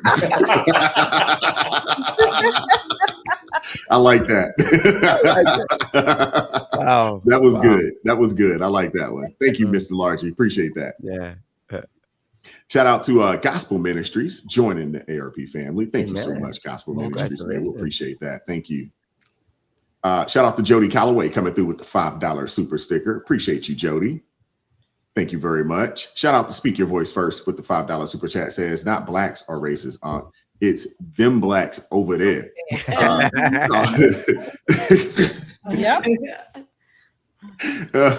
Calls us blacks over here, you know, are led by the Holy Spirit. Just saying that part. Love y'all. Appreciate that. I like that. Yeah, right, folks over there. I love it. Over there. Shout out to Uncle Darnell coming through, $5 super chat, says, Minister Danzel, I'm gonna call you Pops. Steaks are meant to be eaten rare or medium rare. I say that with love. Wow. I missed that memo. I did not get that memo. I know. I'm like, man, a well done steak. Like, come on now. Wow. You know, come on now. You done dried it out. Wow. Shout out to Uncle Darnell coming through once again. $5 super chat, says the fact of the weapon being involved when there was no other weapon involved goes against self-defense. My prayers are with the Metcalf family. Amen. Keep them lifted up. Shout out to my brother Jay Witt, been a member for 9 months. Thanks for the support, ARP fam. Great show, team. Man, appreciate you, brother. And shout out to my brother Jay Witt, gifting 50 ARP family memberships, man. Shout out to you, man. You know what? He gets let's go.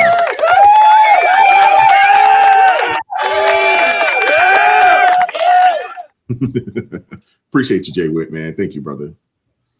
Shout out to Uncle Darnell coming through, $5 super chat, says y'all gonna make Wise articulate the details of his past and get banned from all media. We're not gonna do that. My wife says I get too excited when I talk about things from back then. I'm like, wow, I don't know about that. You know, I don't know about that. Excited, but she always says, she's like, you always put a smile on your face when you talk. I'm like, I don't know. Uncle Darnell, $2 super chat says, we are in your corner, Jay Witt. Thanks for showing up. Yes, Appreciate you. we are. Yeah. That's right. Absolutely. And Uncle Darnell, once again, $2 super sticker. Agreed. My bad. That was for speaker voice. Oh, okay. That one was for speaker voice. Okay. Got you. All right. Well, we appreciate you guys pulling up today. We're not breaking any records today. We're at the 4-hour mark. We sure are. Kind of went a little longer than expected, but I try to tell these guys to be quick, but don't hurry. But they seem to not understand that. They continue to pull Duffys, on when they pull up to the show. Let me just say this. Let me just say this. HR has been notified about my treatment on the show today, so expect a call. Eric comes up here, and he's like, I was like, I'm gonna be quick. 35 minutes later, Why? Eric had a list. Why? They only remember the last part. Yeah, I know. Don't hurry, I'm gonna have to put when Eric pulls up. I'm just gonna in the middle. I'm gonna put the SpongeBob 2 hours later. Yes.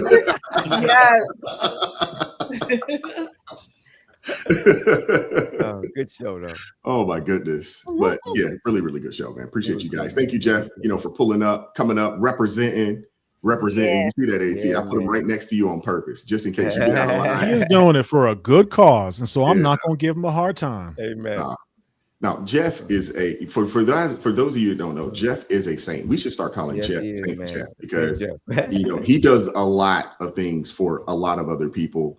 And he's doing really good work out here. He's doing the Lord's work out here. Yes, he is. I try to catch up with him. He's like one of the busiest people that I know. It's like, man, he's got a lot going on. Yeah. Now I don't understand how wifey deals with it, but she's got just as much going on as I do. She has her meetings and she has her sponsors and sponsees, and wow, that's what we're called to give back. We're called to help each other. That's what right. I'm going to go to my grave helping somebody. I promise you. Amen. I love it. I love it. Yeah. Jeff out here doing the Lord's work. That's some great rewards waiting for you. Absolutely. So we appreciate you. If you have not went over to It's Not Your Fault Al-Anon Recovery Channel, if you have not done that already, please go over there and subscribe to the channel. Work with AT a little bit on his heart. That would be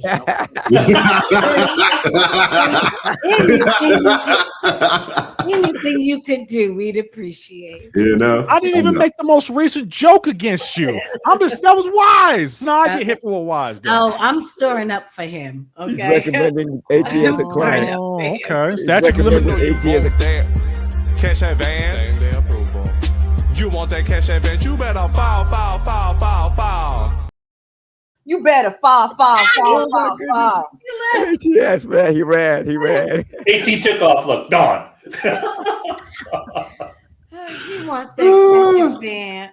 What is Celeste? He wants that cash advance. Oh my goodness. That is in that clap. Eric says he comes organized. That's right. Nah, and we love it. You, Eric. We love it. You come with some good information. So I'm just giving you a hard time. Shout out to Rain Me, $10 super chat says, wonderful show. So glad I found it. Oh, amen. God bless you. Thank you. Hopefully you are subscribed. And if you're not, you should be subscribed to everybody. Crystal Beyond Labels. Go over to Celeste _ Duffy. She does have it there. And then obviously support Minister Danzel over there. Minister Danzel, what's the name of your Substack? Is it called the Probe Analysis as well, or you got a different name for it? Danzel Monk. My name. My name. Danzel Monk Substack. Got you. Yeah. Minister Danzel over there, man. He puts out some really good articles over there. Appreciate you. Doing good work. Appreciate you. Amen. Doing good work over there. Thank you, Jeff, once again for pulling up. I know we pulled you away from making your millions. We appreciate you coming over here and hanging out with us, little people. I tried to give back as many super chats as I could today. We appreciate you, coming over here. Just so y'all know, if y'all need a loan, Jeff's the guy. Okay. Can I do this with Jeff one time? Jeff. Yes, Jeff. That part. Oh God! I mean, you'll use that, Jeff. Your wife's gonna be like, "What part? Like, what are you talking about?" She watches it, and she goes, "Why'd you say that?" I'm like, "Because that's what they all say." And he's like, "Don't say that again." Wrong on, Jeff. Wrong on. I mean, right on. Y'all are terrible. But we appreciate you guys pulling up today. Shout out to all the Blues. Thank you guys so much for supporting the channel, helping to keep things peaceful in the chat. We appreciate the work that you guys do over there. Thank you guys so much. All the ARP family members, shout out to you guys. Thank you guys for supporting the channel. We really appreciate you guys supporting us the way that you do.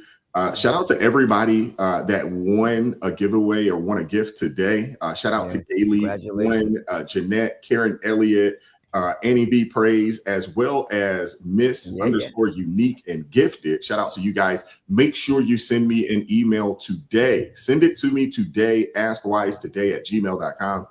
If you haven't done so already, I'll check my email here in a little bit. But we want to get these gifts over as quickly as we can possibly make it happen. So we're going to make that happen. And then I'll make sure that when Mike pulls up tomorrow, Mr. Mike, when he pulls up tomorrow, I'm gonna put the same kind of pressure on him too. So all right, make sure that thing go out so these guys get these books next week. Amen. Don't try to clean it up for HR now. Okay, you did the whole show. Okay. Do you single me out the whole show? Talking about yes, no, I'm fair and balanced. Watch tomorrow to see fair and balanced. Well, you know, hey, I try.